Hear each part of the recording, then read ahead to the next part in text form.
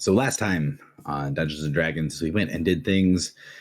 We kind of do a quick summary and then open the floor up for Foxy to ask questions about clarifying things. But so, what are some highlight? What's the highlight reel from last time, so we can start the conversation there? We started with getting the 3 visions, right? Hmm. Yes. Okay. So I think probably the most important thing for Foxy to know, which may come up later, is the fact that we received 2 visions and a character in one of the visions then showed us a 3rd vision. Weird. Very weird. So the Uh, character was then aware of us, I suppose. yes, that's correct. So I have vision 20 as the Formian one. That sounds correct. Okay. It's weird. I have vision 20, vision 21, and then vision 19 in my notes, like in that Because I think order. that is the actual order. Okay. All right. So we saw a Formian, and we ourselves were a Formian, and we, as the perspective character, were talking to uh, a Formian with an iridescent green chitin and a golden halo, and we were basically like, "We need you in our life. You're beautiful," and they rebuffed us and called us a slave. And we said, "We're not slaves. We're the queen that is." And then uh, the queen we were talking to pushed our perspective back into our own body, and it was like almost like we got a mind blank where we were suddenly aware of ourselves, and we saw like our Formian colony being destroyed by vampires. And I think what we got out of that vision was we, as the Formian, were talking to actual Mother, and Mother was like, "You're a slave, so I'm not going to have anything to do with you." And it made us Right. really angry, and woke us up briefly to realize that the Night King has dominated the mind of the perspective character. And then Okay. at the end, the Night King portaled in and put her back under control. Yeah, Oh, so Mother was presumably the source of the mind blank, Hmm. bringing her yeah. back to herself, and then Yep. okay, yeah. I think it was the combination of Mother and us being really pissed off that she rejected us and told us that we Uh-huh. were a slave. Because we're like, we're not a slave, we're a queen. Okay. And we saw Mother as another Formian. Yeah. Yeah.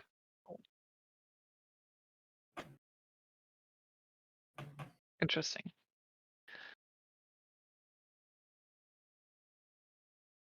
Do go on. So the second vision was of An Song, and she has been captured by the Night King, and I think so. She believes that the Night King has a knife, a true name knife that can kill her, and so she is systematically removing like parts of her identity and parts of her brain so that the true name knife won't be able to kill her. And Okay. part of that disassociating is removing a series of bonds that she's put on herself that keep her from killing the people around her because of her hunger. So she's doing this, um, but at the time that she's doing this, suddenly the Baron, the Bloody Baron, comes in, and that's when she realizes this is a trap for the Bloody Baron, not for her. And so the Night King catches the Bloody Baron as he's trying to kill the Night King. And the name on the blade isn't on the songs, it's the Bloody Baron's. And so the Night King kills the Bloody Baron. Yeah. And then Margot Turi walks into the room and has a little box that she opens, and it has another true name knife. And our perspective character On knows that On Desong's name is on the knife. We knew that she had that though, because she basically told us, right? She said she had like Well, she told us she um had the Night King true name blade. right, So okay. so we thought On might be mistaken in the vision. Yeah, so we're not sure if On is mistaken or if Margot is like the Night King's gonna kill On and then I'm gonna kill the Night King. Right. But we have to get Dalseth's soul fragments back before Margot's knife will work. Hmm. And we also in this vision learned that the Bloody Baron is On's son. Oh yeah. But he's not the first of that title. I don't know. No, he's not. We know there was a Bloody Baron before him. I will take your word for it. So I do want Gary, to say, me up here. I'm going to say that making sure that the way that I'm clarifying this isn't disagreeing with either one of you, because you're both correct from a different angle. So Oh, okay. the idea of they've learned in the vision that On is Fernow's mother. That is true. You guys know that Fernow is not the original Bloody Baron. That is also true. But I'm making it clear that there is not the implication that the original Bloody Baron was On's son. No, Yeah. So- that wasn't Yeah. unclear. It was just Okay. Cool. There was a really cool line where the Night King told On, when he reveals that the name on the blade is the Bloody Baron's and not On's. The Night King said, "It wasn't worth the effort to make this blade for you. You're just the experiment of a bored immortal." Oh,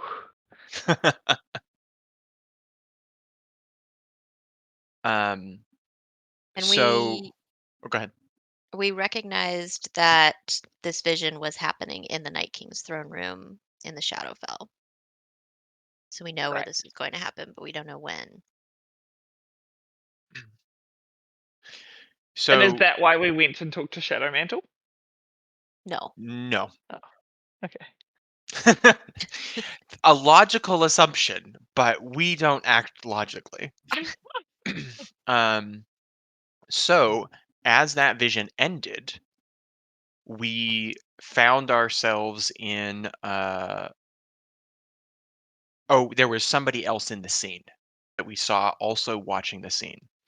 A young vampire woman with black hair, and she's writing in a little book with a quill. Was she a vampire? Um, I just didn't write that down. I have that written down. Okay. Maybe that's a Gary remains mismemory. silent. It is not said in the vision what race the woman is. Okay. She Would we looks even- vaguely human, but the main thing that she has is the area around her looks monochromatic. Right? She's only in black and white, except for her eyes, which are blue. Well, we thought she was like a wraith, like Shadowmantle. Yeah, she looks like a wraith. Yes. So she looks like a wraith. Store that little note. So she's like making detailed notes of the vision that she is watching with us, presumably. And then she notices us. And correct me if I'm wrong, but she kind of like motioned us to follow her. And I then think so. and then we went back in time in another vision. So this is the character that brings us along to see another vision.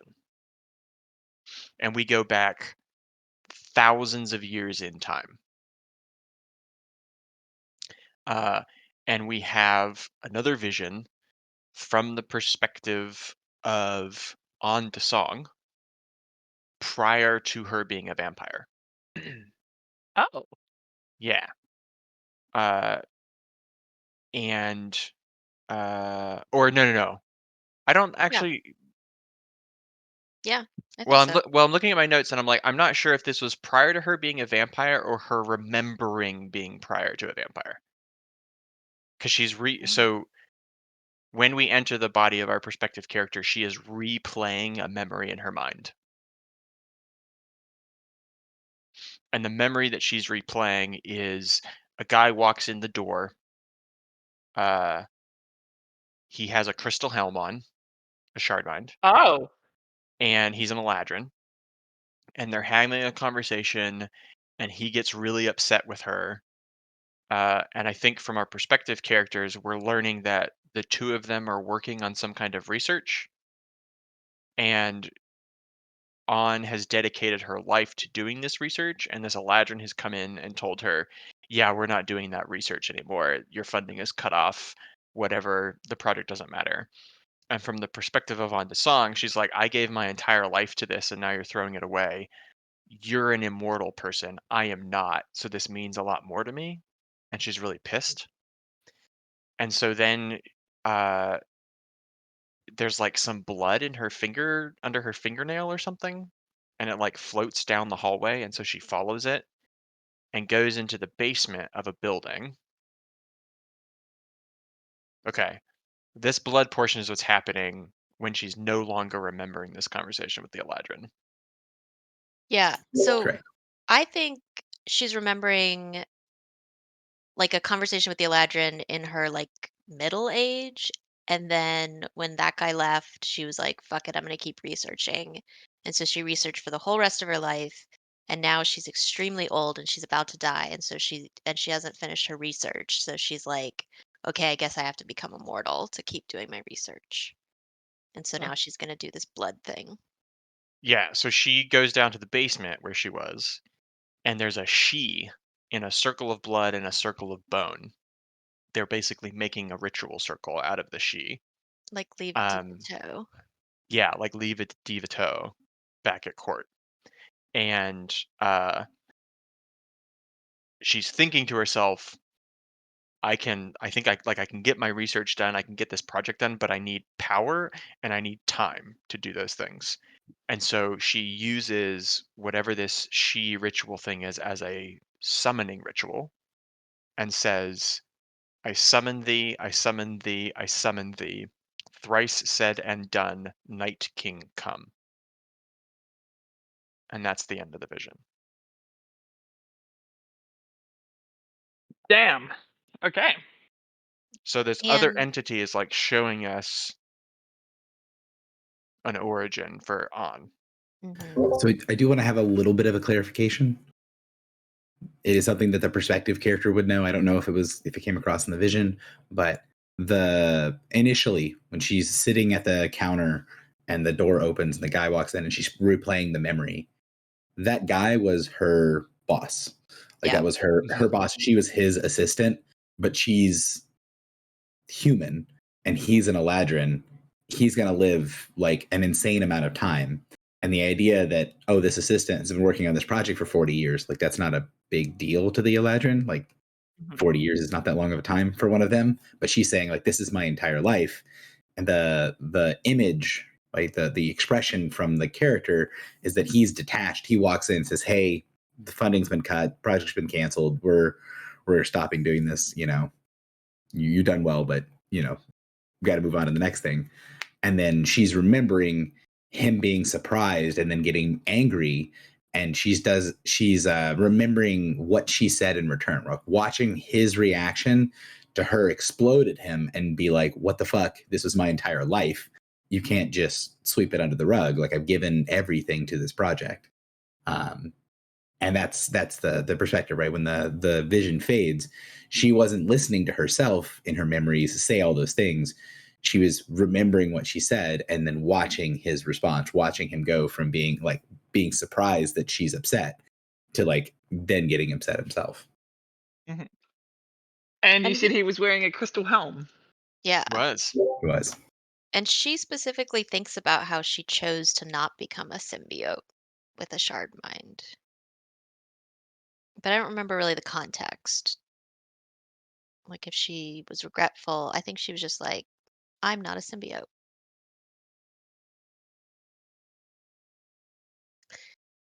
Um, and then also, Gary, did we recognize the she? It wasn't the Eladrin, right? It was not. No. Okay. Who's the tiger dude? What the heck? Tiger dude. Oh, we'll Oh, get to it's him. we'll get to that. Yeah, don't you worry, friend. Okay. So we get those three visions, one of which we know we would not have gotten if we had not encountered that entity during the vision. Okay. Uh, and we're like, we have questions for Mother now that we have gotten these visions. And I think we asked, I have notes on three things that happened. The first one was we asked her about Shadow Mantle because we were like, we want to go talk to Shadow Mantle because one wants another orb. Um, and she told us that Shadow Mantle was a willing tool of the adversary. Who told us that? Mother Mother. Oh. was specifically in the past, Okay. because she said that mortals will do all kinds of things to avoid death, and so he basically was like, "I would rather not die. I'll serve the adversary." He was used by the voiceless talkers and apparently not missed when he was gone. So something happened. Um, and she said ultimately he wishes to survive. He doesn't want to be bound by a nature, but he has created his own bonds that seem to be more powerful than a nature that constrain him. And he is intrinsically a part of this reality that she believes he cannot die unless the planes themselves are destroyed. And at the Okay. very least, the entirety of the Shadowfell is his phylactery, like Okay. the plane of the Shadowfell. Yeah.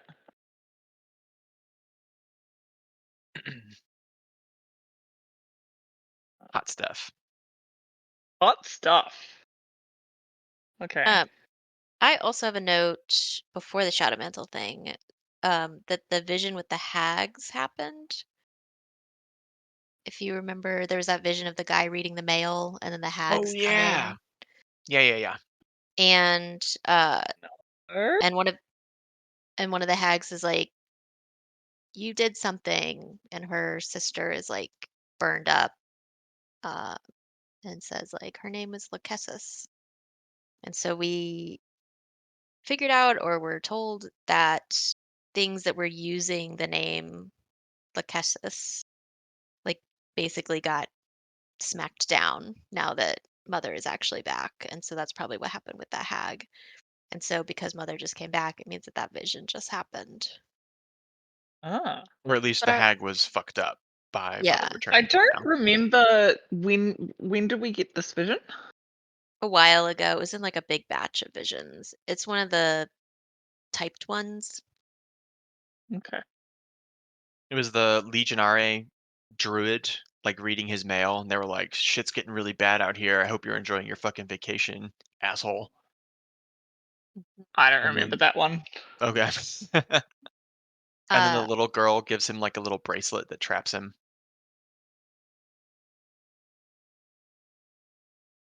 it was technically. I have Vision 20 is labeled as something else. That's a different thing though. I Um, think it's because our numbering, our player numbering is in the order that we've gotten them, and Gary's numbering is in a different order of some kind. I don't know. These are just in Yeah, the shared vision document that doesn't have all of the shared visions. This is Vision 18. that It's is the part of my problem of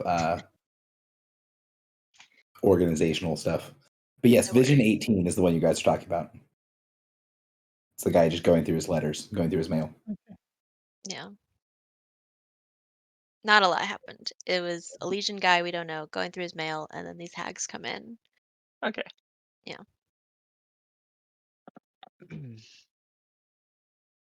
So her answers about Shadow Mantle reaffirmed the fact that we wanted to go meet with him.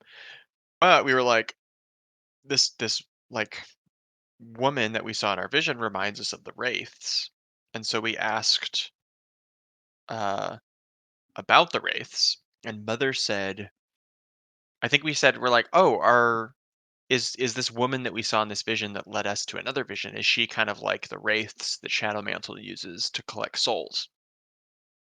And Mother said something like the the imitation goes in the wrong direction. That Hmm. Shadow Mantle has created these wraiths specifically to imitate her. And we So were the To like, imitate Mother. no, no, to no, no, imitate to imitate the woman in the vision that Mother showed us Oh. the other found. vision. And we were like, oh, her. And I don't know if Mother gave us She her didn't. name.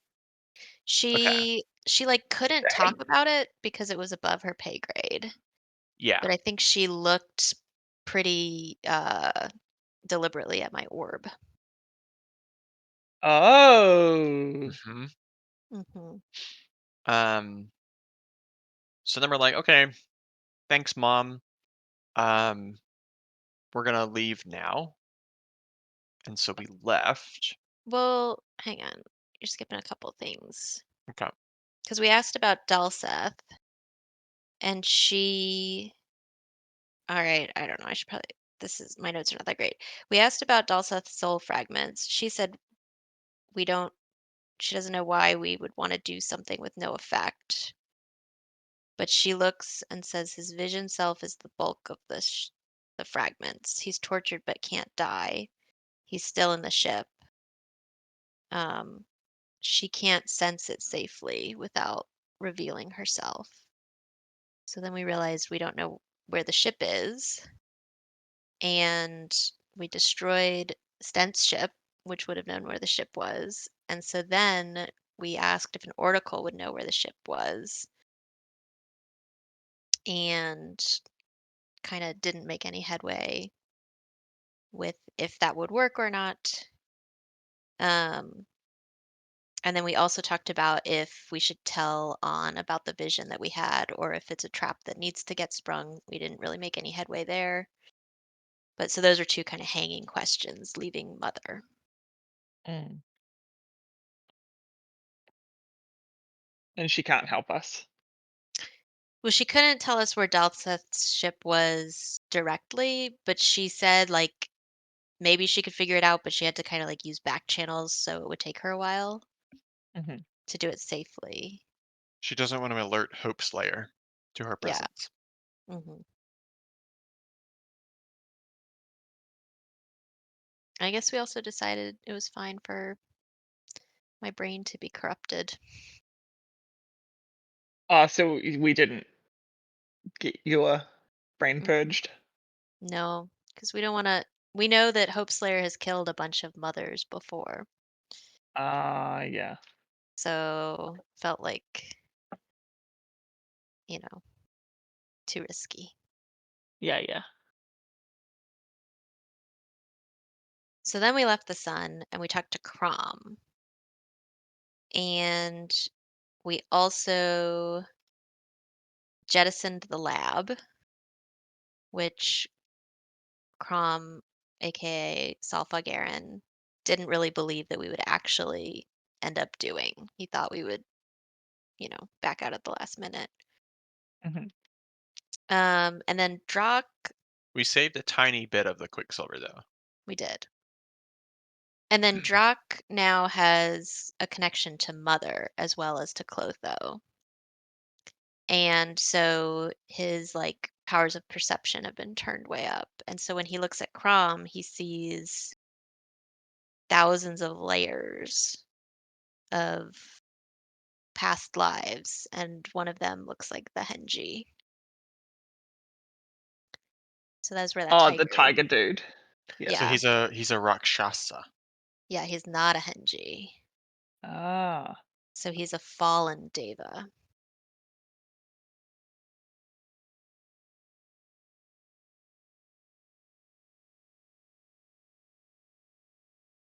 But he looks like a Deva to us at the moment, right? Well, he looks Yeah, like Crom to us right now, like Githyanki. right. But Salfa Garen looks like a Deva, but really he's a Rakshasa. Oh, okay. Have you seen the movie Inception? Yeah. That entire movie is Crom. But so it seems like he's trying to become not fallen, which is why he wanted to destroy the labs. He thought that would be a good deed. And I guess he's trying to do good deeds to become a Deva again. hmm Right. He said something like, if one bad deed could make him fall, then hopefully the right good deed could restore him.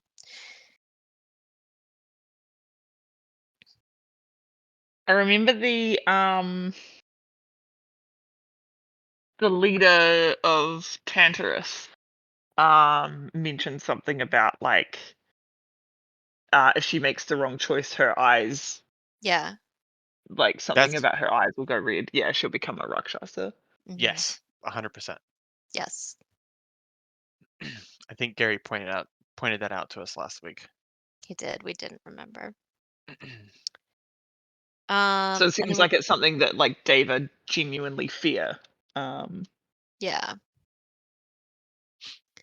So that raises I know this is like adding to the mix of like questions that we have about literally everything, but like who is the arbitrator of what a good versus not good deed is when it comes to Yeah, I don't like think he yeah, knows. it'd be really interesting to like is it their conscience? Do they have to believe that they've done the right thing, or like yeah, I don't know. It's interesting. Yeah. I think it would not be that just because the leader of Tantarus was like, the right thing for me to do would be to fall. Yeah. I mean, it could be like a Hmm. paladin thing, like they just have an oath, and if they break it, you're screwed. They shared the conversation outside the vaults. Thank you. That's right, because it was in Supernal, wasn't it? Mm-hmm. You had to translate it for us. Mm-hmm. If I'm to fall for saving my people, then I shall fall. Although I guess in that case, it's not necessarily that saving my people causes me to fall. It's whatever she does to save her people causes her to fall. Right. And it's not she's not certain whether it would happen that way or not. Oh, hmm Right. But apparently she had like a divination of the fact that she would have the choice between falling and not. yeah. Mm-hmm. Hmm.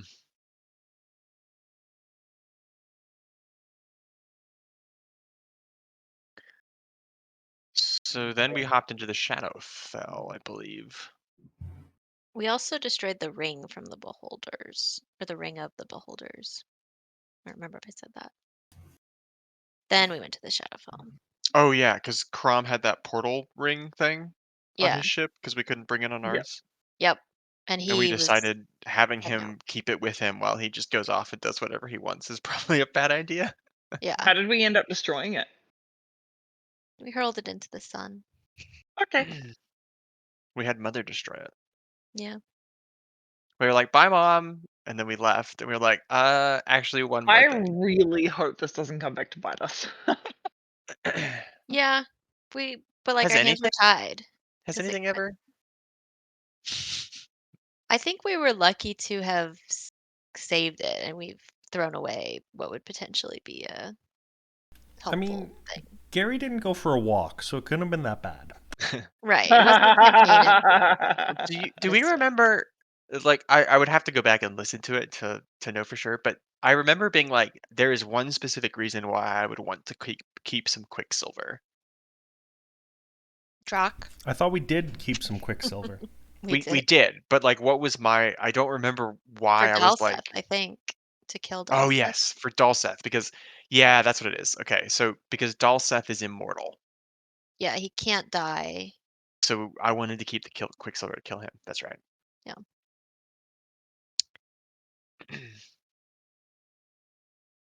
Um. So then we went and met with Shadowmantle, and when we got to the Shadowfell, I guess the Shadowfell is like smaller than the Prime Material Plane in size. And apparently from wherever you are in the Shadowfell, you can see Shadow Mantle's ziggurat that is being constructed. And like the ceiling of the Shadowfell is pretty low. Did you say it was like 50 feet, Gary? Yeah. It's like 50 feet. That's the ceiling of what, reality or whatever? Mhm. Yeah, you Planetary? just can't go above it. There's a ceiling. And the Shadow Mantle's ziggurat goes for several miles up into the sky, and it's like bending the Shadowfell like a tent Oh, around it. okay. So hang on.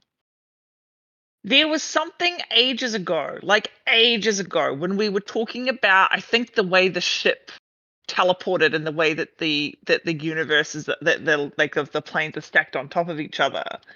About how the wilds are so different because it's so far away, and the Shadowfell is easier to get to because something is artificially bringing them closer together.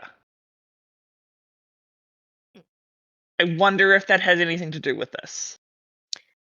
I didn't remember it being artificially bringing them together, I mean, I got but the sense last time, although I didn't write down exactly, that like Shadow Mantle made the Shadowfell.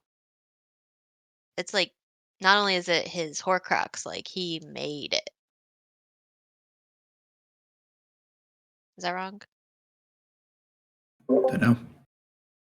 But the idea that the Shadowfell is awkwardly close to the Prime Material Plane is a thing that you guys have heard from a couple of different things. Like, you knew when you guys were first learning about how like the charges work, you knew that the charges for the Shadowfell, it should build you up a big charge, but it doesn't, because somehow it's not quite like the other planes, and it is awkwardly closer for some reason to the Prime Material Plane, whereas the Feywild should be about the same distance away as the Shadowfell. It is not. It is further away now. Yeah. So you had some information about that, yes. okay. I do remember the distances between the Planes planes not shifting. being identical. Well, and we had just learned that like But planes they're had also, shifted. yeah, they're also like slanted. They're not perfectly parallel too, right? Yeah, like Correct. there's parts of the wilds that are.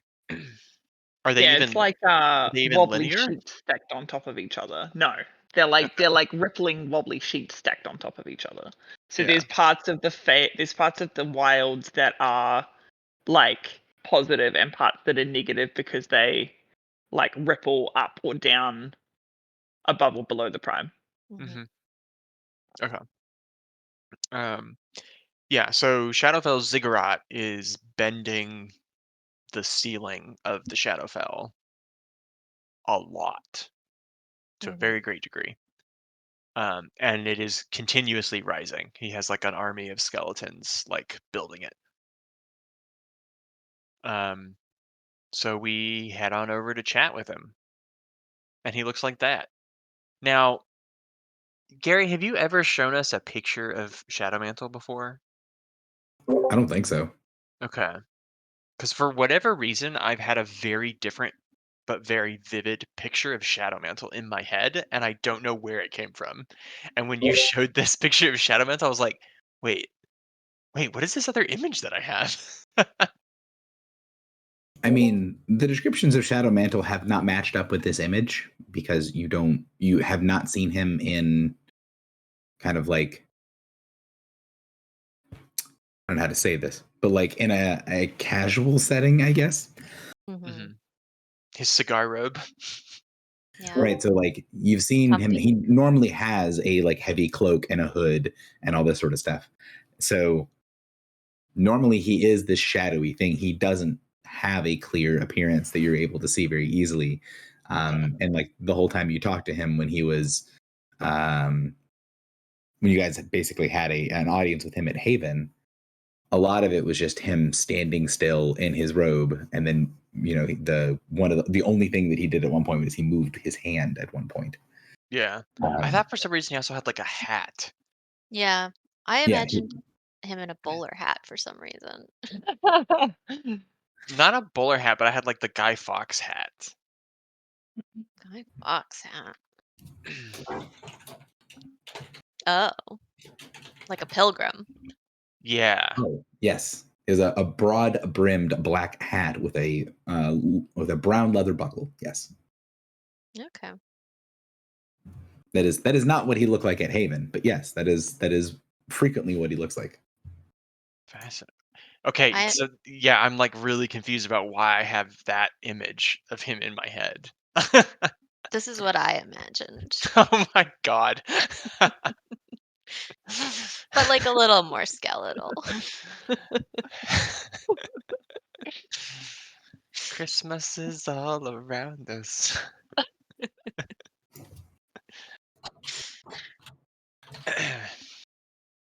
There, Anyway. there's an actor named Julian Richings that does Death and Supernatural, um, who's one of my like start points, like one of my inspirations for Shadow Mantle. Oh, okay, yeah, I could see that.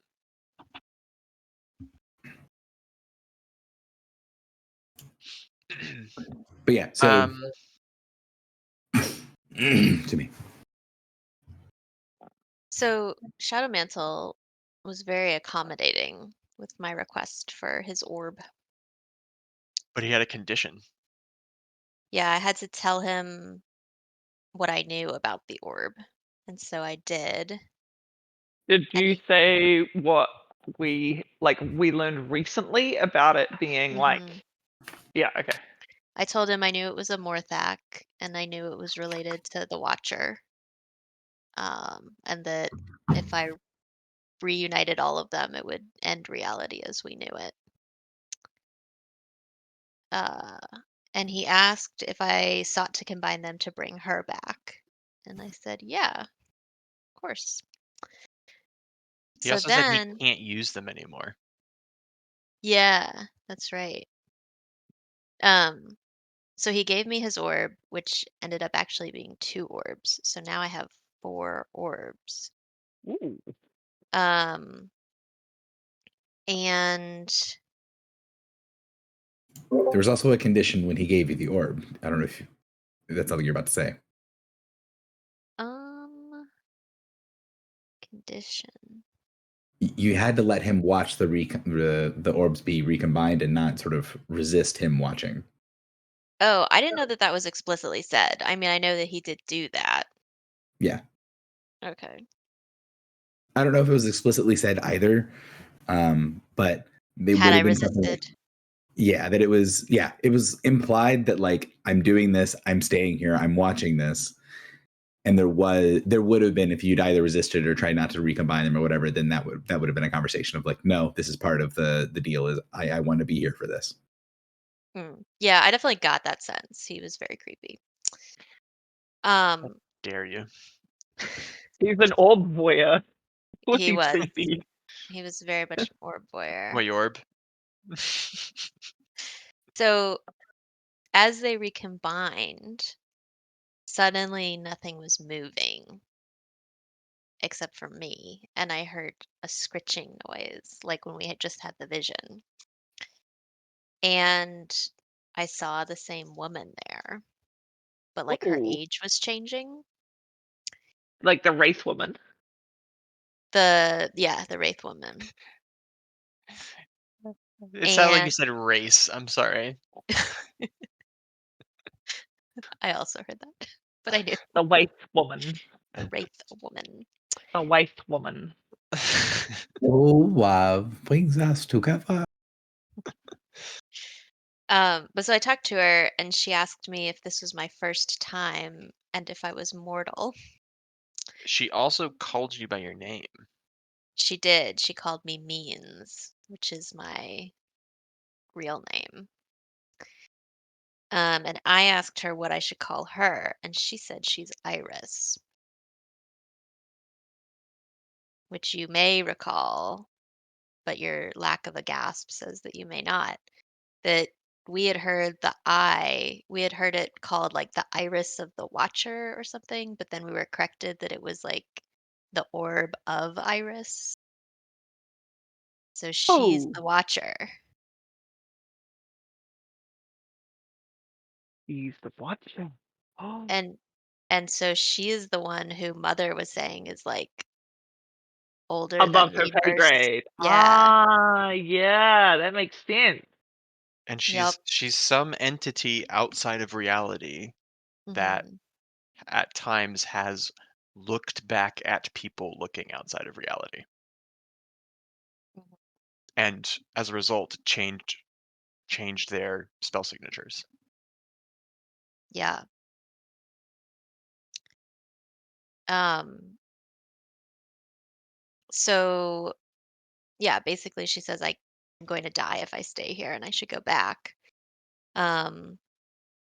And so I shake hands with her and I see her in a library that is infinite with infinite knowledge in her eyes.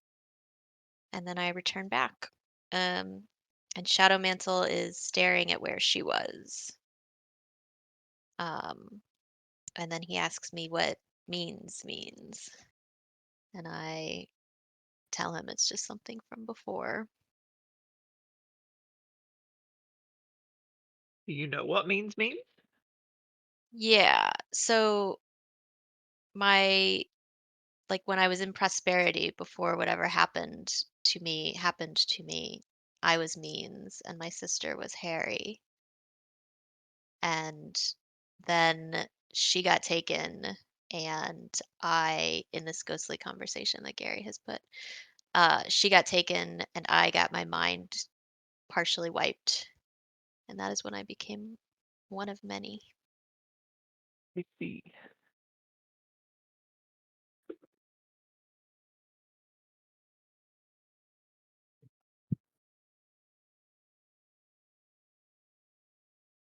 So there is one detail that's important for me that I don't think you forgot, but it might worth be mentioning to Foxy, which is what was Iris's sort of like demeanor when you talked to her? Oh, yeah. I mean, it was very like, oh, is this the first time we're meeting? Because we're going to meet a bunch more times. Oh, But you shouldn't be here right now because you're still mortal, and you should come back when you're immortal so that we can have a longer conversation. But for now, you'll die if you stay here. okay. Yeah. Cool. For starters, when we have that conversation, I want to apologize for being a bit of a bitch, but when it happens, I think you'll forgive me. You do in most timelines. Yeah. That is what she says. Wow.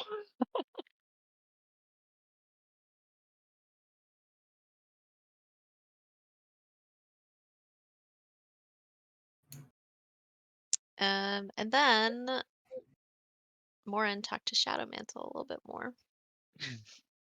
Yeah, so I was like, hey, I have done everything in our little pact contract thing and more. And you've been doing all kinds of divination, and I know you've been doing divination on us. And so I think you'll see that we are actively attempting to subvert the adversary's efforts, which you would also want. So can I finish my binding to the Death Shard elemental that originally killed me? And he said, sure. But this is actually where I'd like Gary to kind of explain what happened because I didn't fully understand what happened, and I meant to go back and listen, but I did not. Which part? The him giving me the bond or the binding or whatever. Yeah, so basically you were bound to something that was bound to him. And he was like, that sort of connection is sort of beneath both of us at this point. So he alters the connection to be between you and the Shadowfell and is like, I'm going to put this power here. There's no conditions attached to it, but you're going to want to take it at some point. You're going to want to follow this path. And when you're ready, I'll be here to show you what the next step is. Okay. Yeah. So he says, whenever you want to come back, I can show you I think what the path to immortality through death. Correct. And I was like, okay, cool. Did you or would you tell us why you were trying to bind a Death Shard elemental? Yeah. So I don't know if this is specific to Sanctuary. I don't think it is.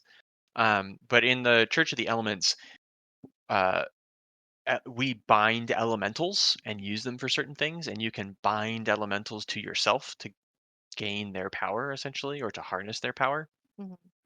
And Death Shard elementals are pretty rare and very Mm. powerful. So I was looking for one to bind to myself Why though? because it was very powerful and it would make me more powerful to have it bound to me. Do you remember the specific reason why you made it? Because it wasn't just I want more power. So the let's see, the Church of the Elements favors my sister, but Mhm. I am the heir to my house. Mhm. And so I was initially attempting to prove that I am worthy to be the head of the house instead of my sister in the eyes of the church. So it was just essentially like this thing is badass. There's one of them around. I'm gonna go get it. Yep, Okay. And then it turned out that it was already bound to Shadow Mantle, but you didn't know that when you tried to do your thing. that's correct. Okay. And so I almost successfully bound it to myself, but in the process of failing that, it killed me. Mhm. But what work I had done on the binding between me and it interfered with the binding between it and Shadow Mantle. Mm, And so it was less costly for him to resurrect me than to lose the Death Shard Elemental because of what I'd done. I see. And so now, as of last session, you've finished your binding, so you've completed your goal. Essentially, uh, It's, more that I've just been bound to something else now. what powers does that give you? uh, Importantly for me, it gives me two things. It gives me a new Warlock Pact that I can swap in between, Hmm. and it also gives me a free feat. Mm, And let me tell you, I've been eyeing this feat for a long time. nice. Is that twofold pact? No, it's not twofold pack. So I get past soul, which Ah. allows me to have the Genasi racial power instead of the Revenant racial power. Ah, cool. Yeah, Which in this is kind of being represented by Shadow Mantle removes his direct connection to death and has sort of pushed him a little bit. Like if for Shadow Mantle, he thinks death and life are kind of like a scale, right? So he removed where you were stuck on the scale and kind of pushed you a little bit more towards the life side of things, but then let you know that there is power if he wants to go back towards the death side of things. So he's able to be resurrected now if he so chooses, and he gets his past soul.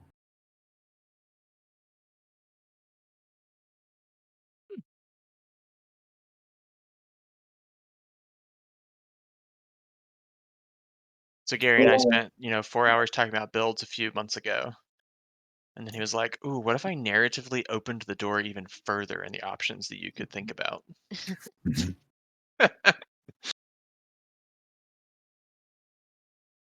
Yep. Because Warlock builds are squirrely, even if you don't have lots of extra options.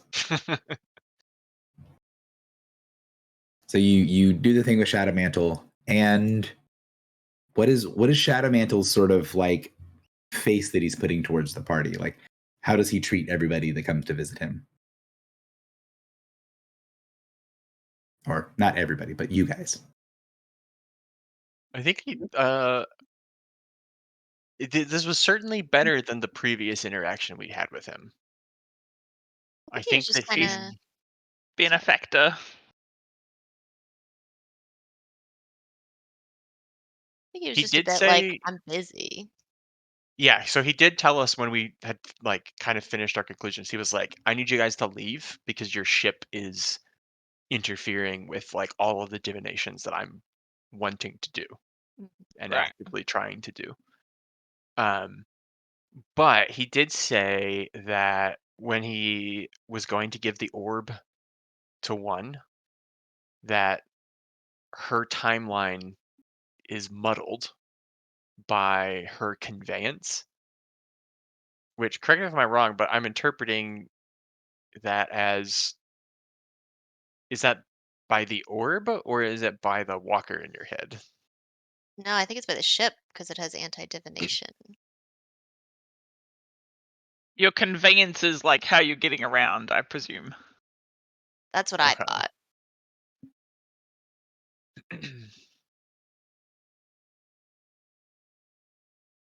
That is what he said.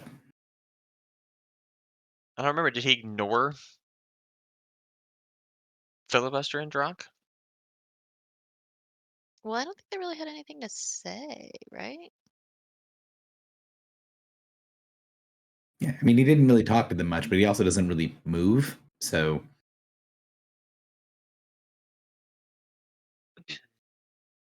But he did. He seemed amiable to all of our conversation topics.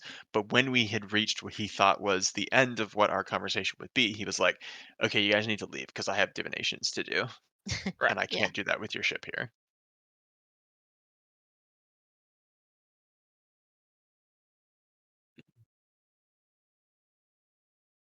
so yeah, a much less negative conversation. And you Much guys, better outcome than like the last time we saw him, where he's like, "If you come and see me again, I will kill you." I would just like for the other players to know that Gary had a conversation with me. I'm not going to say Gary and I had a conversation. Gary had a conversation with me at one point in the campaign where he said, "So just something to think about, like Morin would understand this, even if Josh doesn't necessarily, but you might want to think about what happens if you and the party meet Shadowmantle and he tells you to kill the party." I was like, I have to think about that. Okay. And you took us to see him anyway. Got it. We know where we stand. This was a long time ago, and it was also prior to our meeting him in Haven, which also went far better than I expected.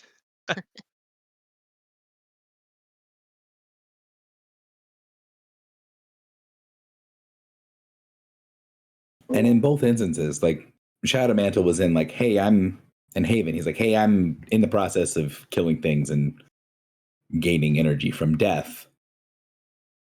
I can do that with you guys. So my default reaction here is I just murder all of you and keep moving. Is there a reason I shouldn't do this? Okay. What can I do to get you out of my hair so I can go back to what I was doing? And then this was the same thing. You show up and he says, hey, doing a bunch of divination magics. You parked a big fuck divination magic thing on my front lawn. What do I need to do to get you to leave?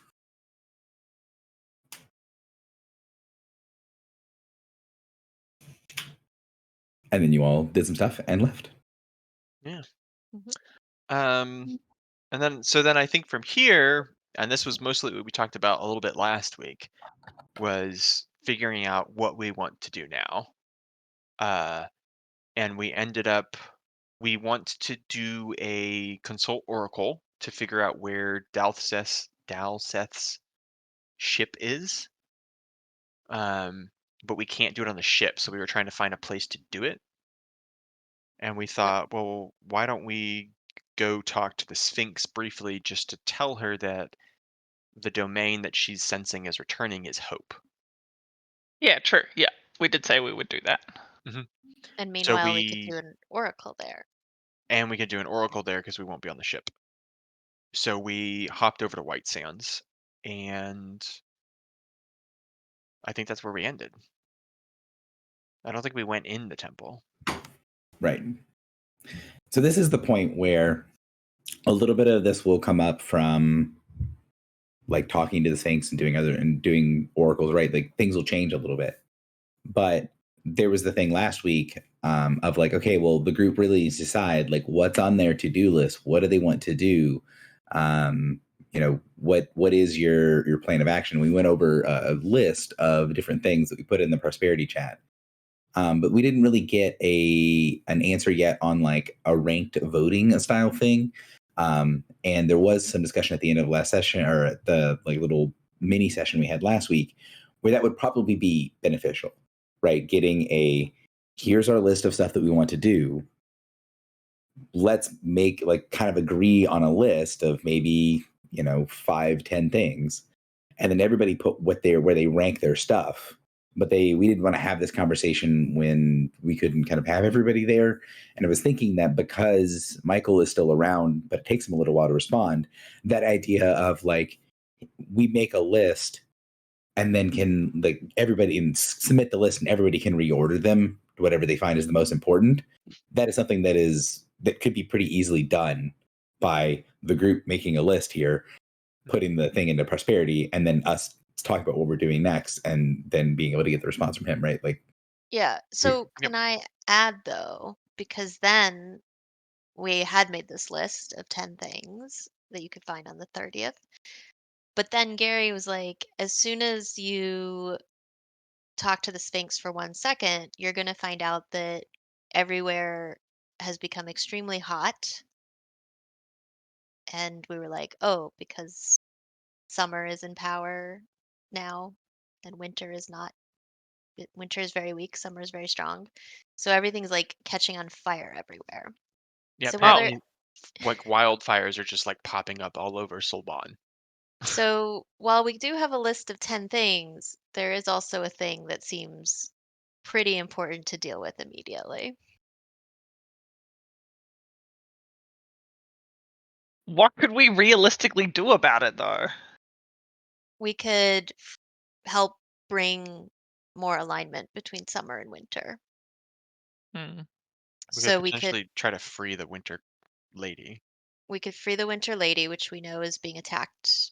Her prison is being attacked by 121 star shadows. We could also talk to the Witch of the Fangroves to learn more about the Winter Queen. Or we could try to do something with Dalseth because he's the Winter Knight. But he's also kind of the fallen Winter Knight, so I kind of don't feel like helping him will necessarily help Winter, but it might. And we could also, yes, kill any of the Summer Queens.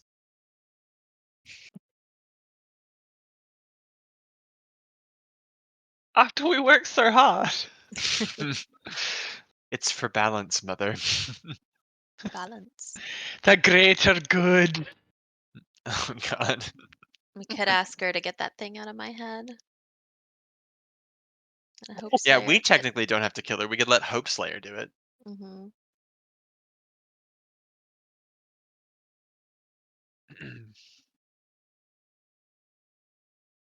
so yeah, there is definitely still that. If you guys want, we can do the conversation with the Sphinx first, because like we do have the list of I didn't intentionally make it 10 things, but we do have a list of 10 things, and you guys can talk with the Sphinx. But talking to the Sphinx is one of the things on the list, so it might be like an 8 or 9 thing list by the time you get done talking to the Sphinx, or it might be 15. Who knows? I think we all know that it'll be 15, Gary. That's fair. What do we want to talk to Al Shaib about? I wanted to talk to him about finding out if I could command him to remember stuff about his past that he currently cannot remember Okay. because he was commanded to forget those things. Mm-hmm.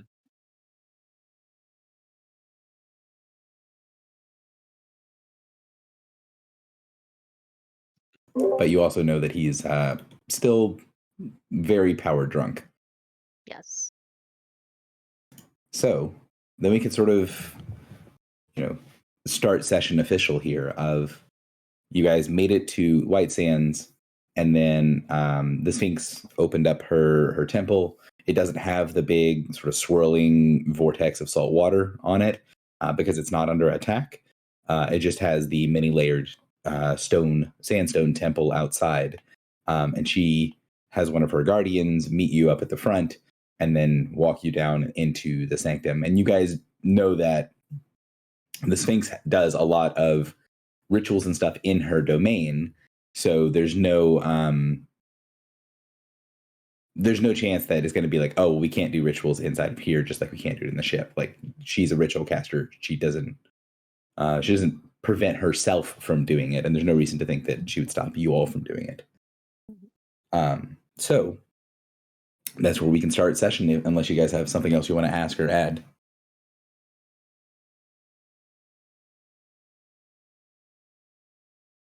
Sounds like no.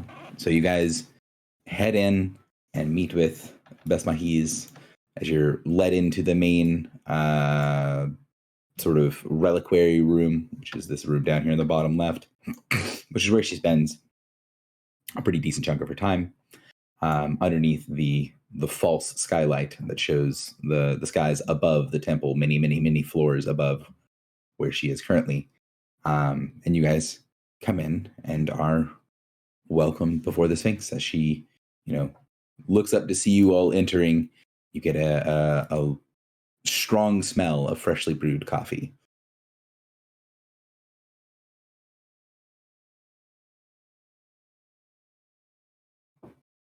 So she's sipping a cup, examining some little, kind of look like books, but they're made out of crystal and have lights across them. She's examining some of these crystalline-looking books, and then looks up and waits for you to speak. Besmahiz, it is good to see you again. We have some things to report. We have learned about domains. And hast thou learned which has returned? We have. It is Hope. How sure are thee of this? I have been looking a while through sands and time. I see nothing that shows clearly. Hope has returned.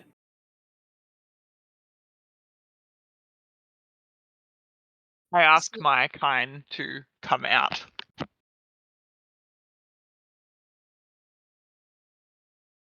One of the true kind. Your adventures have been very profitable as of late. You did not have such power when you came to see me before.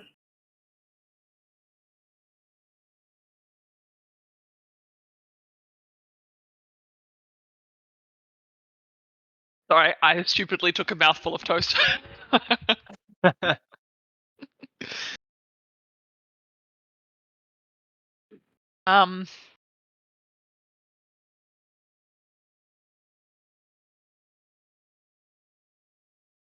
don't really know how to respond, to be honest, except to just kind of nod and go, our visit to the Temple of the Redeemed is very profitable indeed.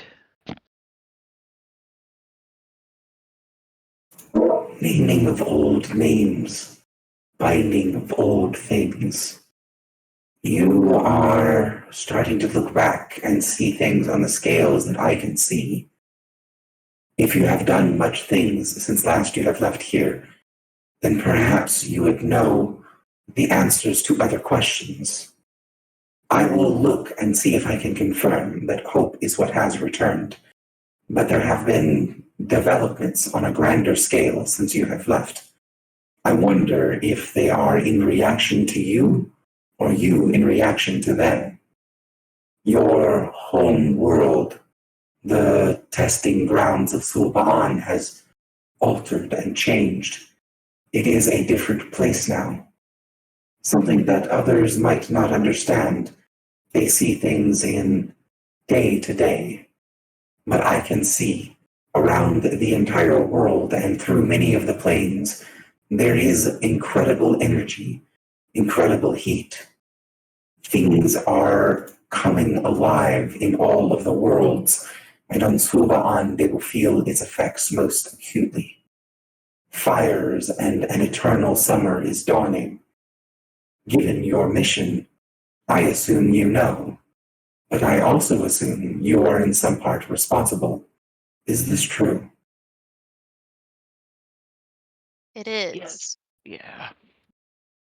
We have freed Lachesis. But the Winter And Court, sorry, the Winter Court remains enslaved and trapped. We believe that we have brought about an imbalance. I would say simply that the imbalance has been increased.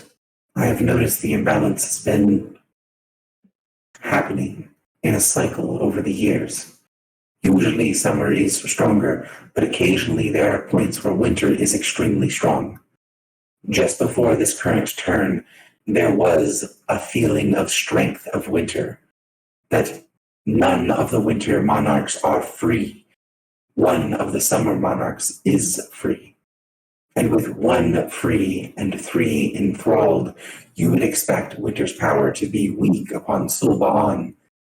But it was strong this past season. There must be reason in this, must be riddle to find. I will keep looking as I look for this signs of hope. But if you have done many things and have changed worldly and planar balances, I ask in your trips across the mirrors, did you perhaps trigger something that would show my relationship to your endeavors? Did you tell others what I had told you? Did you give others the keys to find me? My defenses have been shattered. I must focus now on preventing a compulsion from taking me. I do not understand how it functions, but before the world became as Summer's own, the world changed for me, and I felt a binding that I am having a difficult time resisting, even through my centuries of wards and isolation. It calls to me. What is this thing? Dost thou know? Oh. We It's have, Kulavir. yeah, Yeah. we have freed the mirror. We found the prison. Kulavir, a storm giant, has returned as the mirror. She turns her head.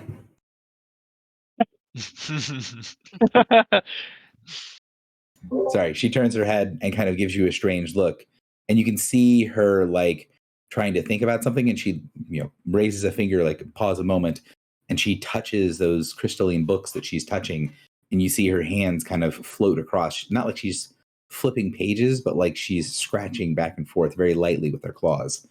And then she nods to that and says,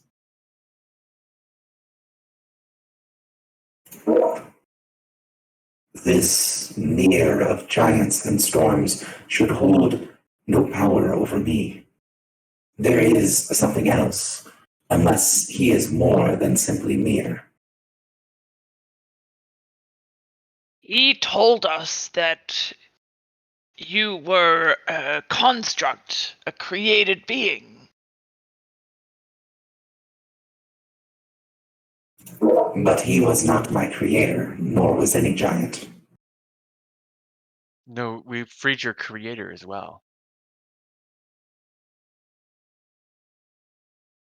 And my creator would have an ability to penetrate through all of my defenses. Yes, it could be such. I would not be able to puzzle a way out of my very existence, of the forming of my name. That is what calls me. My creator, did you meet them?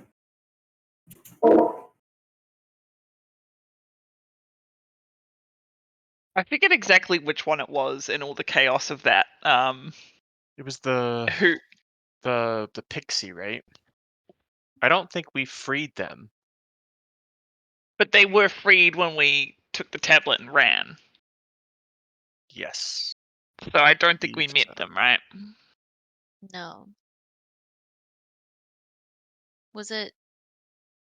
Which one was it? I'm looking at the list. I have the list up.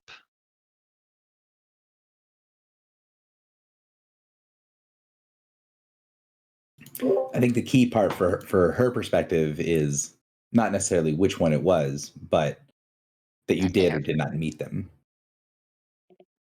well, Don't believe we did. How did we know it was her creator then? Because Coolivere Um, told us.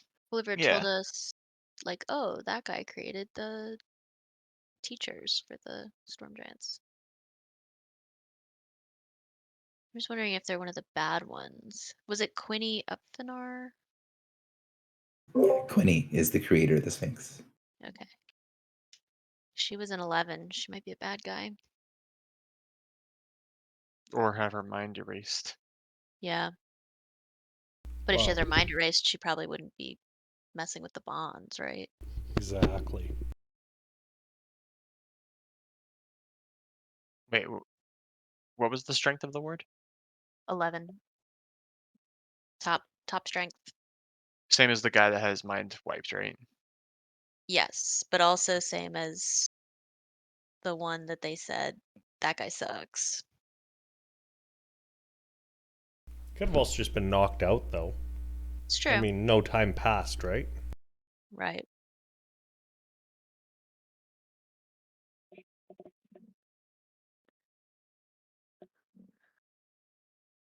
I think we could tell that to Besmahis that we freed the mirror, but we did not talk to all of them, and the prison returned, we believe, to the center of the infinite rings before all of the wards had faded. But Coolivere told us that Quinny Upfinar was a prisoner and that she is the one who created you.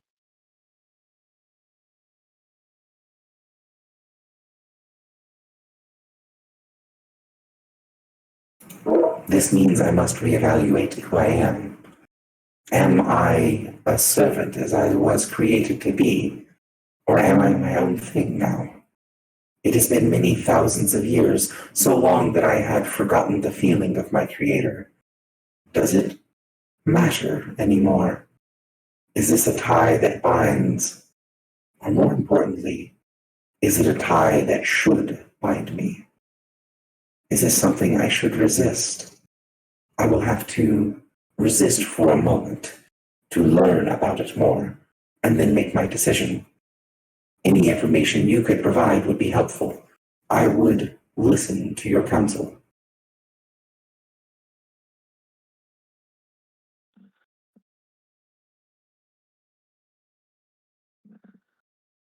We learned that you were created to be a teacher of storm giants, but you have not performed that task for, has it been 10,000 years? No, it has not been that long. I had a godchild and a pupil recently from the way that I view things, but it has been a long time in the reckoning of mortals. Oh, that's why she was helping Bedbear's kid.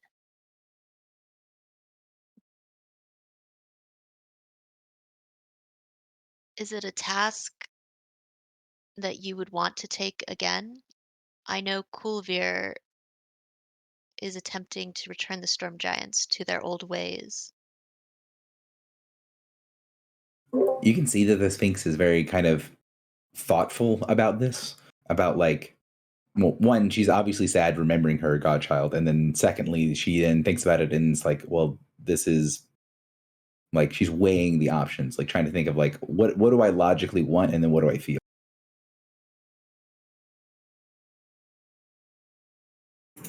It is something on a basic level that gives me great fulfillment.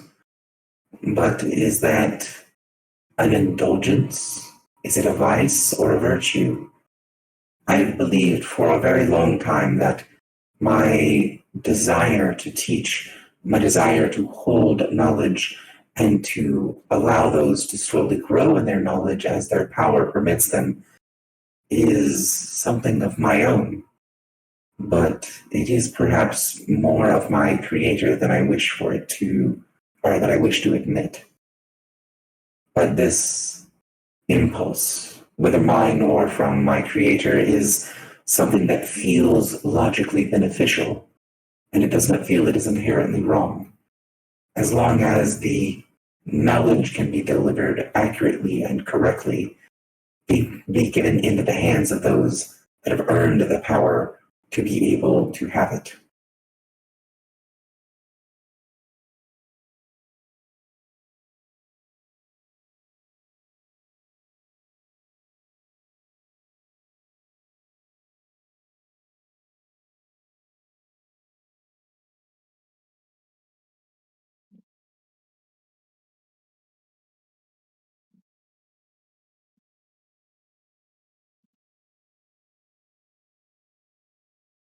So as you guys are sitting there talking, you can see that she's maybe once every like 4 or 5 minutes, she's spinning up a ritual circle around her and then settling it down her and doing some effectively like counter magic to hold her in place.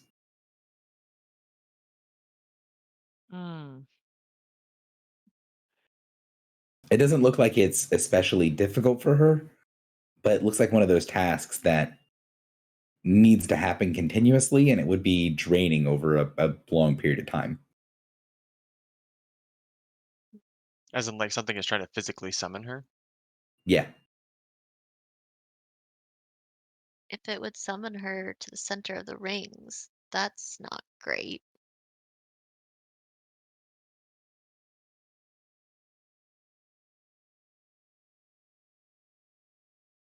Can you tell where you're trying to be summoned to?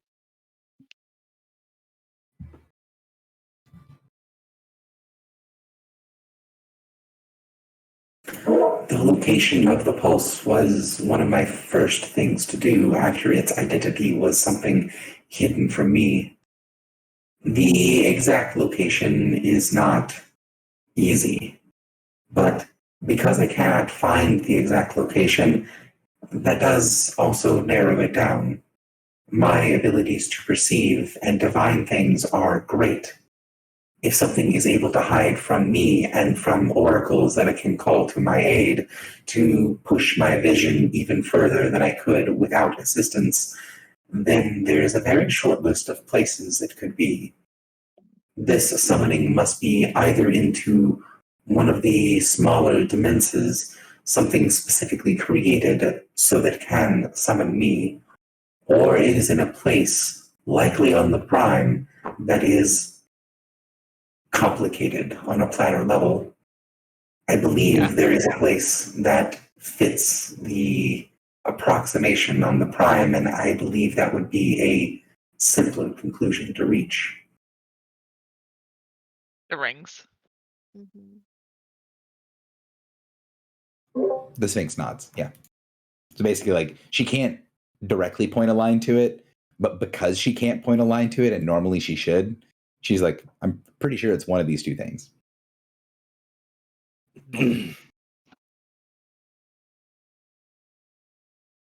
Is there a way that we can assist you and perhaps buy you more time or strengthen your ritual so that you are not constantly being summoned?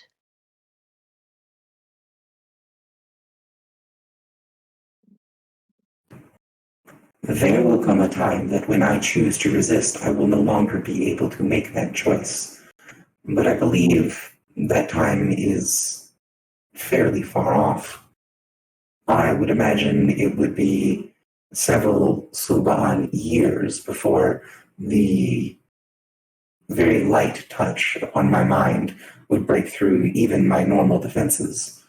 This is an annoyance currently, but not something that would be difficult to maintain.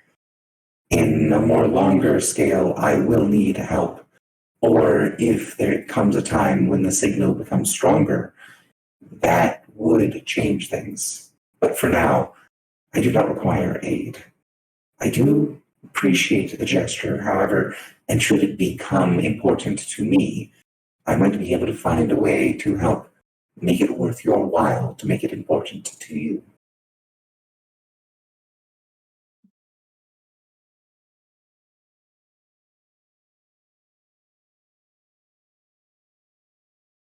All right.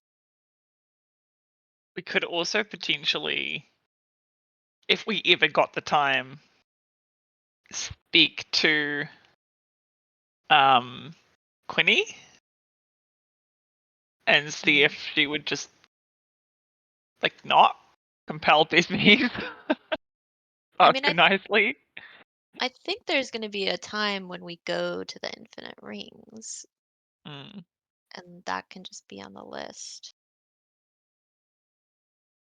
Because Merc was supposed to kill all of the Mir that were adversarial, right? And Mercy kill all of the ones that were vegetables. Yeah. So Quinny being alive and still being in the rings means that Merc didn't kill her, but also she was unable to leave. Or chose not to leave. Maybe she didn't want to, yeah. But I don't know, that makes me wonder about all the Mir. Like, are they just now stuck in a different prison?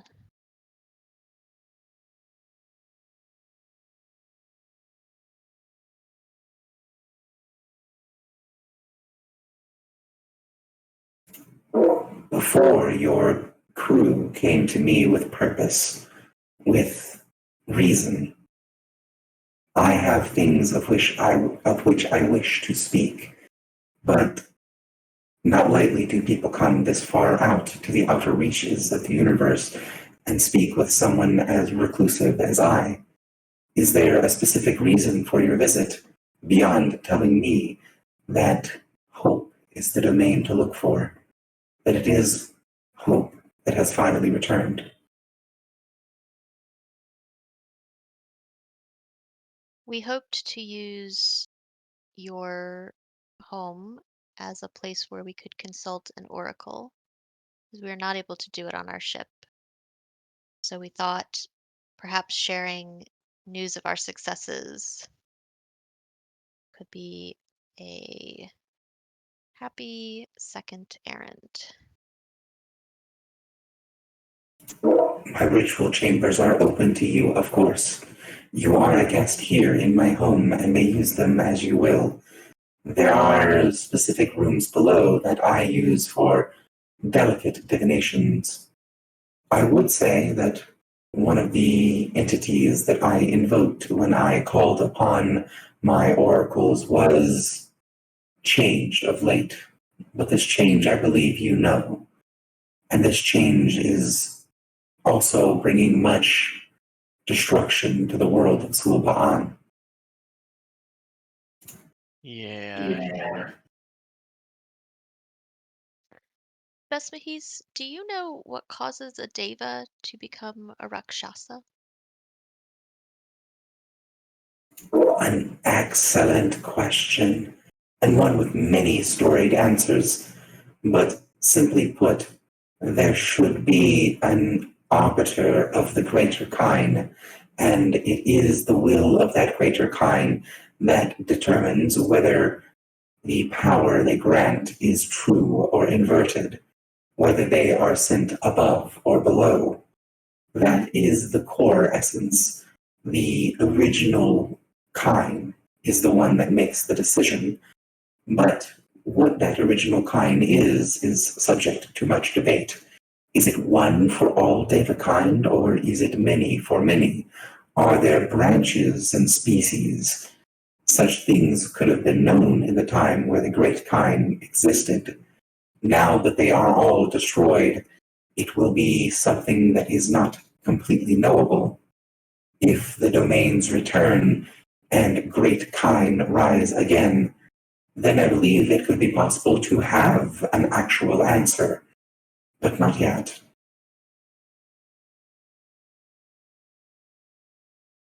Thank you.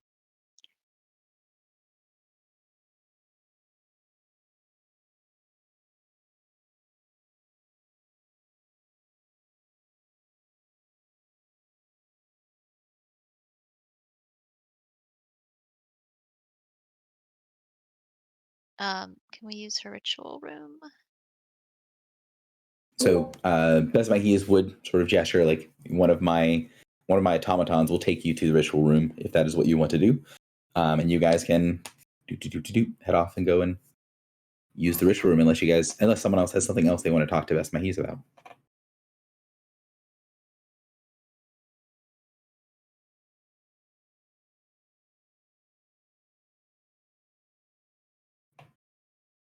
Sounds like no. So you guys head off into one of Besmahias' ritual chambers with a couple of her sand temple guards. And the guards will stand outside of the room. They will show you to the room, but will not enter it. And the ritual room is very plain. So the room itself is sort of like a vaguely oval shape. It doesn't look like a room in a building. It looks like a end of a tunnel underground more than anything else. The walls, the floor, the ceiling, it's all very, very plain. The room is also kind of amorphous, so it's not like a perfect oval with the door on one side. If it was, the door is kind of slightly off to one side. The one side of the room is a little bit more sloped than the other. There is this sort of like the room defies having like a default energy state. It seems that workings here will be very easy. It'll sort of form around whatever you do to the space.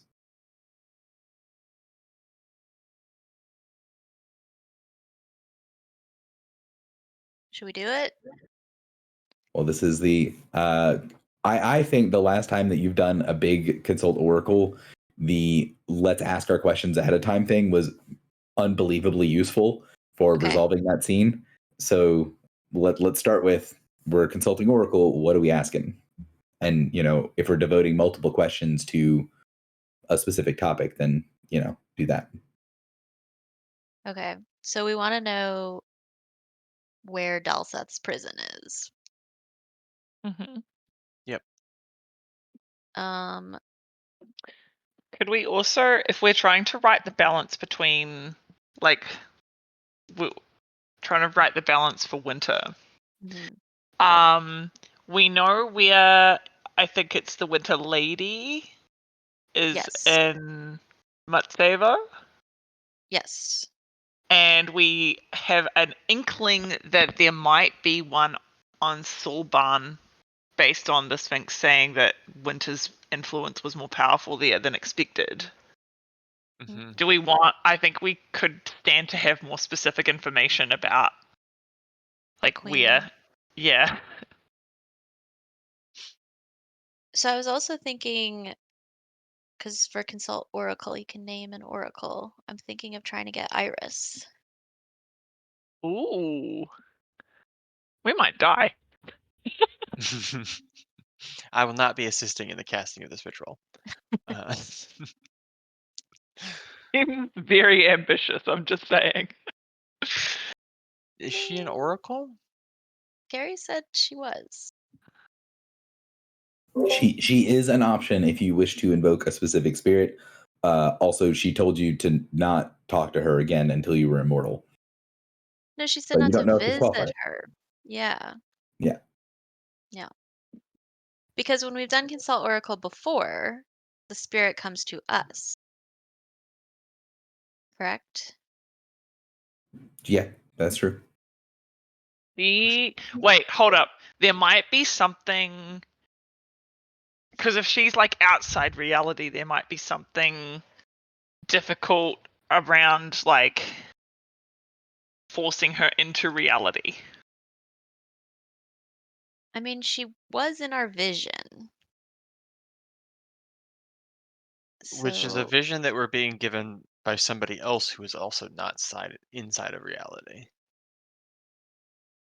are the angels not inside of reality? I thought they were. Aren't they all bound up inside Pandorum? Oh, the angels are inside Pandorum? I thought that was the domains.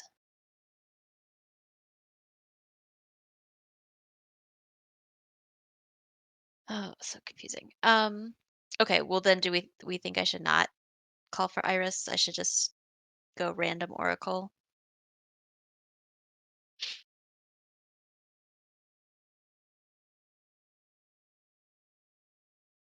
I don't know. I think it's more exciting to talk to Iris. You can resurrect me. That's true. We'll resurrect Brain Morn at hemorrhage the is same like What time. if what if permanent. none of us are left though? What would Bess Mahis say if we told her we were planning on consulting Iris?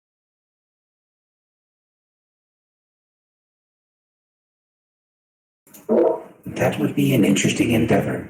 I do not have a near enough approximation of a spell signature of a creature like that. I would not be able to do it myself. But if you are successful, I would be willing to trade some of the entities that I have in my spells and in my ritual books for that name. They may be able to answer questions that no other spirit has been able to answer for me yet. Best Mahis would pull out, like make a motion, summon a little porter next to her hand, and pull out a giant tome, and then set it down as she's talking about this. Like, I have basically a collection of spirits. I don't have that signature to add to my collection. I think it would be ambitious to do, but if it works, that would be valuable to me if that's something you wanted to trade for.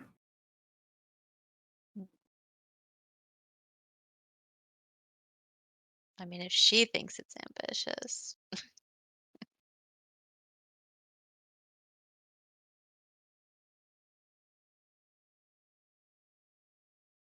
Okay, Imagine well, what what? we could get in return for her, for us giving her that Iris's spell signature. I don't even know if we should. Like, that's rude to Iris, maybe. It Maybe might that's kill the Sphinx.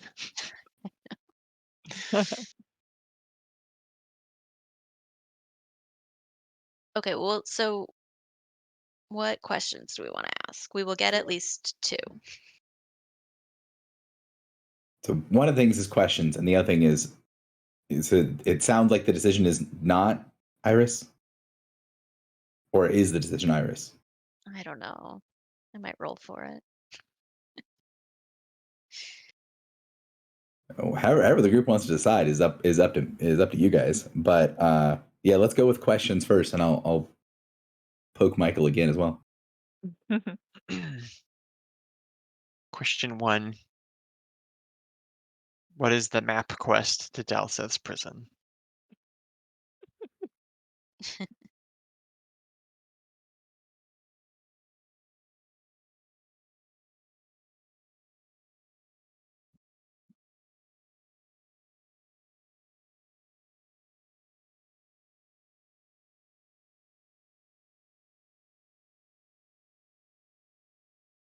I strongly feel that one of our questions should be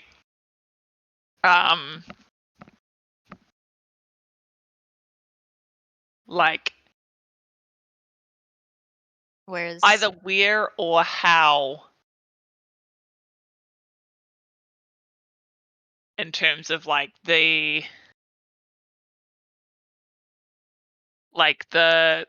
queen that's on Sulban. Mhm. I think would be like the most expedient writing of the balance. Sure. Um, So, like, how do we free Mother Winter? We don't know that it's Mother Winter. We don't? Because we know that the queen yet to come is on Matsebu.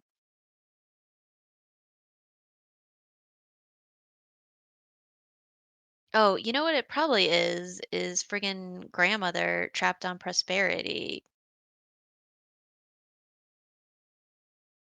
Eastavir? No, grandmother Winter who stole my sister and took her out of the plane of reality.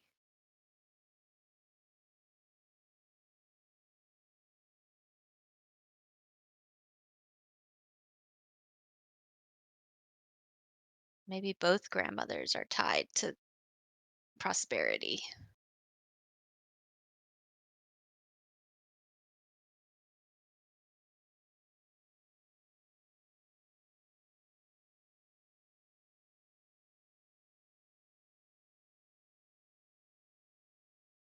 What was Prosperity's ship name? The grave of summer. Hmm. But would you call it that if summer was there or winter was there?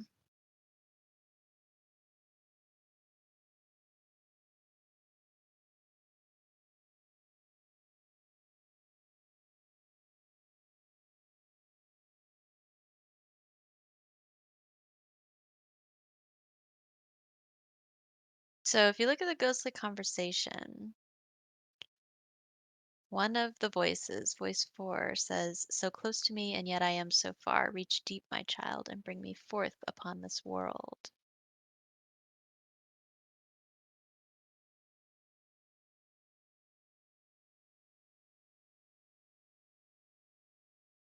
What we could ask is like not how do we free the Winter Queen that's on Sulban, but how do we free the Winter Queen that is, and then Okay. that might give us like she's actually not on Sulban at all, or like Right. the way to free her is not on Sulban. I like that.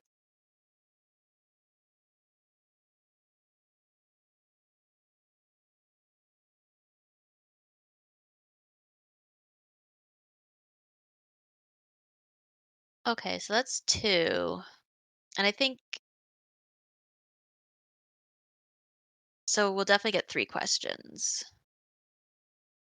because I have my ribbon of limitless questions and I can't roll lower than 2 questions. So let's think of a third one.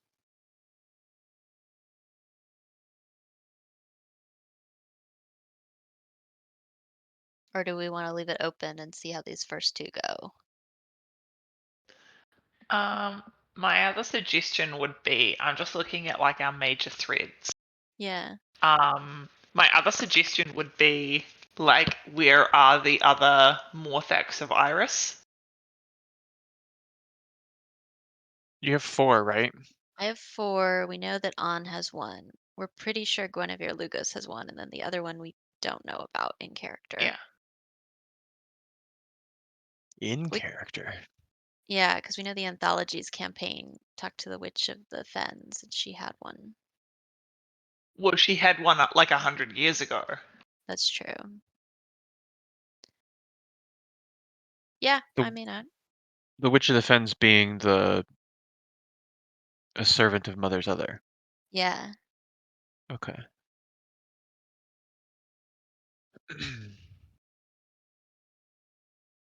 But you know that I love orbs, so I'm happy to ask that question. Is someone typing the list? I'm writing it by hand. I can type it too.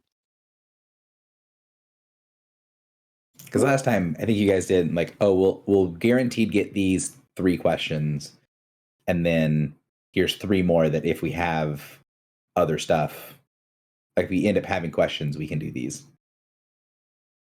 Yeah. So Real quick, if the decision is made, well, at some point when you guys decide whether you're going to use Iris or not, would you tell that decision of what you're doing to the Sphinx?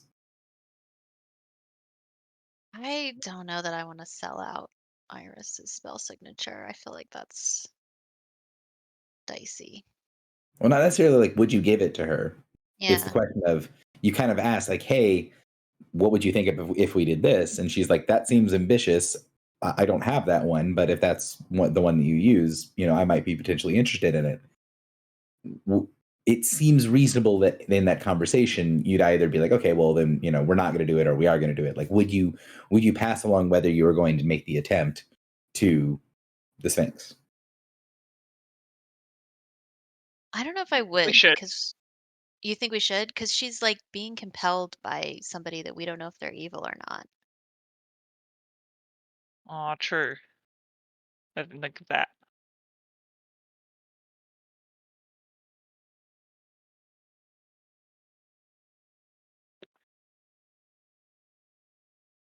But she's also like, it seems like she is resisting and can resist for quite some time. True. And she's also been like one of the most helpful entities that we've interacted with. Like, she hasn't threatened us. She hasn't seemed like cosmically scary in the way that some people we've struck bargains with have. Totally. That is true. I think she's been very helpful and fair in her dealings with us. Mm-hmm. I think, like, I'm more inclined to say, like, let's be honest with her. We don't have to give her everything, but, like, Yeah. telling her that we're making the attempt seems like not that harmful. So, because the group has not made the decision yet, I would kind of say, like, hey, maybe there'd be a reason for there to be like we don't know yet. We're just kind of putting it on the table. Mm-hmm.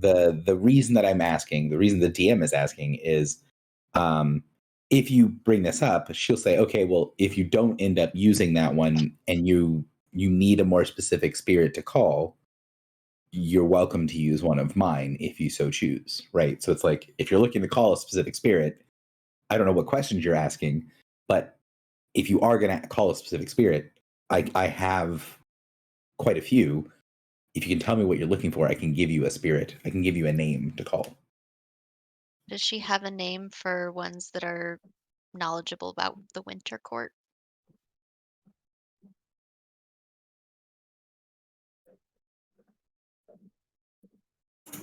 Of winter, I have more than I have of summer or wild. They are dangerous, but their answers tend to be more easy to comprehend. Their motives more clear. Their intentions more basic.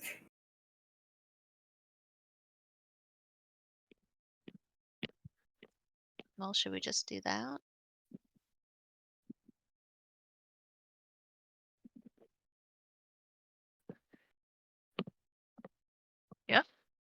I like that. Okay. Lay it on us. So she would open up the book. I was like, did I turn off the voice changer? So she would open up the book and kind of flip through a couple of things and then pull out a couple of spell signatures to put before you. And she would basically say, like, all right, here's the ones that I have that are winter spirits.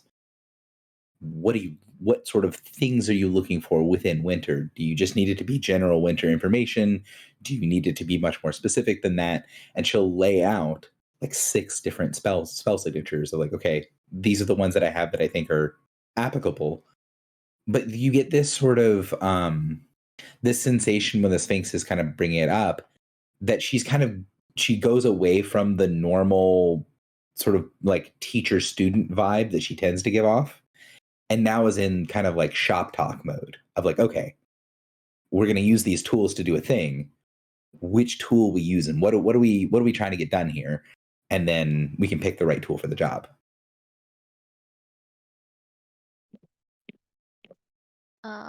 Well, we plan to ask about the Winter Knight and the Winter Queen.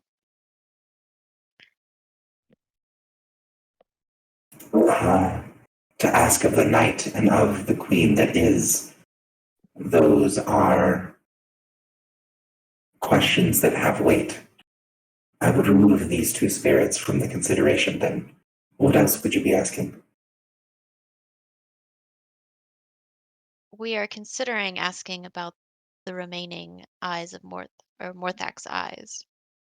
Eyes of Morthak? How do we say that? But our primary concern is tracking down a ship where we know Dalseth is held prisoner and freeing the Winter Queen to return the balance.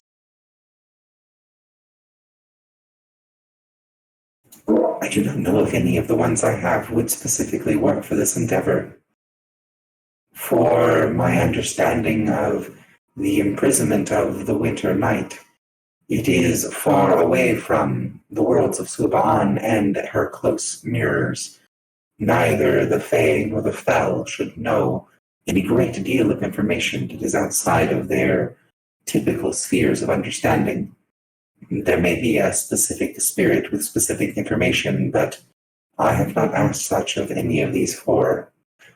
As for the location of the others of your orbs, I do not believe any of the entities and spirits of winter would have special knowledge, although perhaps one individual may have come across them.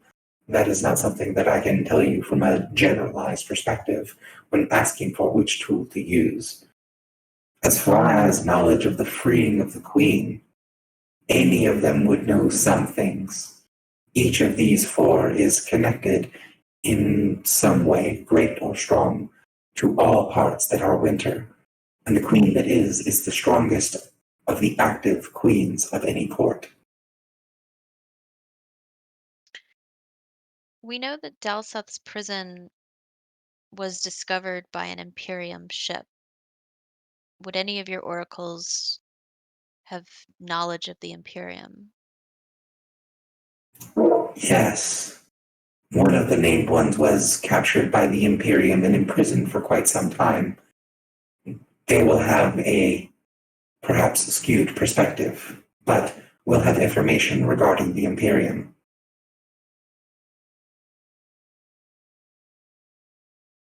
I suppose we'll take that name.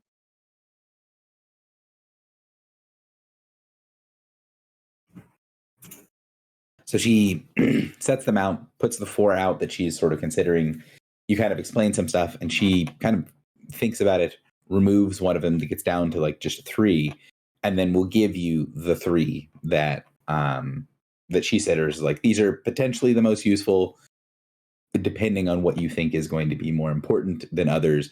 I'll kind of give you the details of these three spirits, and we can go from there. So one of the spirits was captured by the Imperium and imprisoned for a long time. That's spirit number one. Spirit number two has had some, like she believes will have had some interaction with the Imperium because it is the most active spirit. She believes that it is still inhabiting physical form or something like a physical form in the world. So of the three, it's the most connected to current events, basically. And then the third spirit is one that is difficult to access and sealed away, but tends to have very old knowledge. Doesn't have a lot of current context stuff, but is really good for like basic fundamental knowledge. So like Spirit 1 has Imperium specific knowledge. Spirit 2 has sort of more current affairs knowledge, and she thinks might have had some sort of interaction with the Imperium, but she doesn't know. And then Spirit 3, which she'll basically explain, is one of the ones that she's used more often than the others. She's more familiar with Spirit 3. Has some like basic fundamental knowledge of the universe level stuff that she uses if she's trying to get a good start point when she's trying to figure stuff out, right? So if you need really like broad, big picture questions, especially stuff that's very old, Spirit 3 is what she would go with.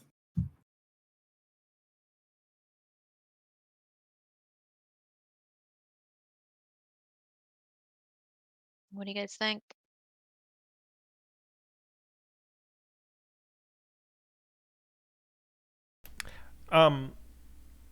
Obviously we want more current knowledge, but more importantly, like we can do this more than once with different spirits if we felt like it, right? Yeah, but it's tough. It's a day basically, so you can do one of these a day.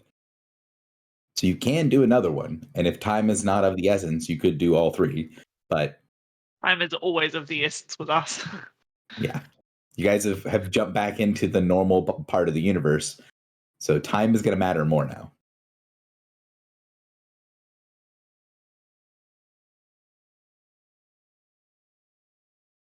I'm thinking the second one, the one that's more grounded and recent and like seems to be indicated that it's embodied at the moment and has like Imperium. I think the number 3 would be great if we wanted to know like fundamental things about the Winter Court, but we kind of just need to know like where the Queen that is, and if we can Like, how we can free her. Mhm. I don't need to know like what she's all about, you know. Right. Yeah, I was also At least not now. Hmm.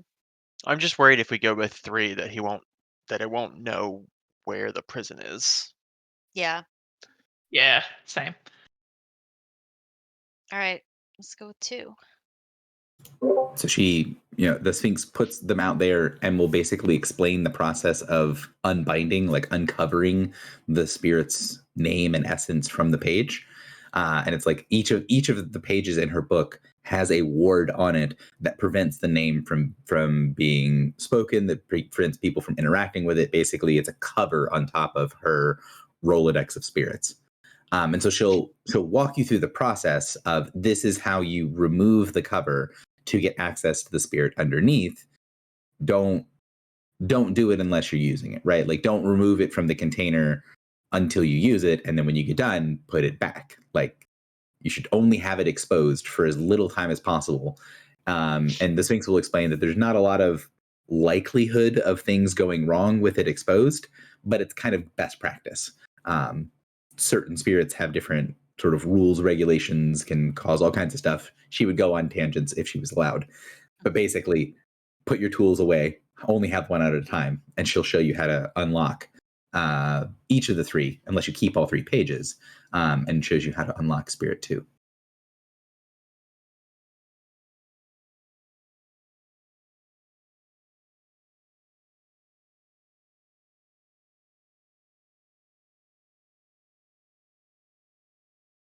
The DM's going to need like a couple of minutes to go look up Spirit 2, so give me just a second. Okay.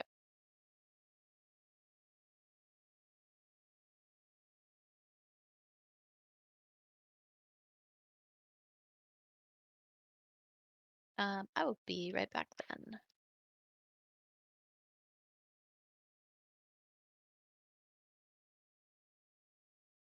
Go ahead. All right. So the name of the spirit is Leia Anananchi. Okay. I typed it.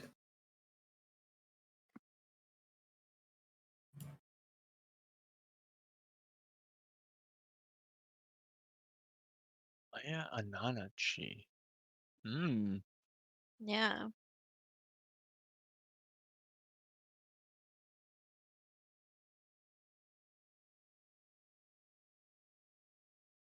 All right. Should we do the ritual? Let's do it. Okay. I will attempt to assist. Thank you. She goes back. She should, takes you guys back to or sends the servant to take you back to the ritual chamber. Again, you get to keep all 3 pages. She does ask for you to bring them back when you get done, and just let her know if you're if you ended up using a different one. Mhm. And yeah, that is a successful assist. Looking for a Would DC use 18 religion, to right? assist. Huh? Would use religion, right? If it is the key skill, then yes. It is the key skill. Then yes, So it would need to be religion. What is your religion score? Let me check. Probably not.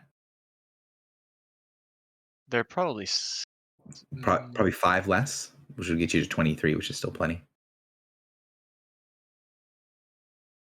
Would Philly be able to assist, and would he? No, my Arcana and my religion are the same. Okay. So then, yeah, you're 28 either way. Philly probably would assist. Tokens,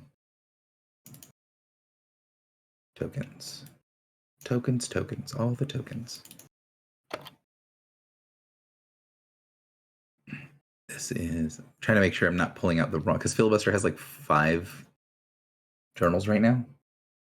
I think this is the correct one.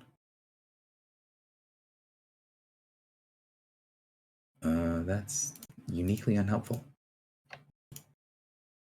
There you go. What level is this character? What's this journal?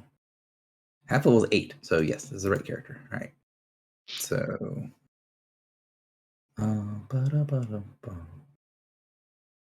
train skill, maybe? It is train skill. So 2 assists. Yeah. So +4. Mm-hmm. Okay.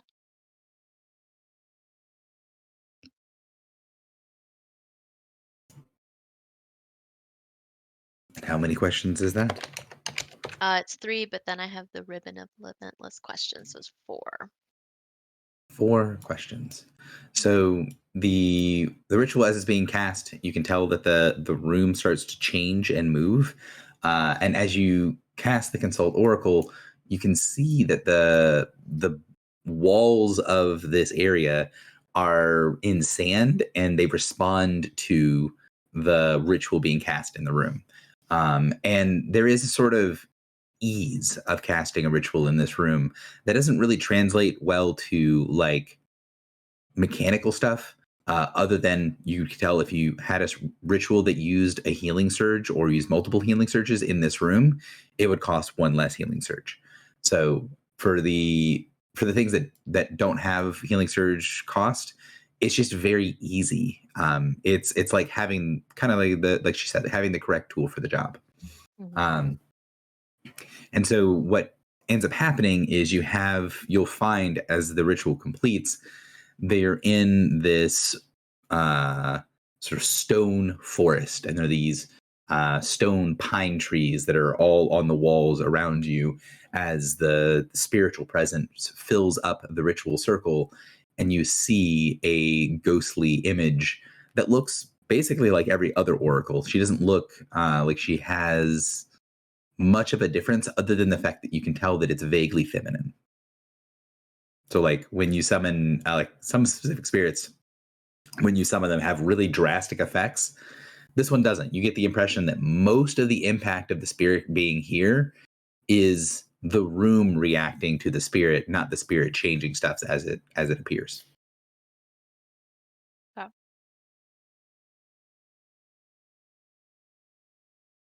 So what is the first question? And is that how you would like to phrase it? Is where is Dalseth's prison? Group, is there any better way to phrase that?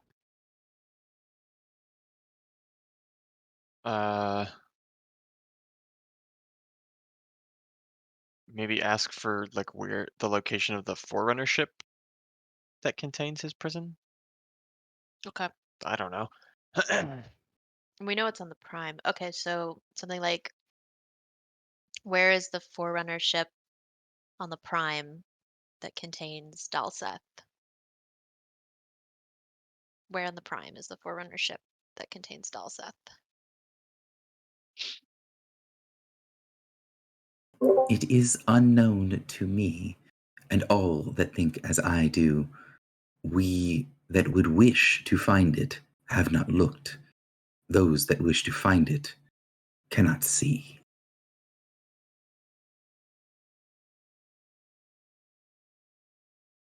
Okay.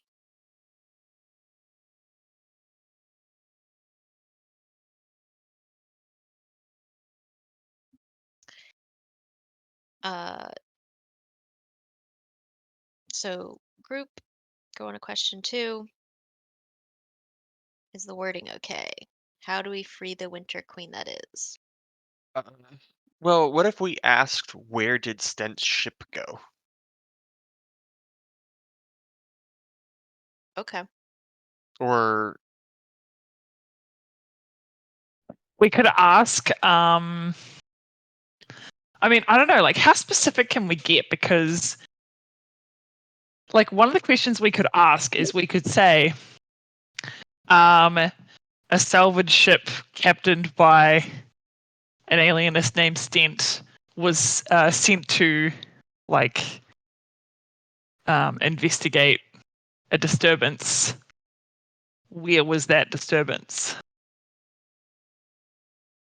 Also, to be clear, it is a little bit more limited in some ways when you call for a specific individual spirit, right? You're going to get what it knows and what it has access to be able to know. Yeah.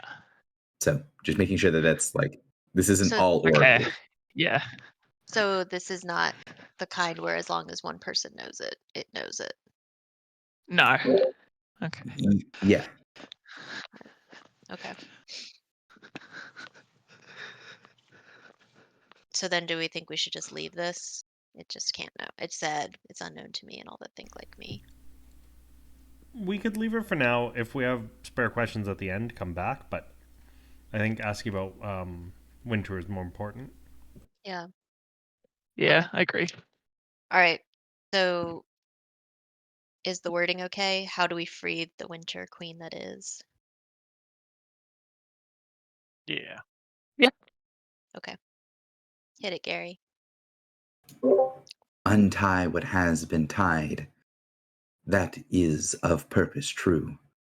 A name erased, a purpose found, impaled on spear of heavens bound, darkness folds his identity. Name him must thee to set her free. So helpful. Who's him?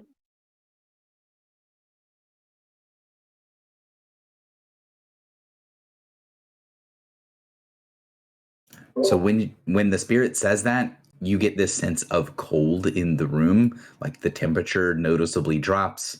The trees that are stone around look a little bit more normal. They look more like evergreens than they look like stone. And there is this sort of whisper of wind that goes through the room as she says that sort of spot at the end. And your character is strong enough in sort of like divination and things to recognize something that's being said as prophecy. Mhm.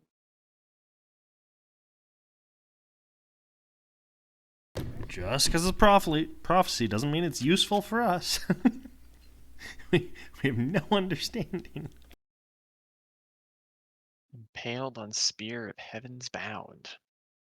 Is that Bane's Slayer? Bane's Flare. Bane's Slayer.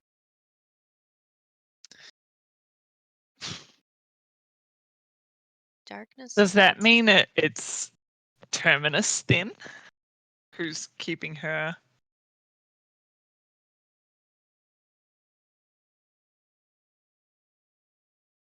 Oh, maybe. Darkness folds his identity. I guess I was thinking the Night King.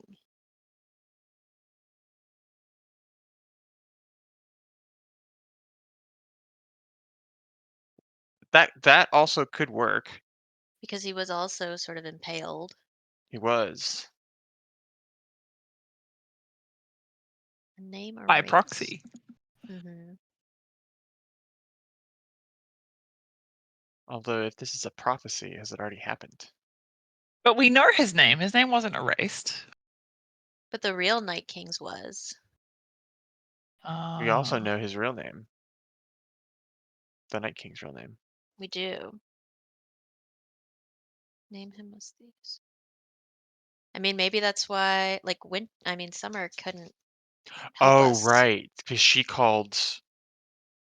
was calling Hearn, right? Which is the She's summer guy. well, Hearn. The summer He is aspect. Hearn. Yeah, but we probably have to name the winter aspect. Oh, you think? Gary, do we know that Hearn was specifically the summer lord of the hunt? You don't know, but if he functions on the same way that the queens do, you would think that that's his like actual name, but you also kind of know that he doesn't function the same as them in some levels. So it's kind of difficult to say. Like you don't have a clear answer.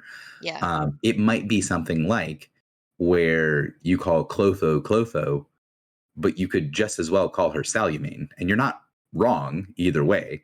But it means something different to call them Clotho than it does to call them Salumane. Yeah. Hmm.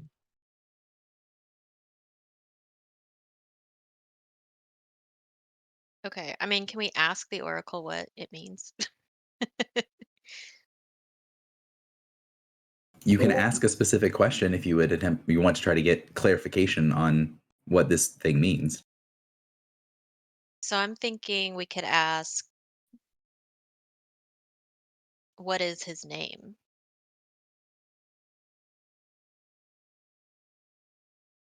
What do you guys think? Yeah. I think that could be. Okay. Yeah. Okay. I don't know that it would know, but it's But worthwhile it's- asking. Yeah. Okay. So in the prophecy you just gave, you said we must name him to set her free. What is his name that we must say? Or how should I say, like, how do we name him? I feel like if we say, how do we name him? They'll be like, you just say his name. Just say his name. Lol. Okay. Well, I will say that, like, again, so that there's advantages and disadvantages to using the different oracles, right? Yep. The advantage of calling a specific spirit is that it'll interact with you on a less obscure way, or it'll be obscure in the way that that spirit is obscure. It won't do things with these like crazy non-context thing. Like a normal oracle, if you're like, how do you name something? It might just be like, well, you say its name, and that's how it works. Whereas like that is not an answer that a specific spirit would give, right? So sort of the pitfalls and the advantages of having a specific spirit that you're doing consult oracle with are pretty different. Whereas like if you said, how do I name this individual?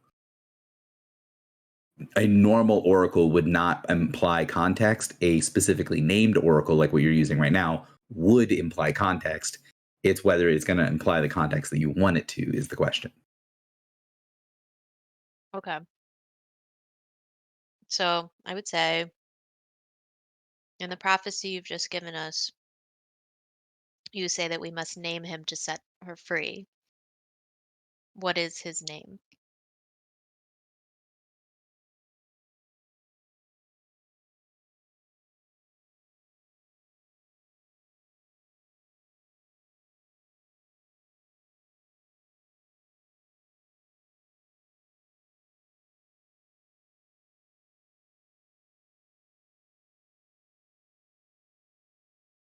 DM needs a second to be this spirit. So answer incoming.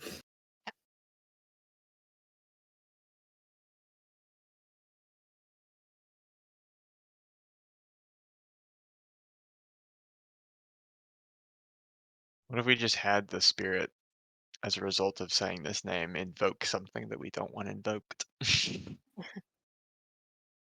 feel like we probably are going to need to say Entirely this name possible. 3 times, right? That's usually how it goes.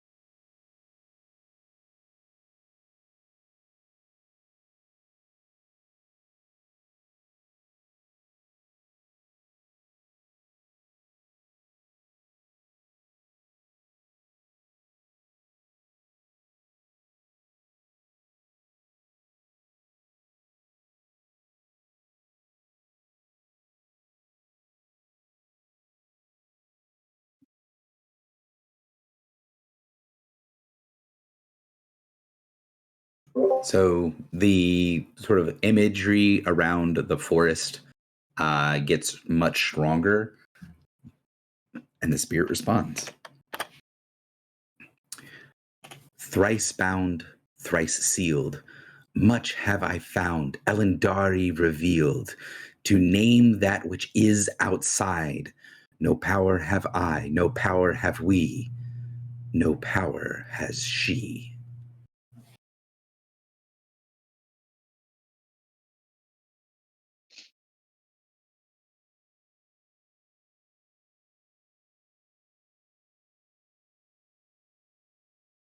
So basically, it's forbidden, and she can't break it, is my guess.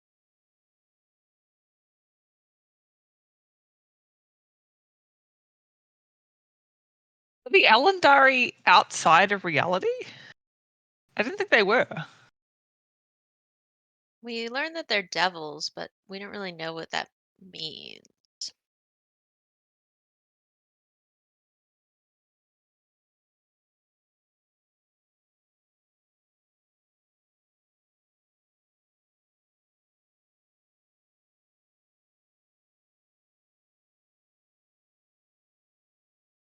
So you guys have one more question remaining.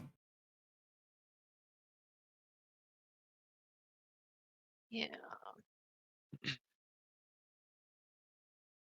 My wife just got home from taking the kids to like Santa event thing, so there might need to be a break here in a little bit once they get them unbundled from the car to trying to get them towards bed. No worries.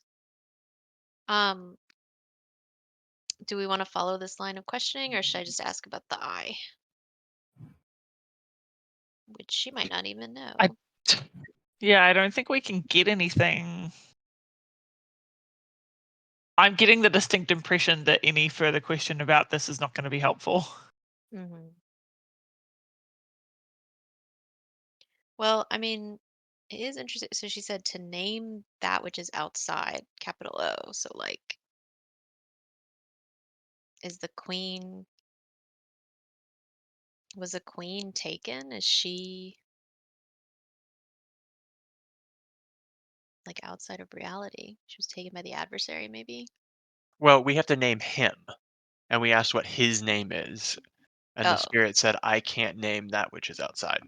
right. So he was taken outside. Is he one of the ones that became a walker, maybe?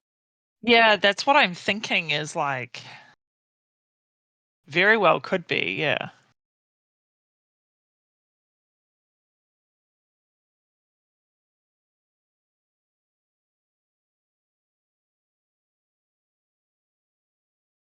Okay, I have an idea. We could ask who has the power to give us this name?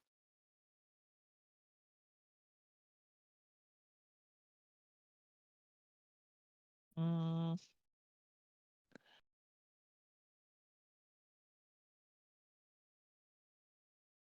I mean, we could try. It means we won't get information about the next eye. Or Eye of Morthak. I mean, we're pretty sure Guinevere has one.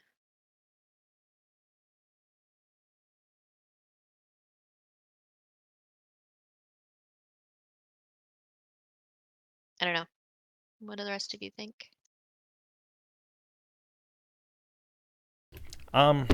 Were we gonna ask? Like, I agree. We're not gonna get more on this. Did we want to ask more about Dulceth and the ship? Like, what's the most important thing at this point? Well, she said it's about the ship. It's unknown to me and all that think like me. So I don't know. I mean, we could try to ask, but as Gary reminded us, this is not the kind that just knows stuff that as long as somebody knows it, she only knows what she knows. Mm. I would also say that, like, from Graphel's perspective, righting the imbalance of the summer and winter courts is the most important thing at the moment. Yeah. And fully I agree. do genuinely think the best, quickest way to do that is to free the Winter Queen that is. Yep. Fully agree.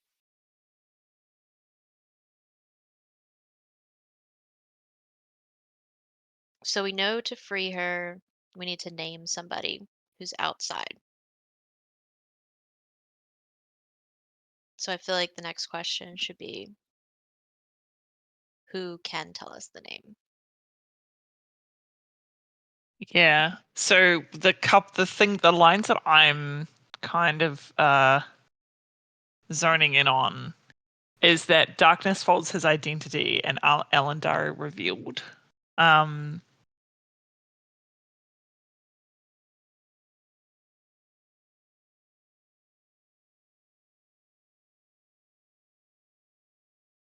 Yeah, that would be my thought. Could we go back to Hercator was like one of the Elendari, right? No. He's just a construct that runs the vaults. We like encountered a golem in the city. So we And didn't actually meet any of the Alandari. Right. We basically got intercepted by this golem because he saw Drock and was like, "Oh, you probably want to meet with." Yeah, you're here to make a deal. Yeah. But then I think he said, go like, to the there's no one vaults." here who can make a deal.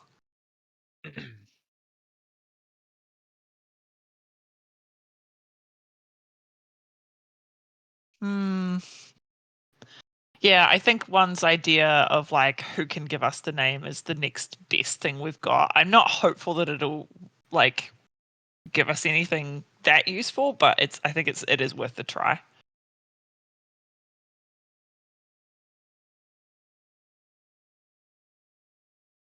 Yeah, I think I'd want to whiff on that than anybody else or anything else, you know?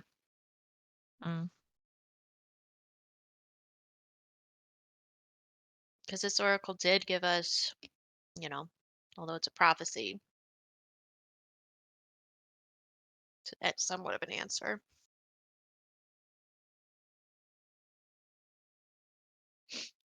And it did expand the answer, even though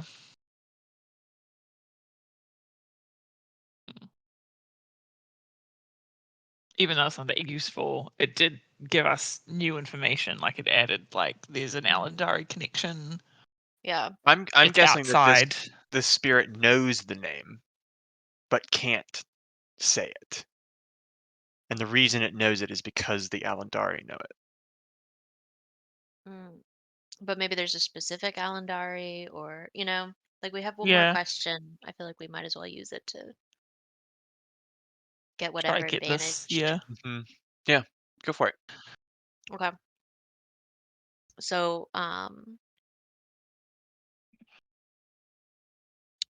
who has the power to give us the name?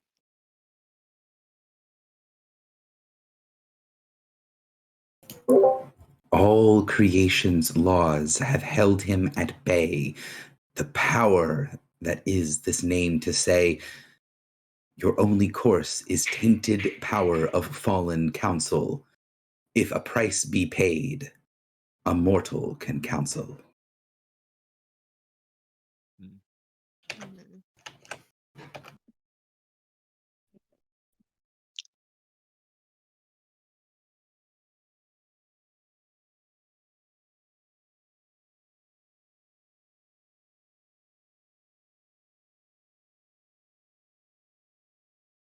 Tainted power of fallen council makes me think of the fallen she, like.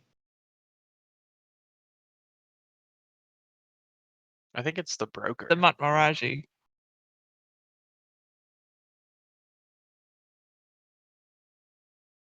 Tainted power of fallen council. Yeah, It could be Al Shaib. could be. All creation's laws have held him at bay. That makes me The all think it's creation's like, laws makes me think of the courts mhm, and the the Accords. accords. So the Accords have held him at bay. Oh, hang on. Hmm.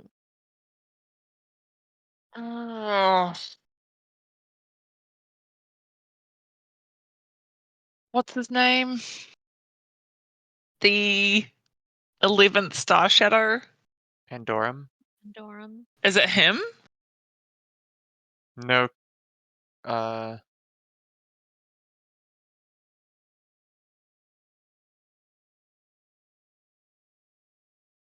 In name erased. Oh. Darkness folds. Impaled on spear of heaven's bound. I don't know what that might mean. Darkness folds his identity. Name him musty to set her free. So maybe she's inside of him. Much have I found Alandari revealed the name that which to name that which is outside. The only things we know that are outside is like the walkers and the adversary adjacent creatures like the Star Shadows and Iris. Yeah.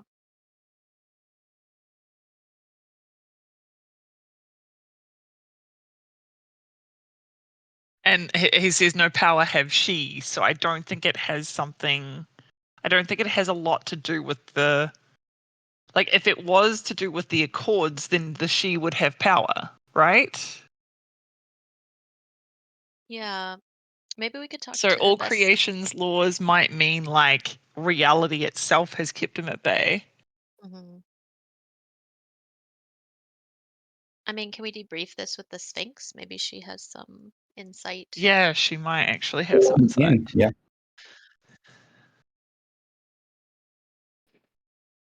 Yeah. So if we repeat this all to her, what would she say? So Oh, man. the spell finishes.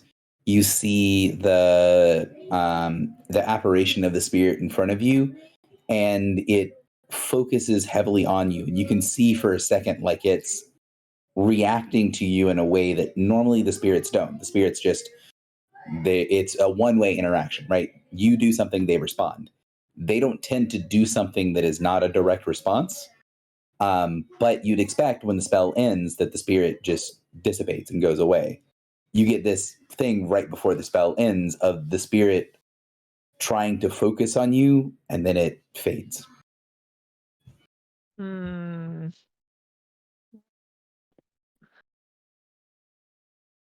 I mean, do I'm I have guessing any it knows what we're trying to do and wants to help us, but can't.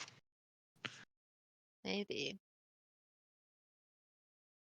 So you guys, do you put the seal back on the page and take it back to the Sphinx?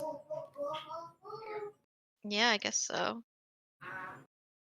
So you take it back to the Sphinx. She opens up the book. She goes and replaces the page into the book, and you get this sort of, again, that same moment of like, oh, we're chatting, we're talking shop. Like, you tell her, oh, this is the one that we used, and she says,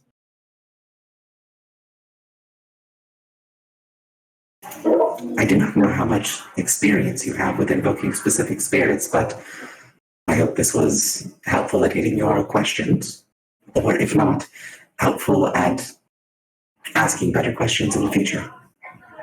Is there anything that you feel was important about this spirit that made it worthwhile? I've not used them very often and wouldn't be against comparing notes, but I do not wish to pry.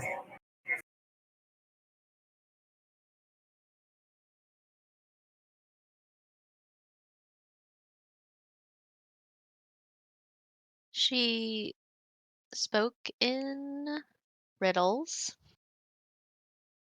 and while it seems she meant well, there are things that we do not understand. If you would give us your counsel, we would appreciate it. Of course, of course. It is so rare that I've had a moment to interact with someone that is independently minded. Your You see- children through the voice changer sound awesome. so she glances around the room, and you can see like she's looking at the constructs. Like the constructs aren't a problem, but she doesn't really tend to have anyone to talk to. And you can tell that her demeanor is a little odd, that she's getting this sense that she's supposed to be a teacher, that she's supposed to be going, that her identity is sort of somewhat under attack. And she's being much more friendly and personable than she was the first time you were here. And you think some of that is you've come back to talk to her, but you think some of that is like her personality is a little bit different from last time.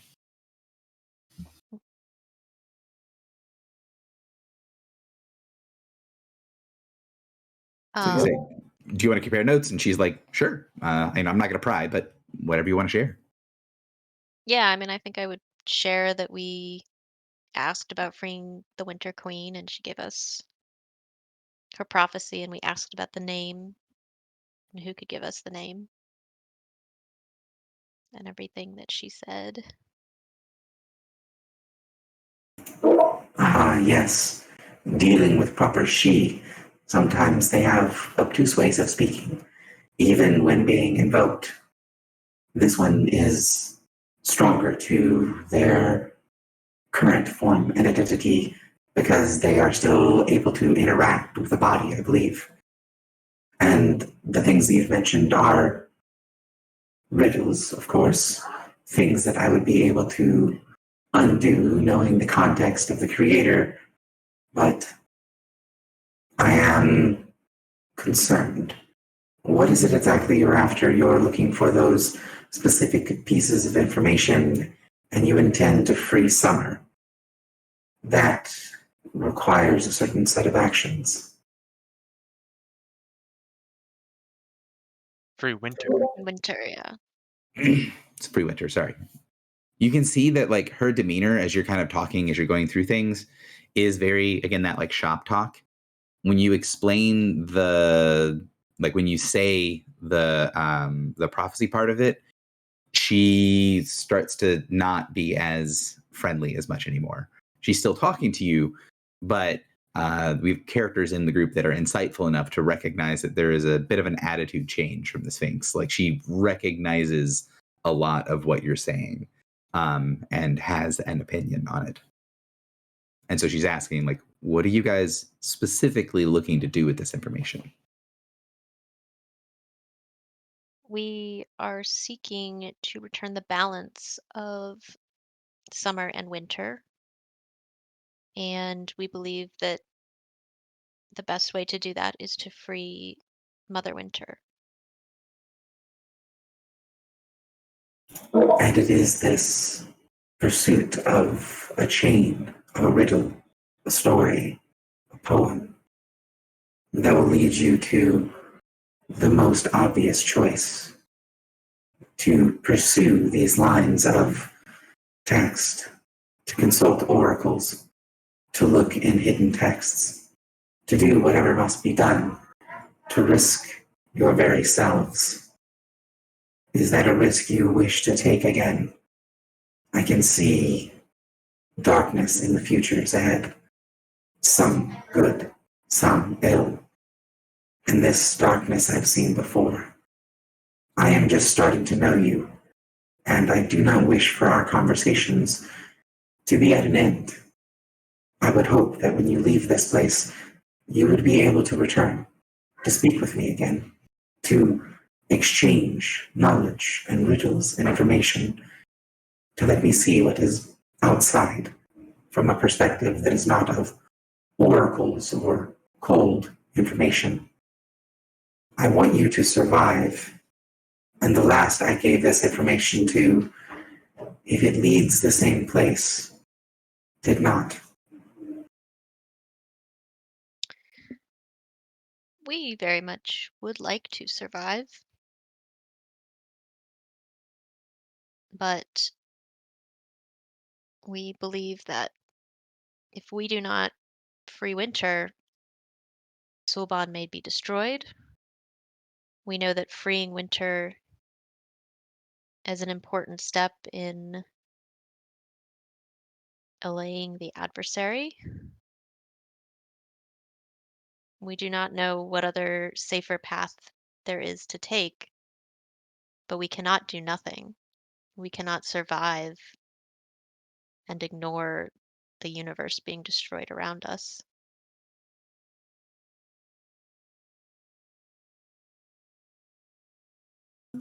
You can see the Sphinx kind of like walls herself off a little bit from things, and you see her nod, and like she sort of expected the answer, but still doesn't really like it.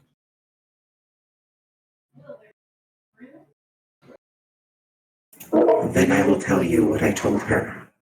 The prophecy you speak of, the words you have found, they are part of a quote of another story. I can have one of my servants come and bring the full story to you, but the important passage is as follows. O open night betrayal found, impaled she was, on spear of heavens bound. It is a clear reference to the tale of the loss of the courts of the Sidhe. There are many different tellings, many different explanations, But this one is easier to source than most. This part of the tale is the saga of Avar. Oh, Who's that? Avar's spear is that comet that like passes by, and that's also the Oh. location that Gwendolyn went to, right? Yeah, I was gonna ask if Avar's frozen heart. Gwendolyn is the last person she told this to. Of open night betrayal found, impaled she was on spear of heavens bound. Oh, so I Comet. bet it's on the comet. The ship Yeah. was parked at the comet. Because that passed by just recently. To be clear, Oh. Turn off the voice changer. To be clear, this was not part of the where is the ship question. Right. That's right. But if the comet went by Sulban recently and the Winter Queen is somehow tied to the comet, then that could explain Winter's influence on Sulban. Who was Avar?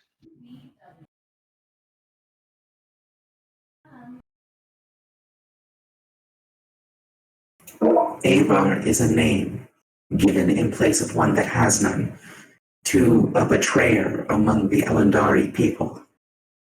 In the last battle, the one that mattered when reality still functioned as it should, Avar turned against the hosts of reality, turned against its own kind, turned on its bonds and names. It wished for perfect freedom instead of the order of this world, and did many things. The tale is quite long, but the summary of it is quite simple. He gave all he had, and in giving everything he was, he became nothingness. No identity, no lines, no name. And in that, he gained a different kind of immortality. This one we call Avar has no name anymore. It was scrubbed. But saying something has no name doesn't make for easy rhyming. So the name Avar was given in the ages past when things did survive and they were able to call upon sources that could name other things.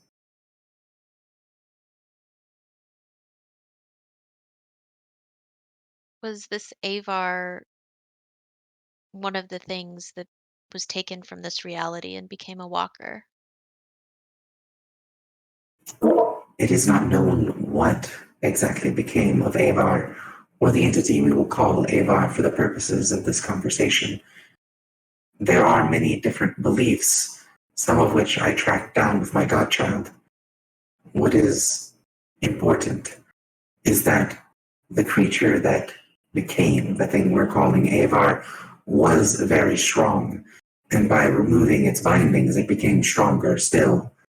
None of the Elendari could hope to match a queen that is, but with the strength of the walkers behind it, this one did.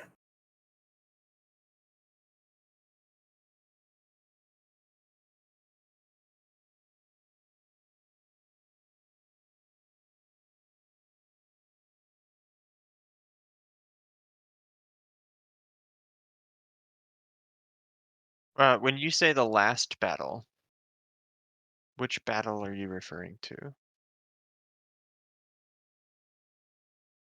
There was a place, a gathering point for all the forces of creation that bound them to a single purpose, to make sure things that are.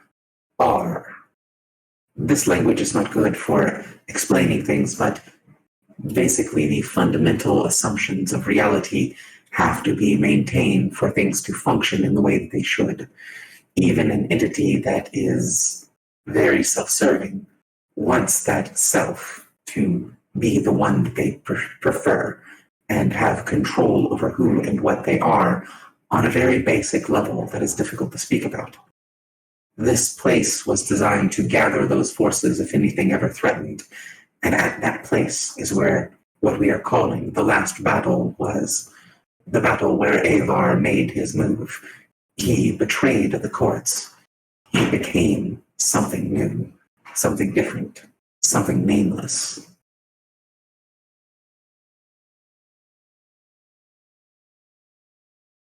We've heard of multiple different battles and multiple different wars, and I'm just trying to put this in the right timeline. Is this the third battle of the third war? So she'd be able to give you guys enough context, where you'd be able to figure out that gathering point that she's talking about is Motsevo. It's Muster. Right. And so she's talking about the battle at Muster, which, from the previous conversation, right, from Mother's perspective, she First calls the battle first battle of of the third war. Okay. Yes.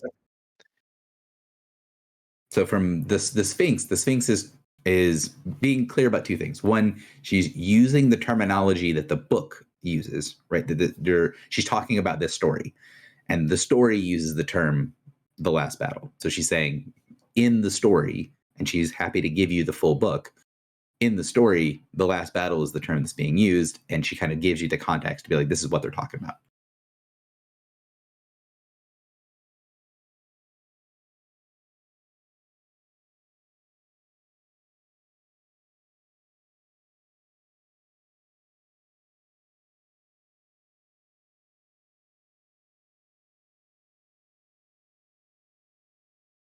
So I think we need to go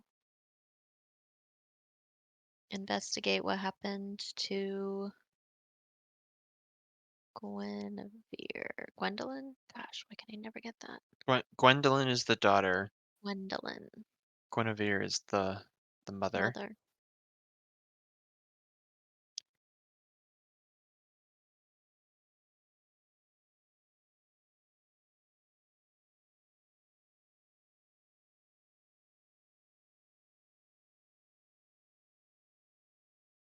So I kind of gave you this is what the Sphinx says about the first thing, and then So the Sphinx believes that the name that we would have to find out Is would be Avar's. the actual name of Avar. yes, And that makes sense. Okay. What was the Spear of Heaven's Bound? it's Avar's spear. The comet. It's the name of the comet. How often does that pass by here? Let me see. I'd have to look at the star charts, but not very often. I think I have it. The passing of Avar's spear was fairly recent. Like Yes. it happened not too long ago. But was that like a once in a lifetime event? The DM does not remember. I'll have to look it up. I think it's like once every 30 years or something. It's pretty long. It's not a once in a lifetime thing, but It's it's rare. like, yeah, it's like, you might be able to see two of them for like a normal human lifespan.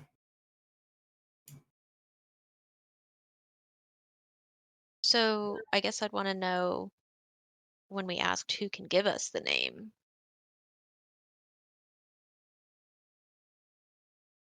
Yeah. What would you ask What- her? what does this riddle mean? All creation's laws have held him at bay, that power of his name to say. Tainted power of fallen counsel, if a price be paid, a mortal can counsel.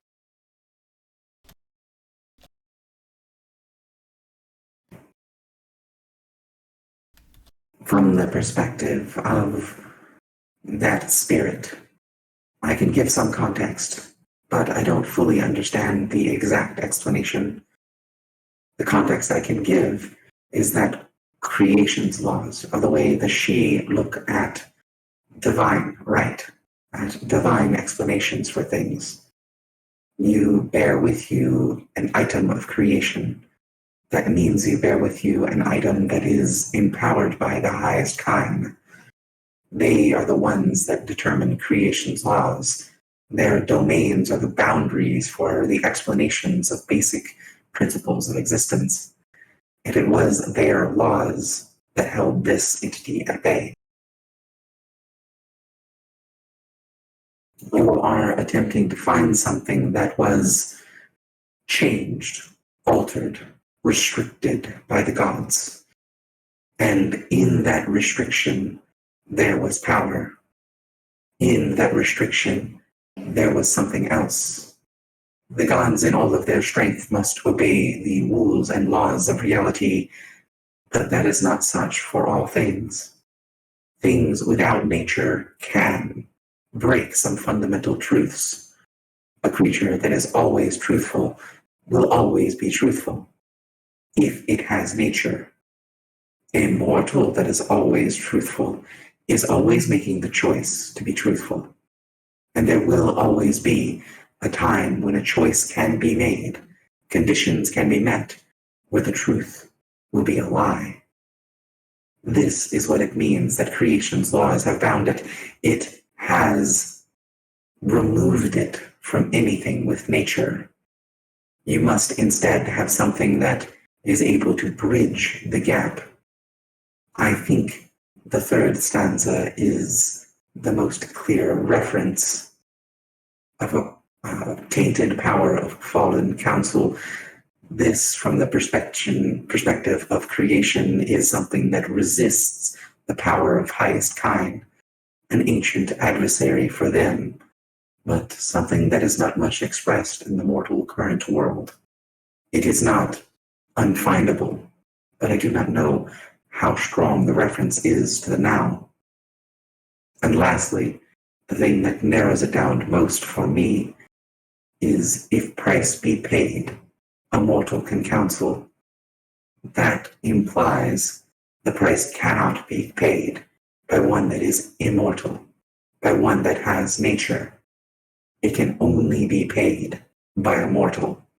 It can only be paid by choice.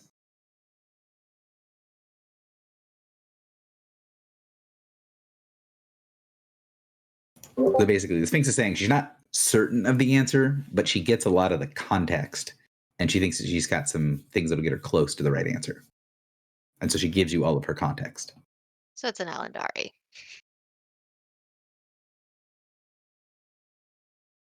Is that what you say? Yeah.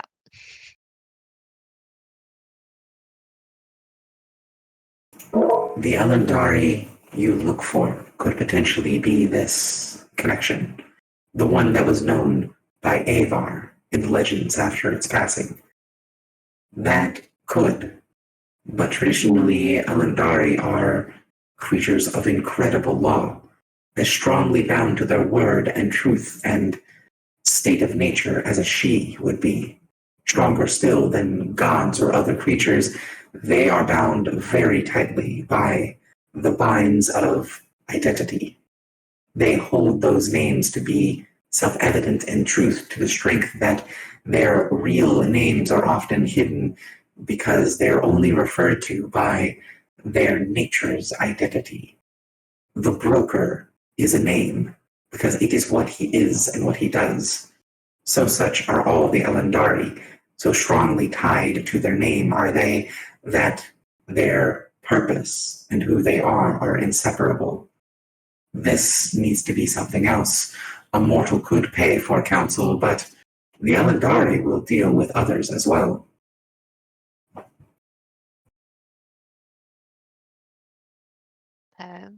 So something opposed to domains.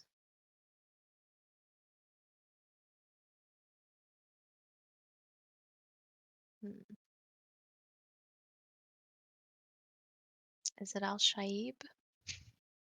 But he has a nature.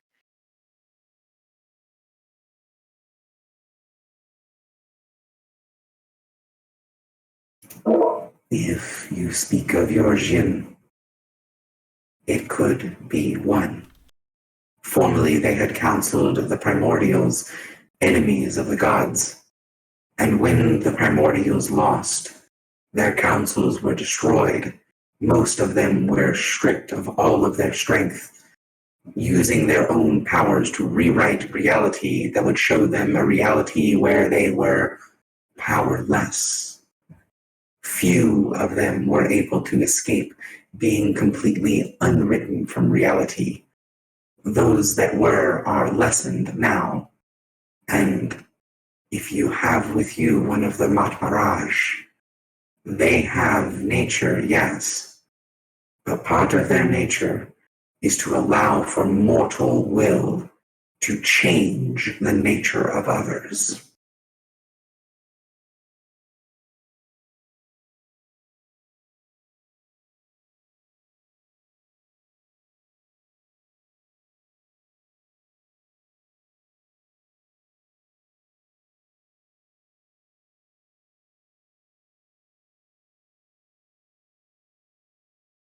Do we know any entities who have the will to change others' natures?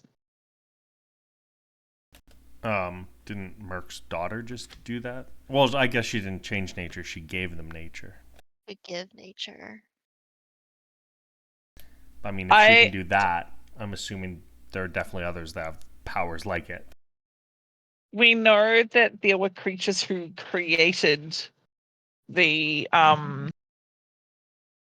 created the mere. Like the mere were a created thing. They're a Morthak, yeah. Yeah. But she just said yes, right? As far as like, when you say she just said yes. Like I said, could it be Al Shaib? And she was like, that could be. Yes. So she Yes. basically says, if you speak of the Matmaraj, it is potentially possible. She doesn't know the state of that specific Matmaraj because she knows that many of them, when the primordials lost, they were destroyed. They were basically unwritten from reality. Right. But she does know that one of the things that Mirage are known for is they allow, their nature is to allow for mortals or for mortal will to change immortal nature.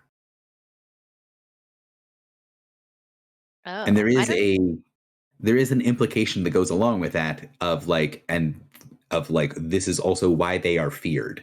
right. Because if you have a nature, normally it's like your whole deal. If I you think- have a nature and you violate it, you are vulnerable to the adversary. Right. But I think Philly once was like, how can nature be changed? And we didn't know. And now she is telling us that a Mirage can change your nature through the request of a mortal. Correct. But again, to be clear, she's saying that was originally what they did. Yeah. And now but they're then stuff happened. So right. she doesn't know how much of that power remains. I see. But didn't Mother tell us that the she advisors to the primordials were turned into the Maharaj by the gods? Not by the gods, by the primordials. They're turned into the Maharaj by the primordials in their war with the gods to try to tip the scales. They were basically the nuclear option. This was their ultimate weapon against the gods, was the Maharaj. Yeah, that's what I thought. But then I thought Mother said that when the gods won, they then took the she and changed them. Also correct. Oh. So they were she originally. Mhm. The primordials changed them into the Maharaj.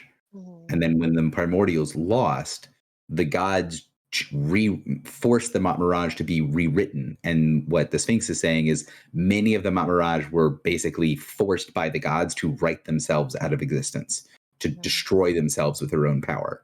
And the ones that remain are survivors of that. And we learned in the Talk to Al channel that he was commanded to forget to seal what he was away, but I guess not destroy it.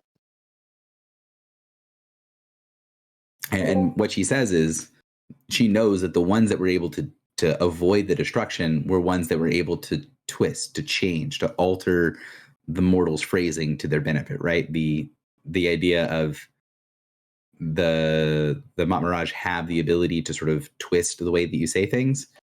When they were captured, the ones that were successful at surviving were able to twist the words and the commands from their mortal captors in such a way that allowed them to survive. So we do need to talk to Al Shaib.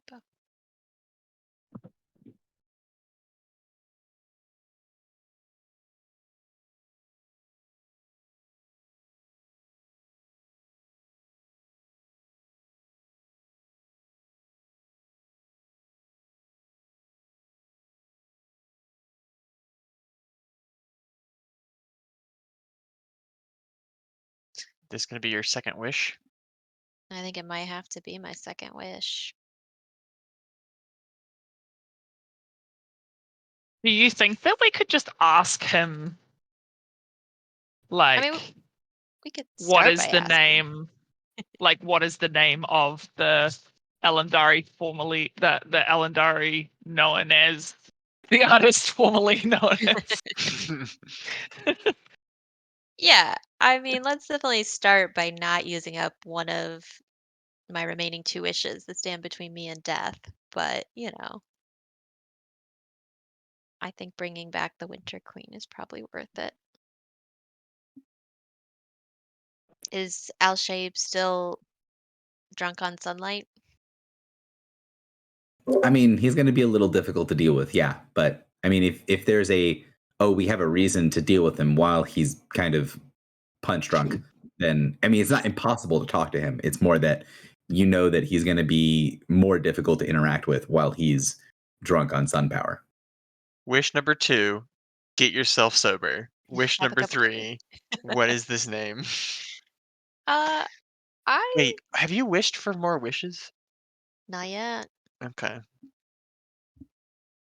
I would try it if nobody has any better ideas.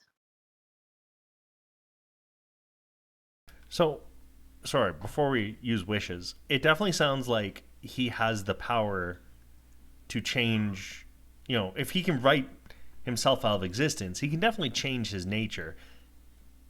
It sounds like he could change back to what he was.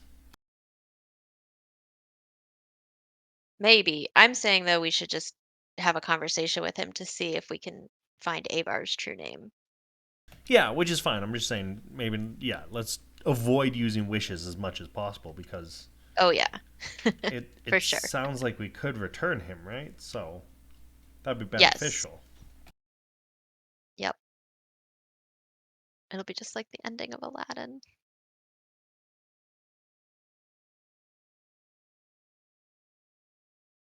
One prince coming up. No, the end.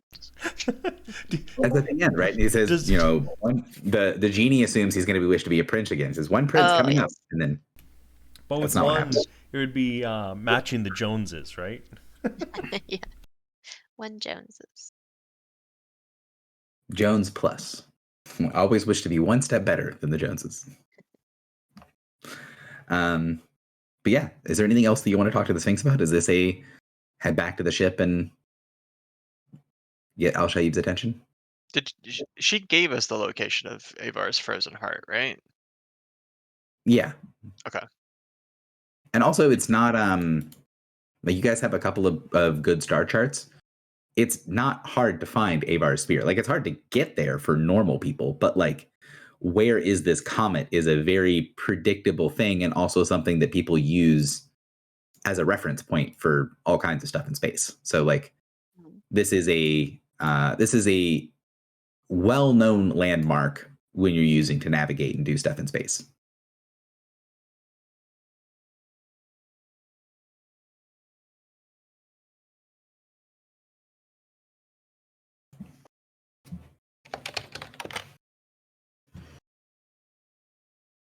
Also, Michael's like, I'll totally be around and can answer messages. I just, won't respond.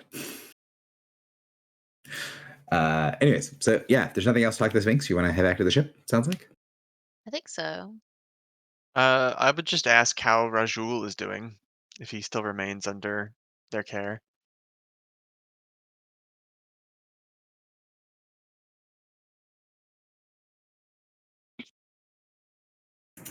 Your assassin has been unmade from what he chose to make himself. I believe his identity afterwards will take some time to come to terms with. Oh. Mm. As in, he's no longer a void soul? The void still exists where his power once was. I do not have the strength to return that to him. It would need to be retrieved from the city vaults where it is being held And that is not something that I do. That is not within the White Sands. I know where it is, and so does he. If we continue to speak to one another, our conversations might lead me to open his cell door, if his feet are likely to take him back to what he once was.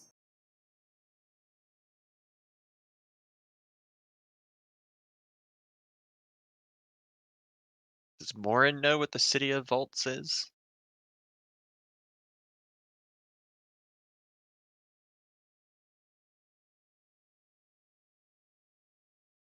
The city of crashing elements, elemental child, the city of brass.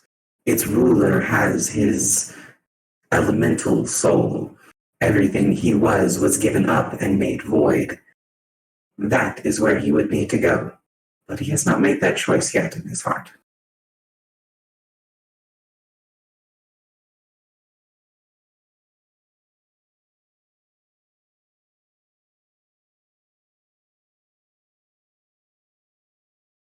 You seem troubled, folk. You did not leave your prisoner with a jailer. You left him with a teacher. If you did not expect for us to talk and for me to change him to better understand where he might stand in the worlds, you should not have left him here. Oh no, I'm not bothered by it. I'm just like, oh, interesting.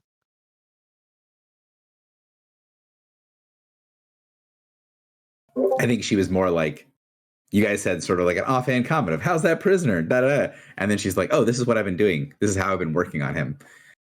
And, you know, if you didn't want me to do that, you shouldn't have left him here.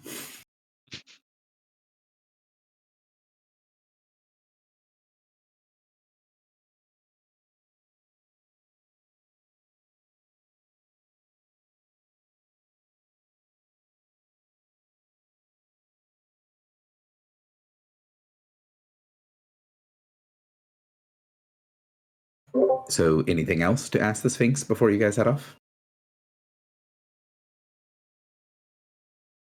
Not for me. Sounds like a no.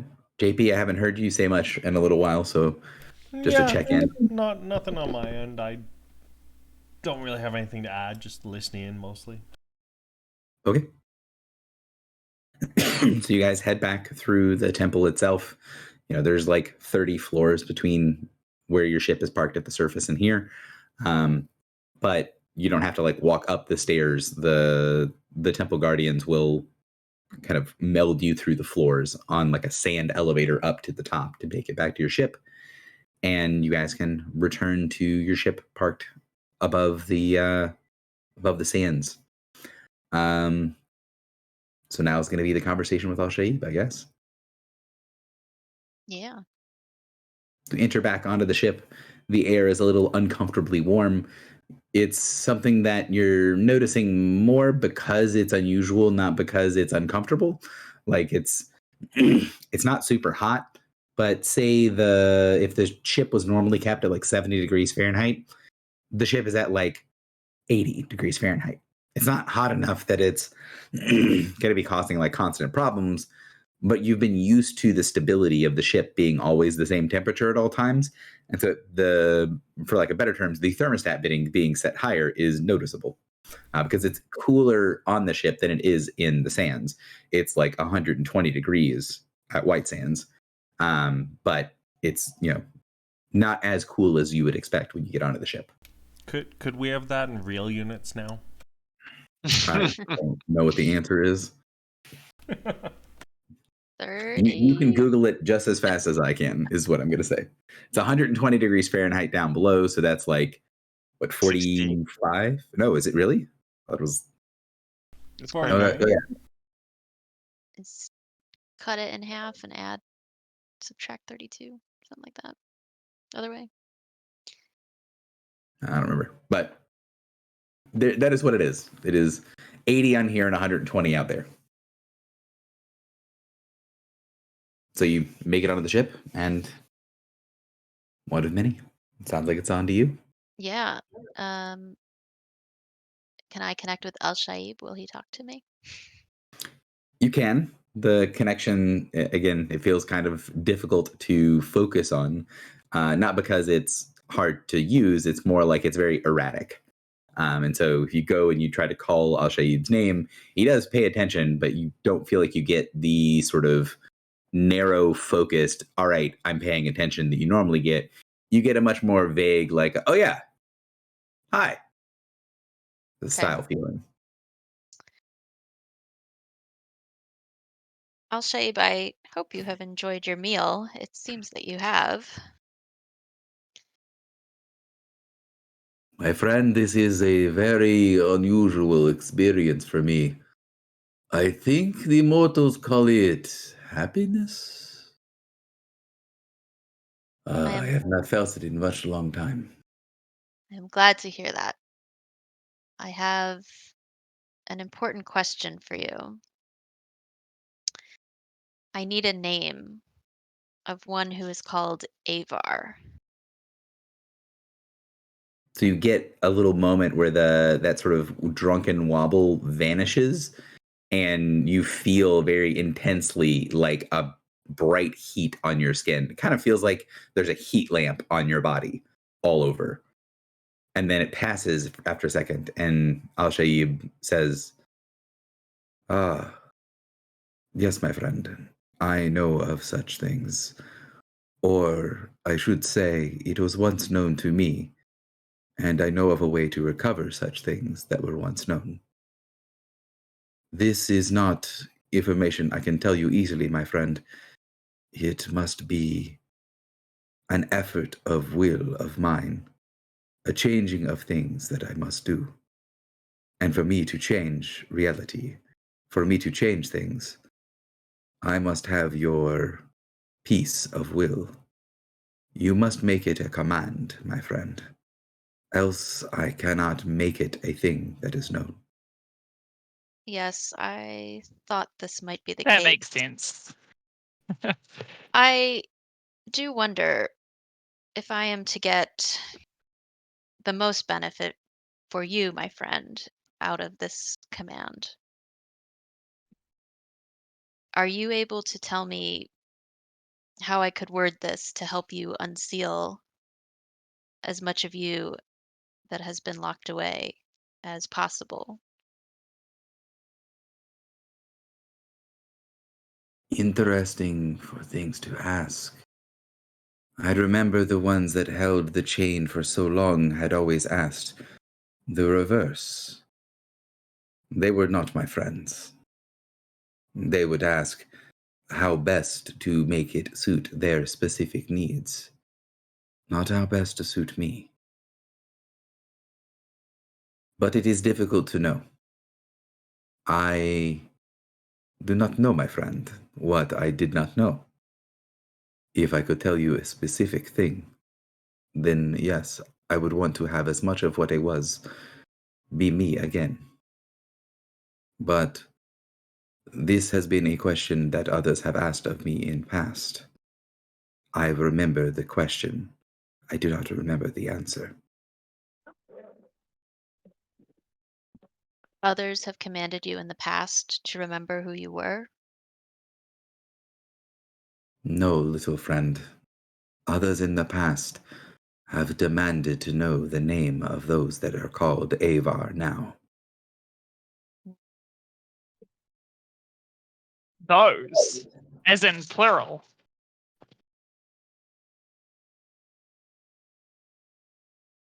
He And gives you, like, you get this sensation, like, as you guys are talking, there is this heat and a flash, and the crew disappears. You find yourself standing in the interior, in his little pocket dimension.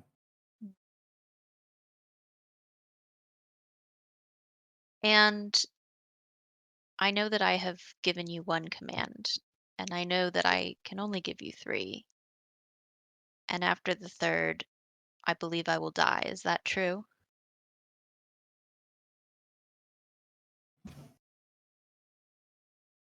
You see, like, Al-Shaib, who's facing away from you guys. You see him look up to the sky. You can tell he's thinking.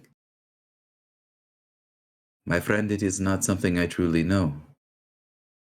Some of those that have had me before have used their will to alter what I can know, to alter the path back to what I was, so that I cannot find it clearly, even if others in the future would wish it so. I can't remember. I'm sorry. It is not your fault. Okay.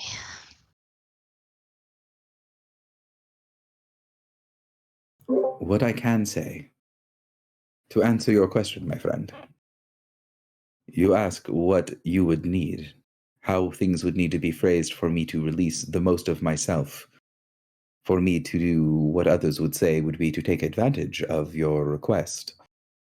The thing you would need is more context. The more you know, the more you can ask.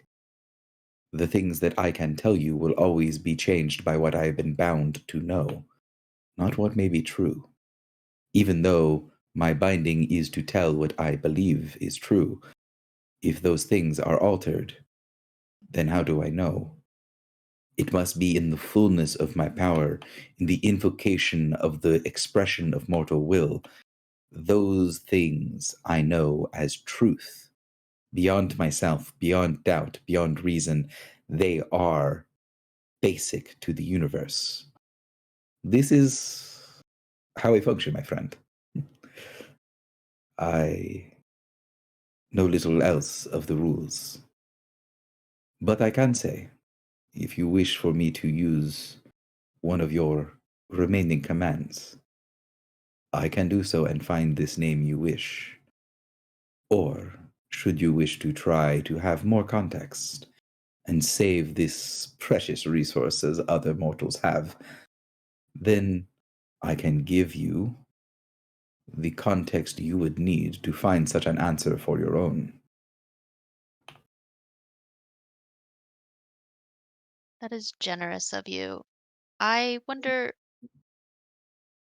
the primordials made you Matmaraja, and before that you were she.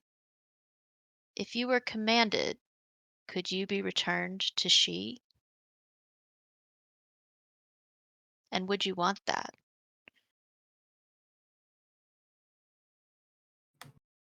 When I was she, I was given to one who changed me. When I was taken from the one who changed me, I was changed further, broken and cut upon the table. They put me back together in whatever ways were most convenient for them. Were I she, I would be part of the courts once more, be placed back into the hands of those that could make the same choices once more. Would they make those choices? I have only the evidence that they have made them before. I think, instead, I wish to be not what I was, but something new, but closer to whole, would be appreciated. Then I command you to return yourself to a Matmaraja Jinn, as Imix first made you, unsealed by the gods or those who came after, but with a free will of your own.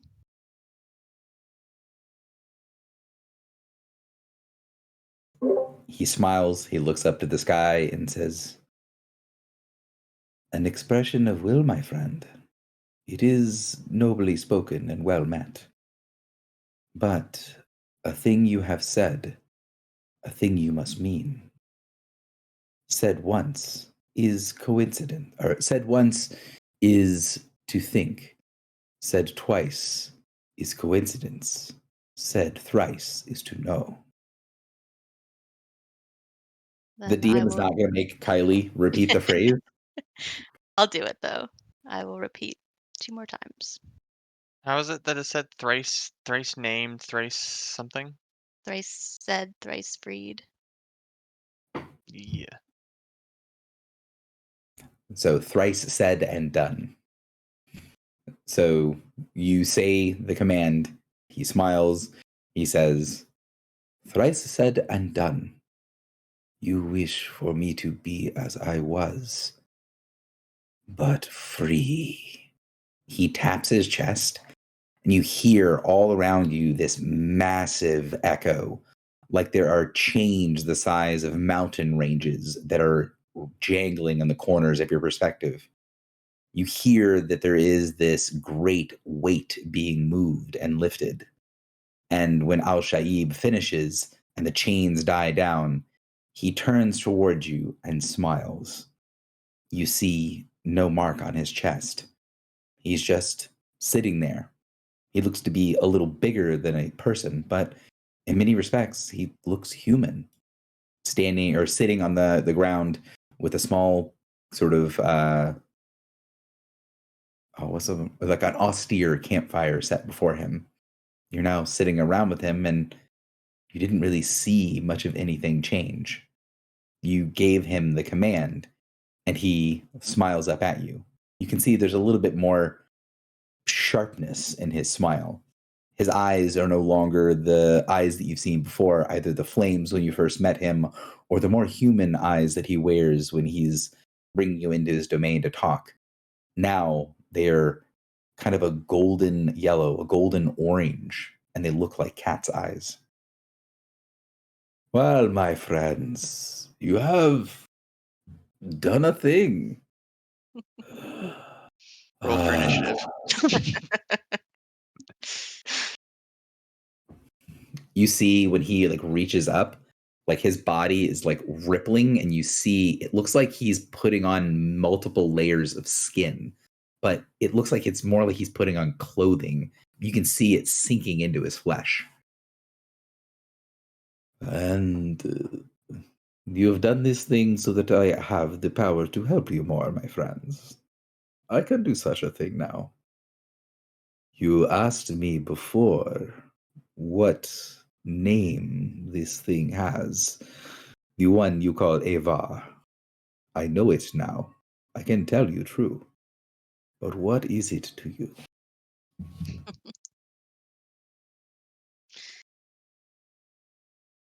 What is a fair trade? A trade in information is always best in action done if it cannot be in kind. And you little mortals have no information to trade to one such as I. You would need to do something with this. Do it for me and in my name. In the name of... I am not whole. Yes, it cannot be done in my name yet. In the name of Al-Shaib, then, you can go and say these words. Say that Al-Shaib brings this knowledge back into the world, that Al-Shaib looks to balance a scale. Take this and do as you mortals would will. Go and free Winter. Restore the world. Restore the enemy of the one who gave me away.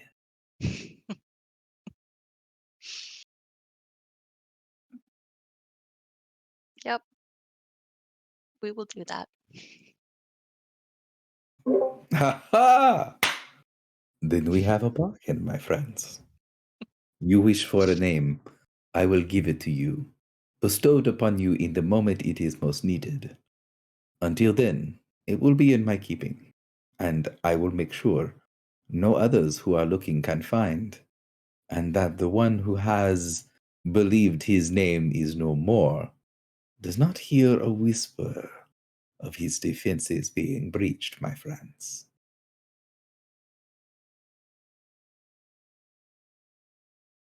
Thank you. That is a wonderful agreement.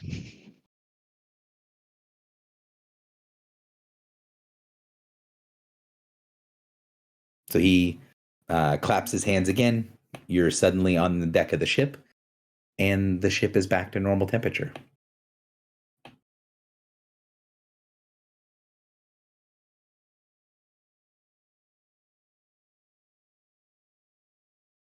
When you think about like the name of this thing that you're looking for, the true name of Avar, you get this like very pinpoint a little bit of like pain in your head that reminds you of heat. It doesn't feel like it's actually hot, but it's like a beginnings of a headache form when you think about it, and then when you stop thinking about it, it goes away.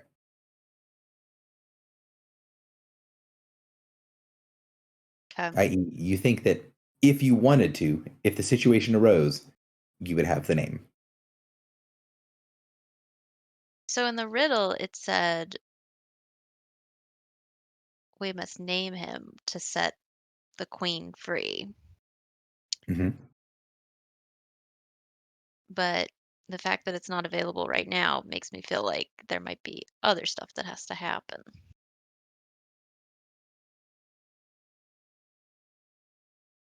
Makes sense.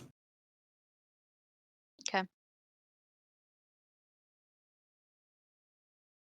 And I hope through my lack of preparation, as always, of talking as Al Shaib and my like terrible voice, I hope the change in demeanor for Al Shaib came through. Yeah, he's punchy now.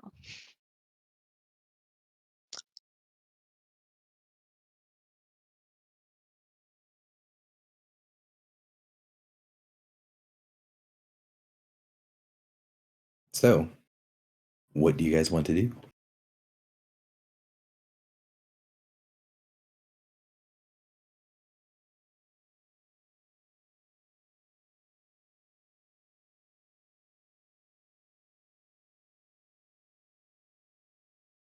It's an excellent question. Mhm.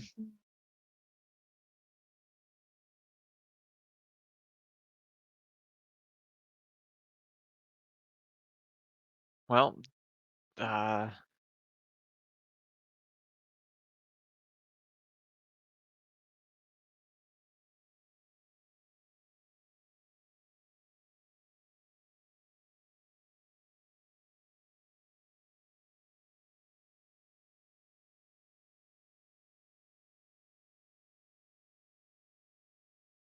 Well, we could go to Comet.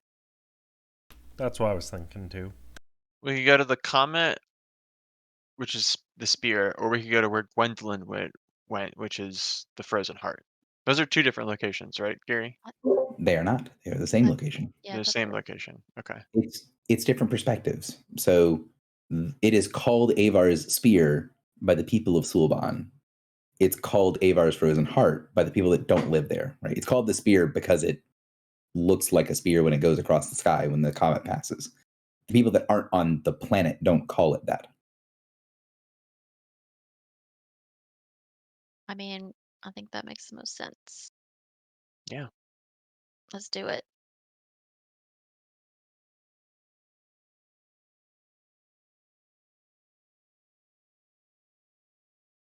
So, if the answer is we do all these things, we do these divinations, we go straight to let's go after let's go to the comet. That is something that's going to take a little bit of prep time for me. I'm not saying that like I'm against this as the option, but it will be something that like I'd want to do the last part of the session for today, talking about like, all right, well, how have our because I was initially saying like if you guys can give me like a ranked order of like what you're planning on doing, that could be handy for me to prep stuff. I have a lot of stuff ready for going to the spear. I don't have things in the order that I want it to be in, and I'm missing a couple of splash screens. So I'd like to be able to do the proper prep for it before we actually do that thing. Um, but yeah, so I can get that set up for next time. I'd like to sort of switch gears to talking about the what else you guys would like to do.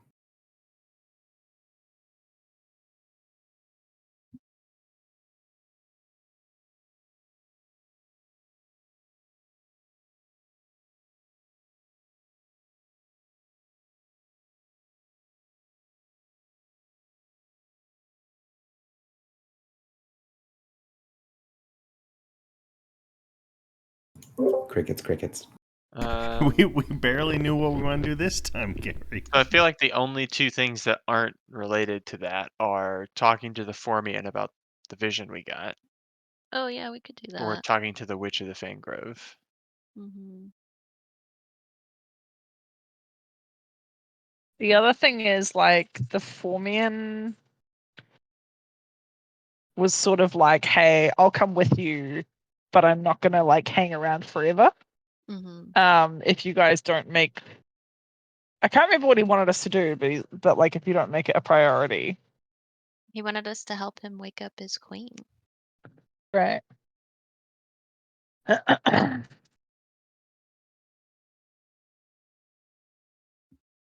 So he knows that his queen has been taken by the vampires, and he's saying, "Come, break my queen free from the vampires. And if you don't do it, as something that's reasonably high priority for you, that's fine. But I'm just going to go off and do my own thing."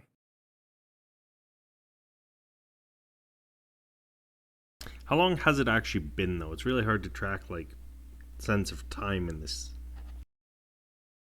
I think it's been 2.5 weeks. Because he joined us at the beginning of the cause. Yeah. So 8, 4. So it's been whatever that number is. Yeah, I kind of forgot how long flying through the cause was, right? yeah, there were several big chunks of time. So that you had 20 days of travel time. And then you've done some other stuff that wasn't explicitly traveling, and I'd have to go back through notes and see like What's day today's period date, wise. Gary? I think it is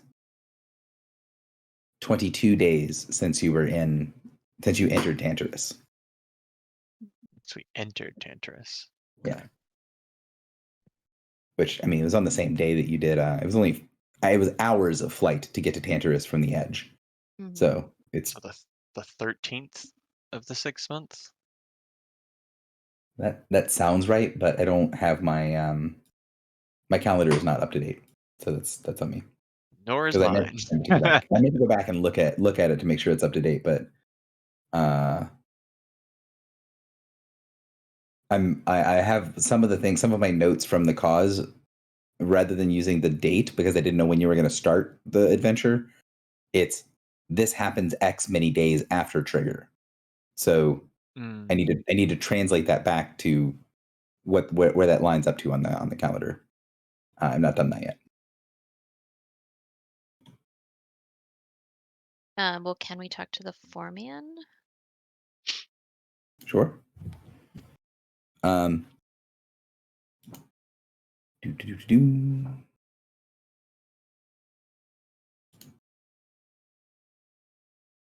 Where's like a neutral place I can put you guys? Here. I mean, this is where you guys are. So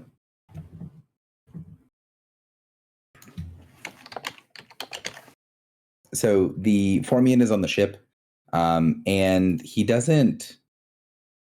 This take away the thing? No, good.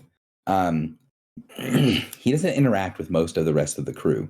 The only person on the crew that he interacts with really is Hatterai.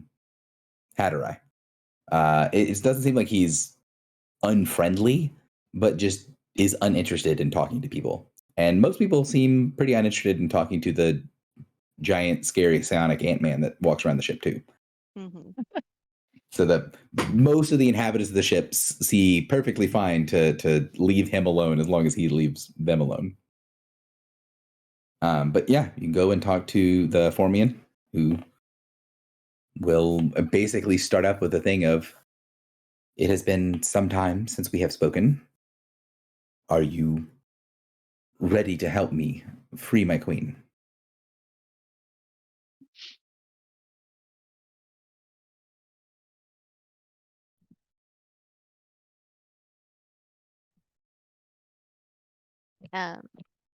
We had a vision that your queen will be awoken by summer power. I could sense as such. I did not go along with you when you left the ship, so my perceptions are not there, but I can feel in your minds the residue of summer. And when we were above that fire out in the void, I could sense summer everywhere.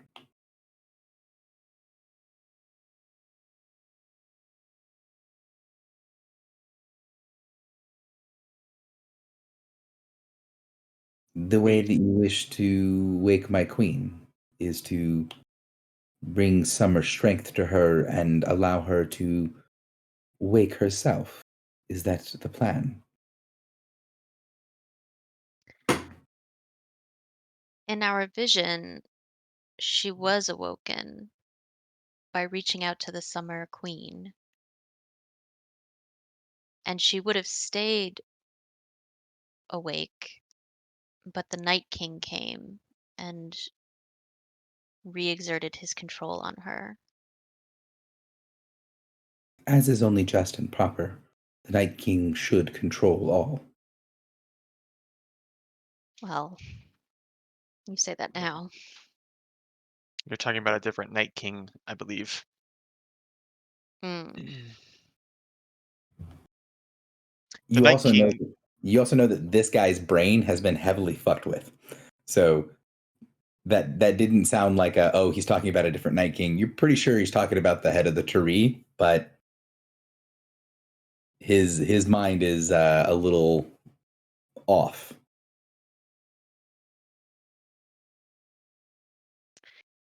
And I remember from the vision, the queen was in the Shadowfell. Did it look like she was in like the Night King's throne room, It's not in the throne room, no. but like in the castle? You could describe where the queen was enough to the Myrmidon, where the Mm. Myrmidon could say that is the lower reaches beneath the castle in the true dark. Okay.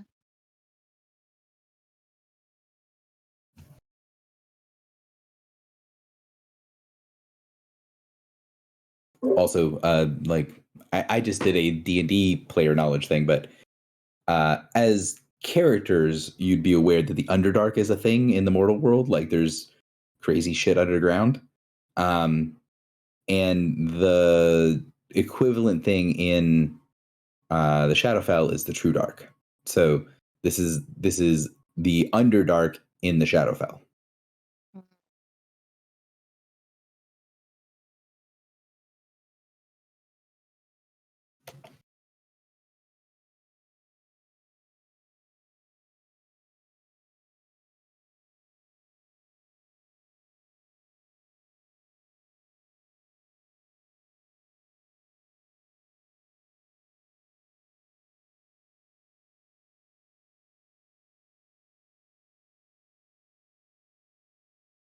So he says, "All right, if that's your plan, that's the plan. What's the plan?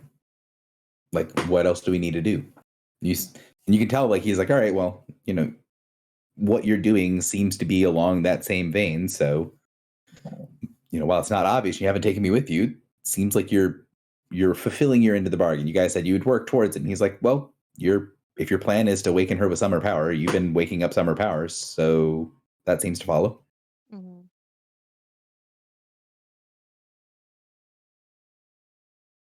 Do you guys want to tell him that just as soon as we go to Avar's heart, he's next on the list? Or is that a little bit of a high promise? Yeah, I don't think we need to specifically say that if he thinks we're on track. Like, we're taking steps. They might not be obvious, they might not be, super fast and direct, but we are taking steps. So, Mm-hmm. I would just say that we're working towards it and gathering as much information as we can. Okay. Sure. So I would say that we intend to we eventually intend to go to the night I would say eventually. We intend to go to the Night King's domain. He is an enemy of us in many ways. But first we need to deal with a more pressing matter.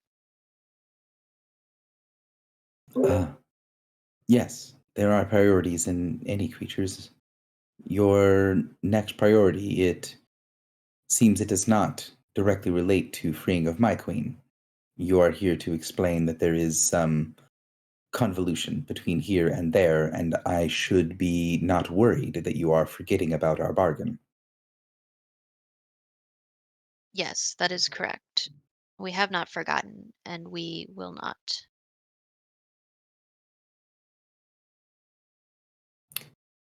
You spoke to me briefly when we were elsewhere before we made it to that place where there was a lot of things I didn't understand happening. The place where our ship was engulfed in flame. I know that you and your crew left to go do something, but I don't properly understand it. What's more important to me is that you asked questions about what it means to be me. At the place before that, the place where you sent the ship under the earth. What became of that?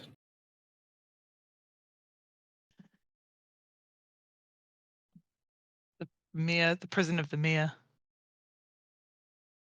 We Oh, asked him what it meant to be a Myrmidon. we were able to free the mirror of 44 other races. We do not know exactly what impact this will have for the world at large, but the mirror are returning. And with it, some knowledge is returning. I feel as if the burrows of my mind are changing. There are pathways opening up. Things that I shouldn't know from my kin. They are being filtered through. I am sensing a change in what I am. This is because there are others like me again. Is that so? We believe so. That must be it.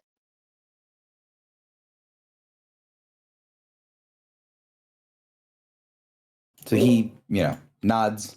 He seems that he's thinking about it like, okay, that could be what's going on. Can you give us an example of what you mean? How your mind is changing? The tunnels in my mind are being changed. This is not unusual, but they are being changed to a larger degree than normal. Always we are learning new things, new context for things, able to connect things differently in our mind tunnels. But this is a little strange. It is like my tunnels are responding to waves from elsewhere. When I focus on it, I see something else. Outside of the underground, outside of the tunnels, outside of my mind cave, I see something different.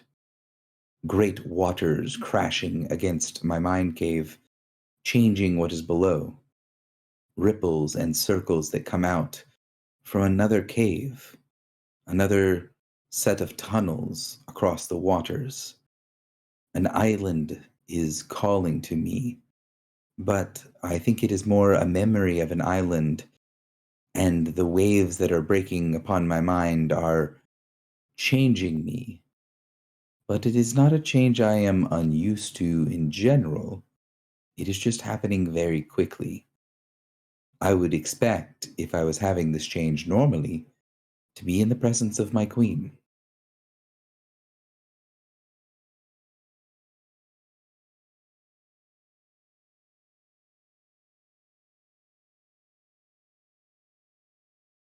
And what he would do is he sends on a psychic image of a shoreline being repeatedly battered by these huge swells of waves. And as the strength of the wave hits the coast, you see a little bit of the sort of the force of the wave going through the ground and then just sort of altering things as it passes. Kind of like like waves from an earthquake. Only instead of it being an earthquake, it's created by the waves hitting the side of what he calls his mind cave. Hmm.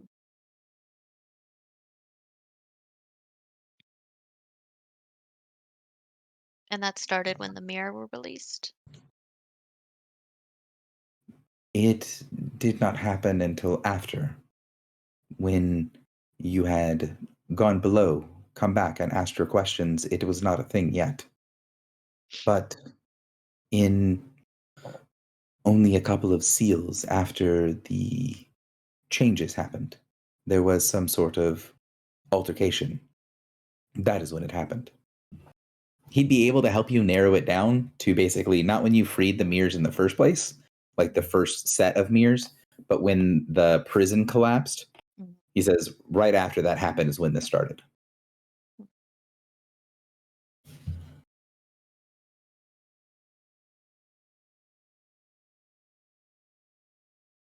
I would also say that because you're speaking to him and because you're speaking to him in a way that can sort of like be psionically understood, he is referencing something that you have interacted with.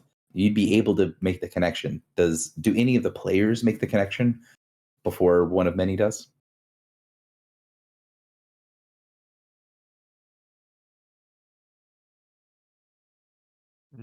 No.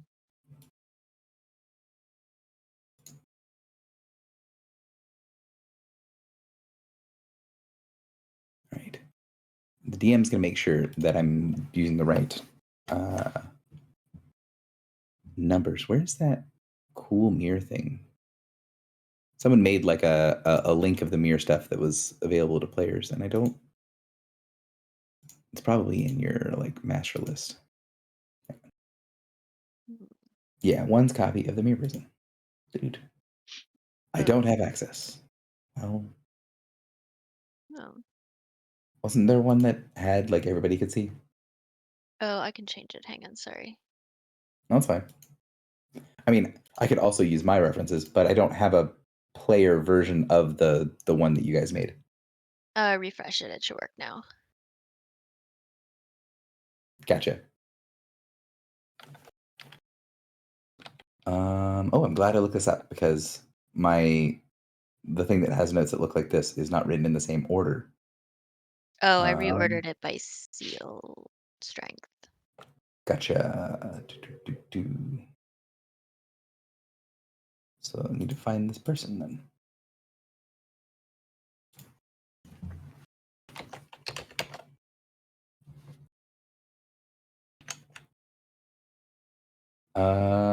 Number 44.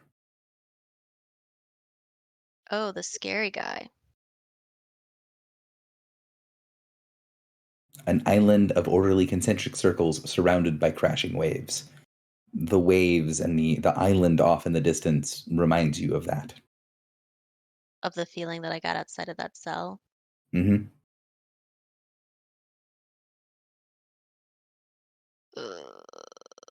So this evil thing that someone told us to be afraid of. Sage, I think, right? Sage said, like, that thing's terrifying. Is corrupting the Formians. He's saying for him personally, he can feel his mind is being slowly rewritten by this thing. Sage is on our ship, right? Yeah. Can I talk to Sage? Sure. Bring him into this conversation. Bring him into the. We are bringing Sage into the loop. You guys go get Sage. Since he's been freed, has been spending almost all of his time sleeping. And if you ask him about it, like, hey, are you okay?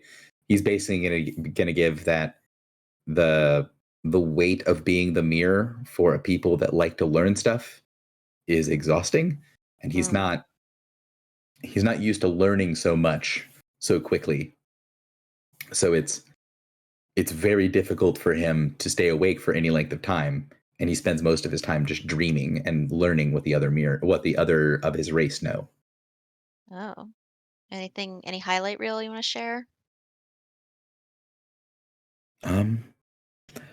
Some of the things that my people know is more nightmare than truth. There have been many things that destroy minds awake in the world. It will take time for me to understand what is true and what is feared to be true.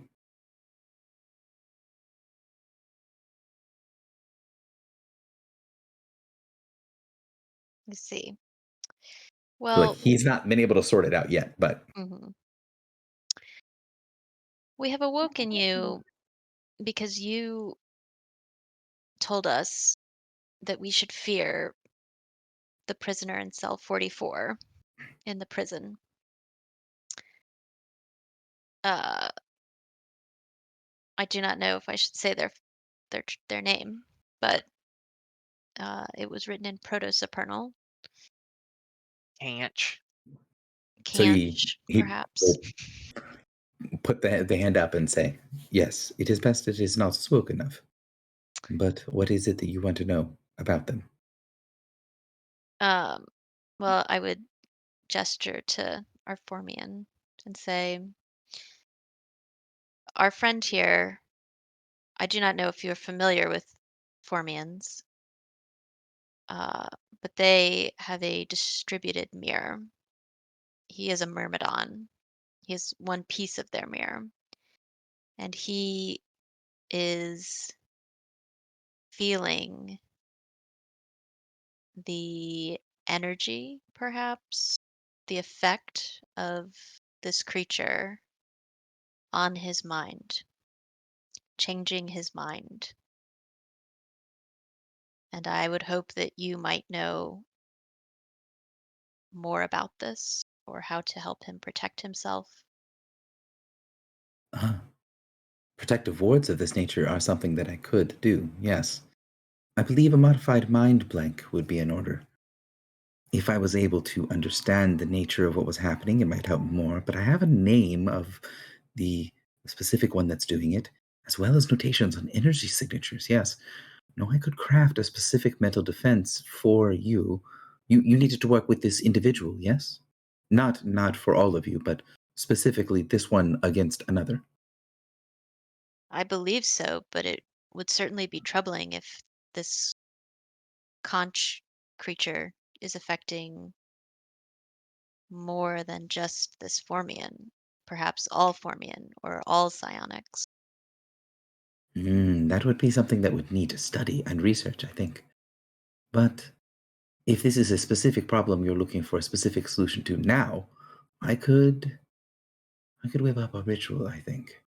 Yes, this could be done. I might be able to find a little bit more generalized information if that's what you're looking for, but it should not take me more than a seal or two to craft a new ritual that will protect his mind. I would look at the Formian and ask, is that amenable to you? And the Formian doesn't say anything out loud, but sends through like telepathy, uh, like, do you trust him? Like, it's not is this a good idea or not? Or, this is a good idea. It's more along the like, oh, he's going to do something to my brain, ostensibly to protect me. Do you trust this guy? He has only acted with good faith towards us, and he is the original inventor of the mind blank ritual, which we use to this day. I believe he is trustworthy, and I believe that this force that is attempting to change you may be dangerous. So Sage puts up a finger and says, I am, of course, a biased source of this information, but I can say that I can be trusted, and I have a bit of evidence to use to show to the contrary, or that shows that if I wish to be if I wanted it to be the contrary, it would be easy. Sorry, if I wanted it to be the contrary, it'd be easy. And he says, "Do not consider your psionic communications private in my presence. It is impossible for me to block out at this short range. I'm not eavesdropping. It's just who I am." I So nod. basically, he's letting the Formian know that like you sent something in private, I could hear you, and I'm telling you I could hear you as a way to be like, hey, I don't have to share that I can hear psionics. Mhm.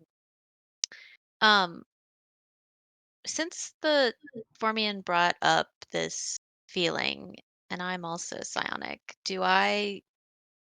can I like clue into this? Am I like, oh, I too feel this? You can, like, you could meditate, and especially with Sage here, he could sort of check for the same things. Mhm. And you can find that no evidence of what the Formian has. And with Sage, the two of you guys would be able to work together, or probably 3 or 4, like all the like ritual casters would be able to work together to see that, yeah, there is an actual measurable thing that's affecting him, even through the wards of the ship. And you think that the ship is dampening the effect, but it's not completely stopping it.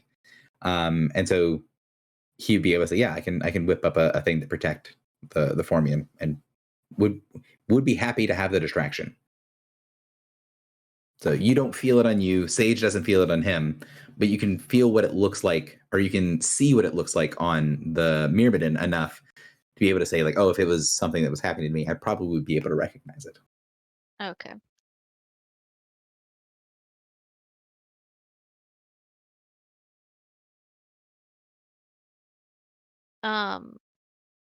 So Sage is going to basically immediately ask for one of the crew members to bring him a thing of paper from his room.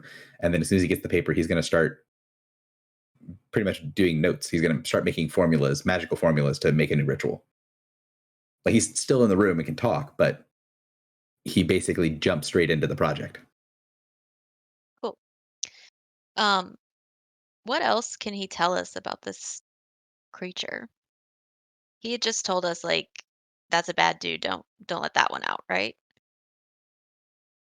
I recognize the language and I recognize the name. Beyond that, it's difficult to give you much concrete information. I think that the species the names belongs to is very, very old. It is one of the things that is incredibly ancient, even from my time, and my time is ancient to you. So, yes, very, very old and very strong. And I believe that the entity contained within that particular vault was there willingly.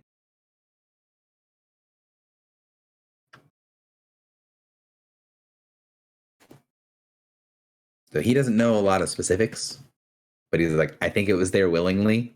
This thing is super, super ancient and does not give me good vibes. That kind of makes me wonder where Merc is, because wasn't Merc supposed to kill all the baddies?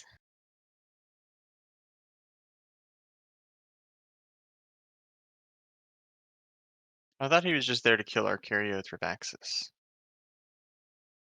Maybe.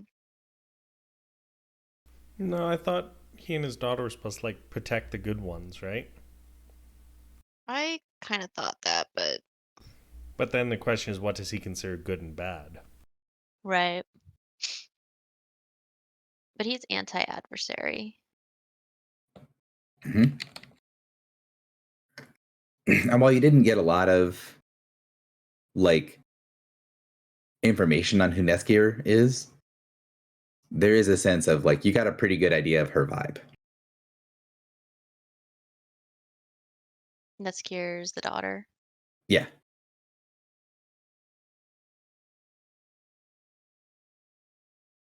Well, she was going to mercy kill all of the ones that were vegetative. Basically, yeah. And Merc was going to kill Arcariothrabaxis. And I think, but I don't know, maybe this thing just acted cool and Merc didn't know. Does Merc do sendings? I mean, Oh, potentially, yes. but we've asked this because if he's in the infinite rings, then it won't work, right? Correct. Okay.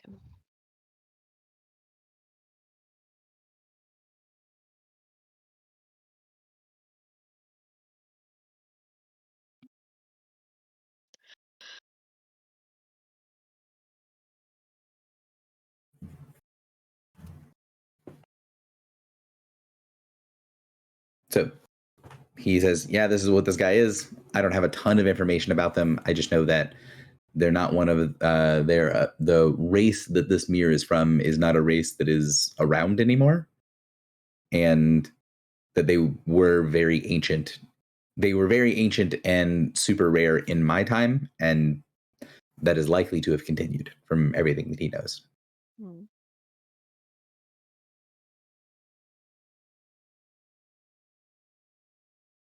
Can I tell what their name is translated as?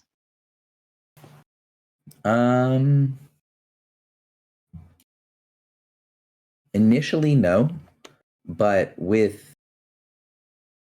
initially, no. However, you are at a place that would have the ability to translate this because, like in character, you would know that the Sphinx knows how to translate the Proto-Supernal that his name is written in. If that makes sense. So, like, could you do it? No, but also you're literally right next to someone who could, and your character knows that that person could translate it and would translate it for you. So, it is something you'd be able to get.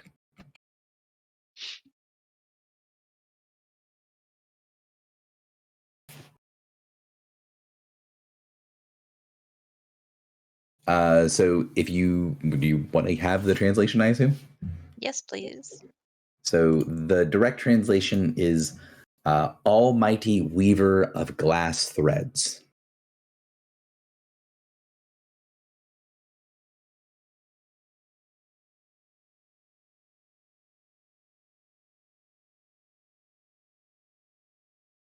And the Sphinx will also tell you to not investigate that. What would she say if we told her we freed this thing?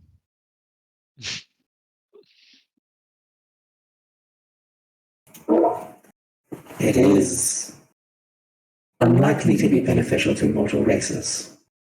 I do not know how it will work with this current contestation between things that exist and the adversary.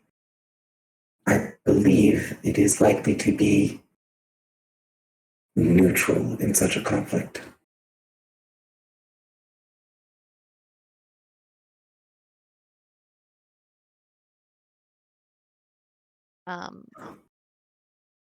What does she think it's trying to do with the Formian?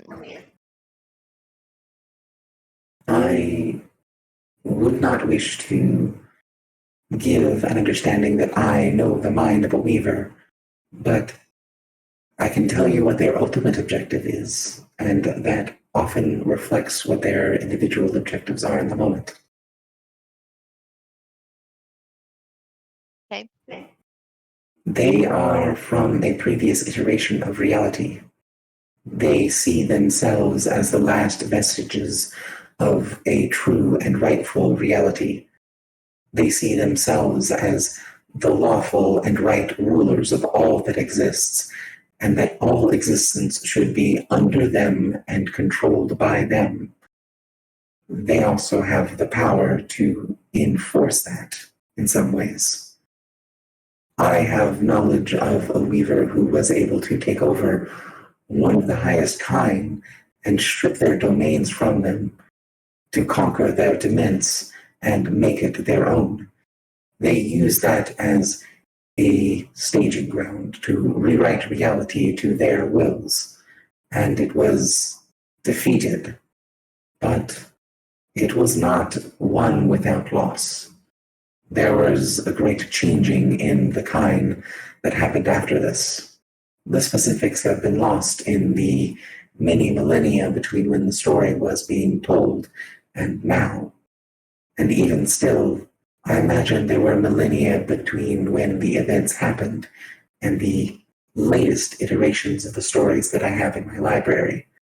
But it is understood that at minimum, them as a people would be able to invade the demesnes and personal dimension of a god and defeat them on their own terms and strip them of the things that made them gods.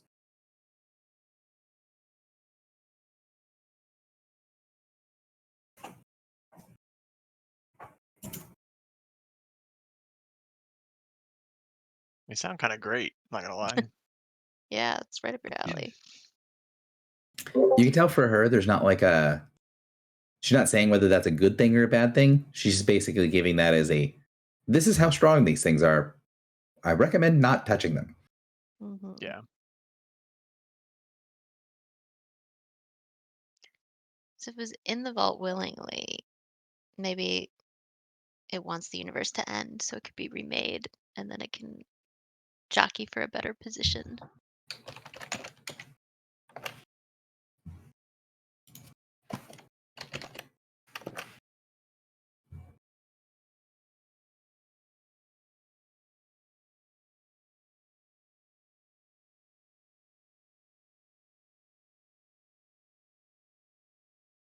Sorry, muted myself. The Sphinx doesn't have a lot of extra information about the Weavers, other than that's the name of their species. Like that's what they're called as a species, and that they were very old before a lot of the basic things were set up in the universe, to the point where there's a belief that they are on the same time scale as the Watcher, as the original Morthax. Mhm.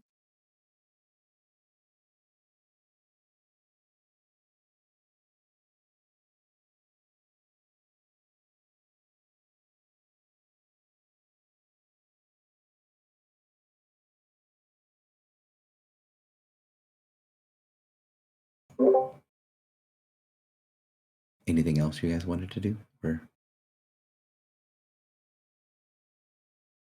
in the last part of where normal session would be,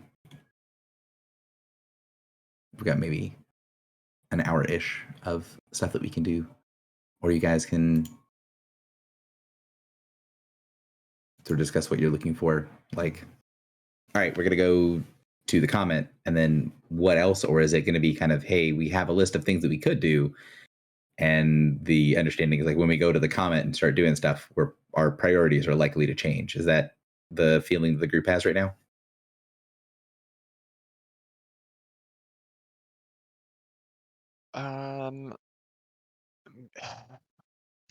It's so hard to say.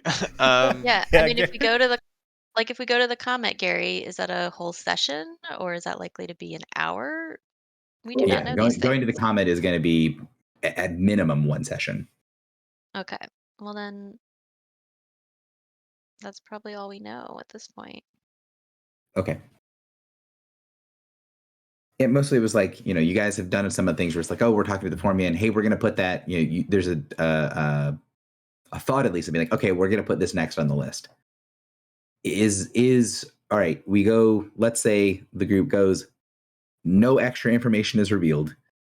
You're able to go to the comment, do what you want to do there. You free the queen that is of the Winter Court, right?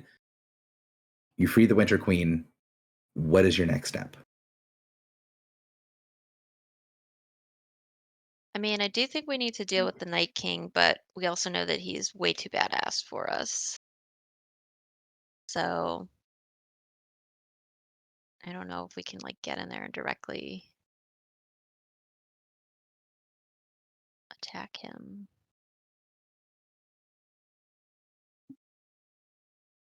I mean, this is for everybody too, right? Like, Well, I and don't if we know. if If we we free free the the Winter Queen, she might know where Delseth is. I know that's what I was just gonna say. Yeah, so I can't imagine freeing the Winter Queen is not gonna give us new information. Famous last words. Right?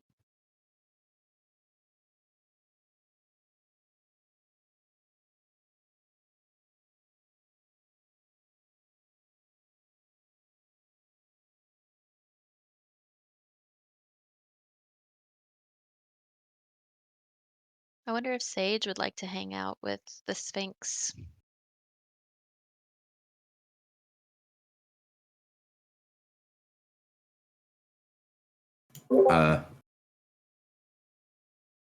That is I don't know if that's a question to the group or a question to Sage. Sure.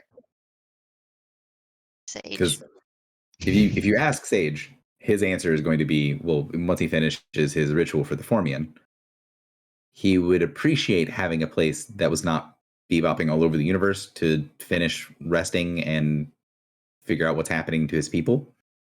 So any place that you all think is safe and is not going to be moving around a bunch would be helpful for him.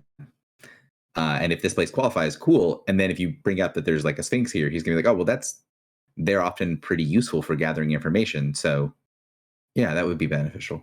But you can get from talking to Sage that he doesn't think of the Sphinx as a person. Mm. This What if again. What if we tell him the Sphinx is a person? You're gonna get kind of like I understand how you can get attached, I mean, but it's a very well made, very complex tool. what does the Sphinx think about this? Oh I my mean, I god. think you're gonna know True. without having to ask her what her opinion of that is. Yeah. So I think Sage is gonna have to stick with us. Your bigotry is not appreciated here. But it will be tolerated. It will be tolerated elsewhere. So Well- if you make the point to Sage that like that's a problem that will, him making his opinions known will prevent him from having a safe place to rest. He will keep it to himself. Like he thinks it's a little silly, but he's not against, if you give him rules for what he has to do in order to stay here, he seems like he's fine for obeying those rules. He's just like, I mean,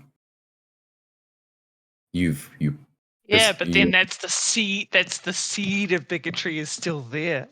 That's Yeah. right. It is. 'Cause I he's mean, like, it's just an object, guys. Like, it's a complex object. It's really cool, but You're It's an an object. object. Yeah. It's not our home. She would have to invite you. So if you would like to make your case, we'll allow it. But we cannot.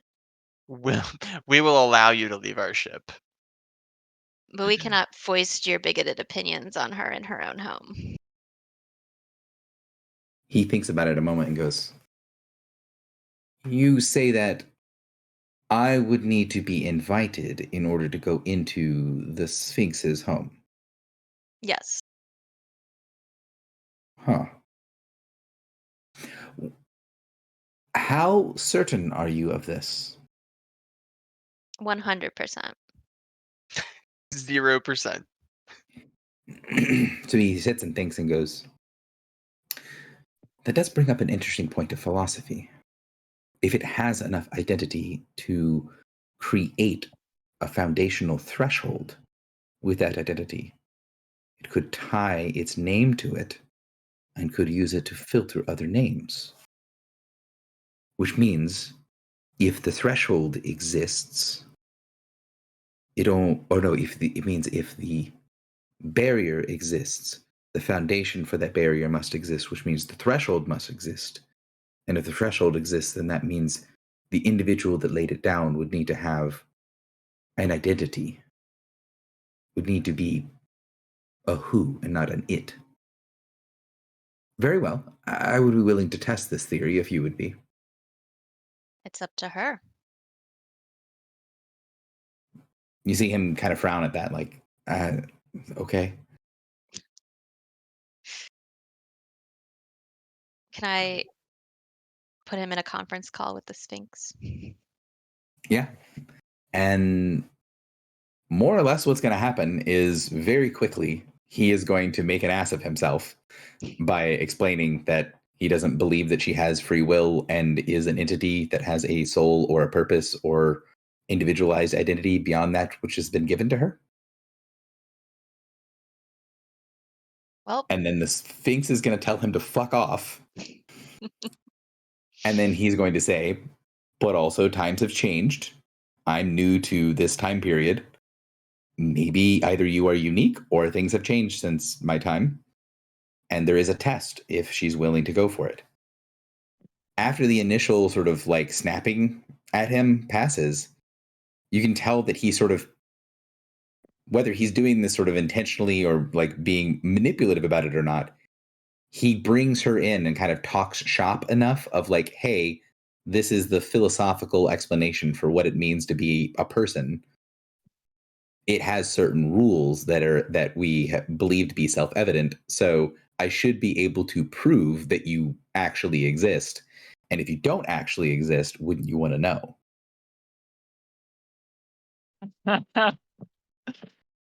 She does want to know. Which is the manipulation part of it, of like, yeah, the Sphinx wants to know what the answer to the riddle of do I exist is. So I mean, in character, you guys would be able to tell that he's not being super subtle about it, but he is openly playing her. He's openly manipulating her for the purpose of getting her to say yes to the test. You don't know if there's any sort of like hidden motive or like he's being evil about it. It's more along the lines of like, oh, I know how to ask this question to get the response I want from this person, and I'm asking it exactly in that way so that I can get the response I want. Would that change your character's decision to let him do the test?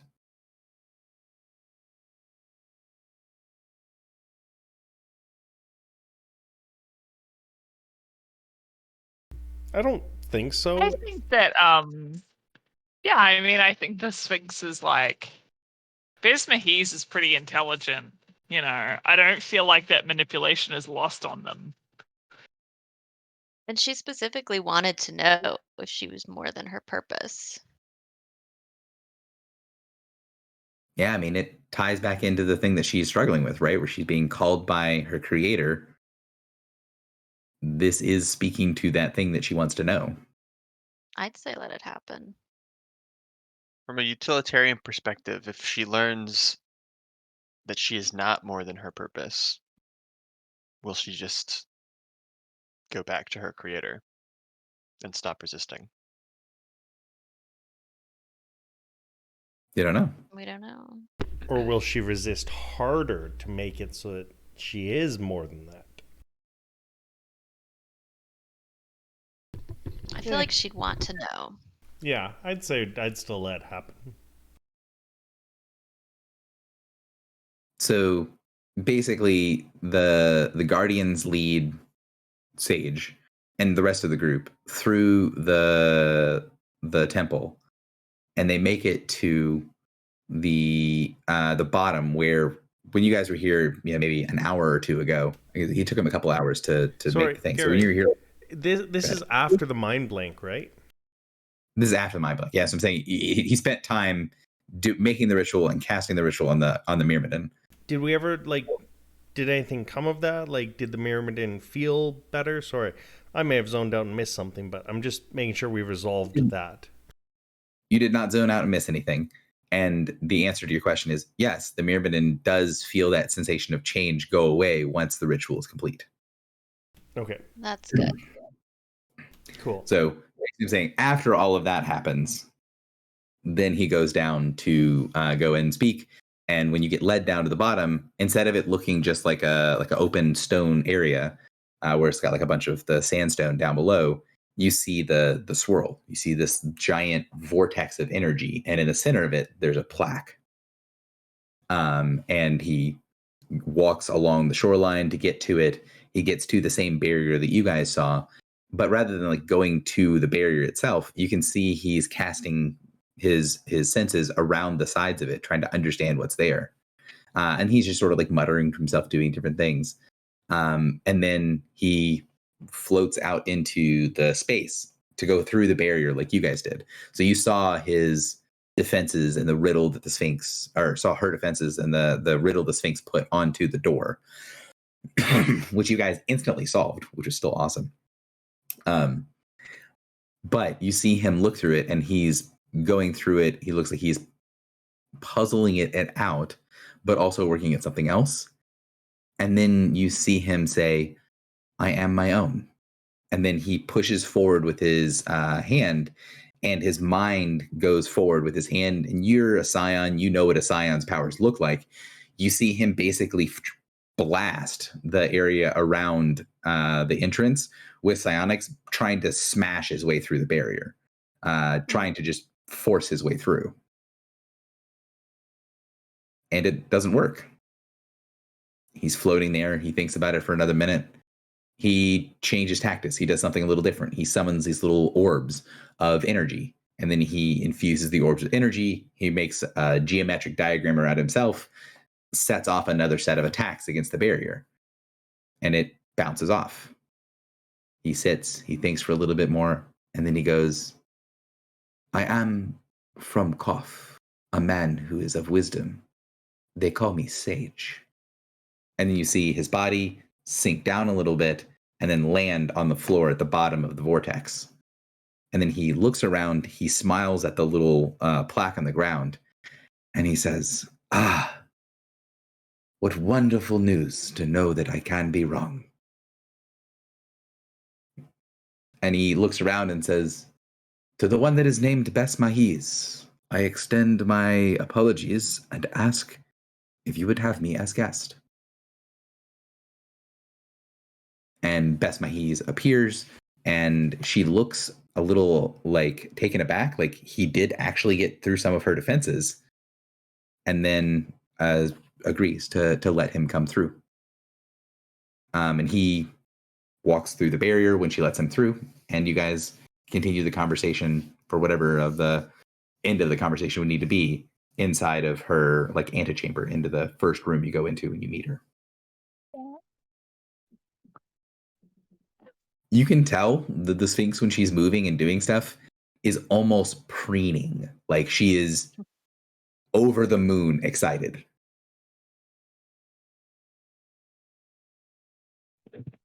She's happy Well, with the that's response. That's good. Yeah. Good for her.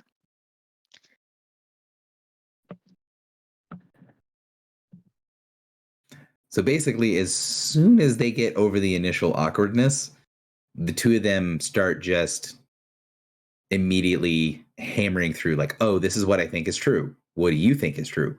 And start having this very in-depth, very obscure philosophical debate almost immediately, like within the first like 15 minutes of meeting.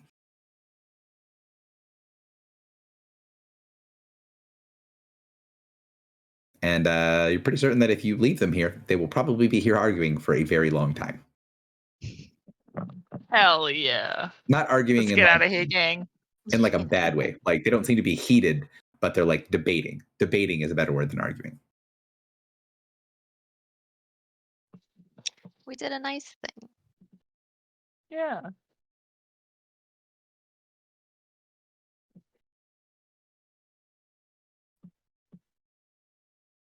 So I think I'd probably want to do sort of the session wrap up here is you guys take the teleportation portal to the location where Avar's spear is, and then it's going to take you a little bit of time to match velocity.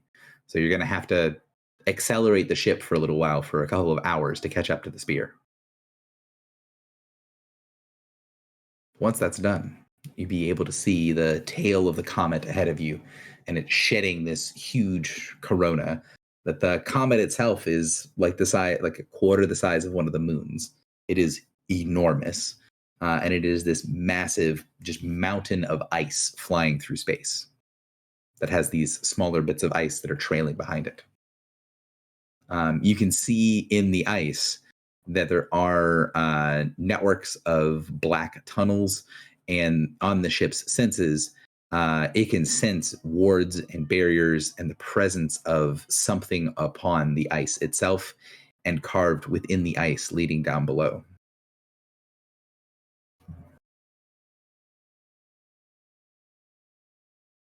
And that's where we'll start. All right.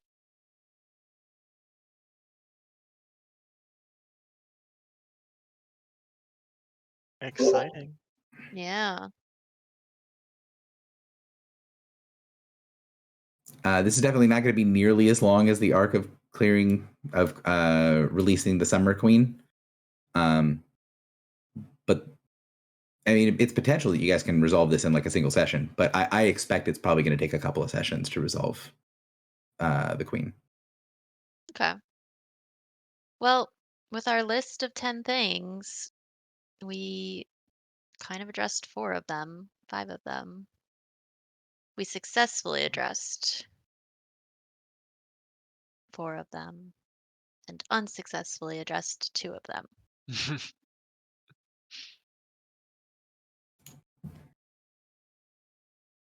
All right. Well, JP, if you'll stop the recording.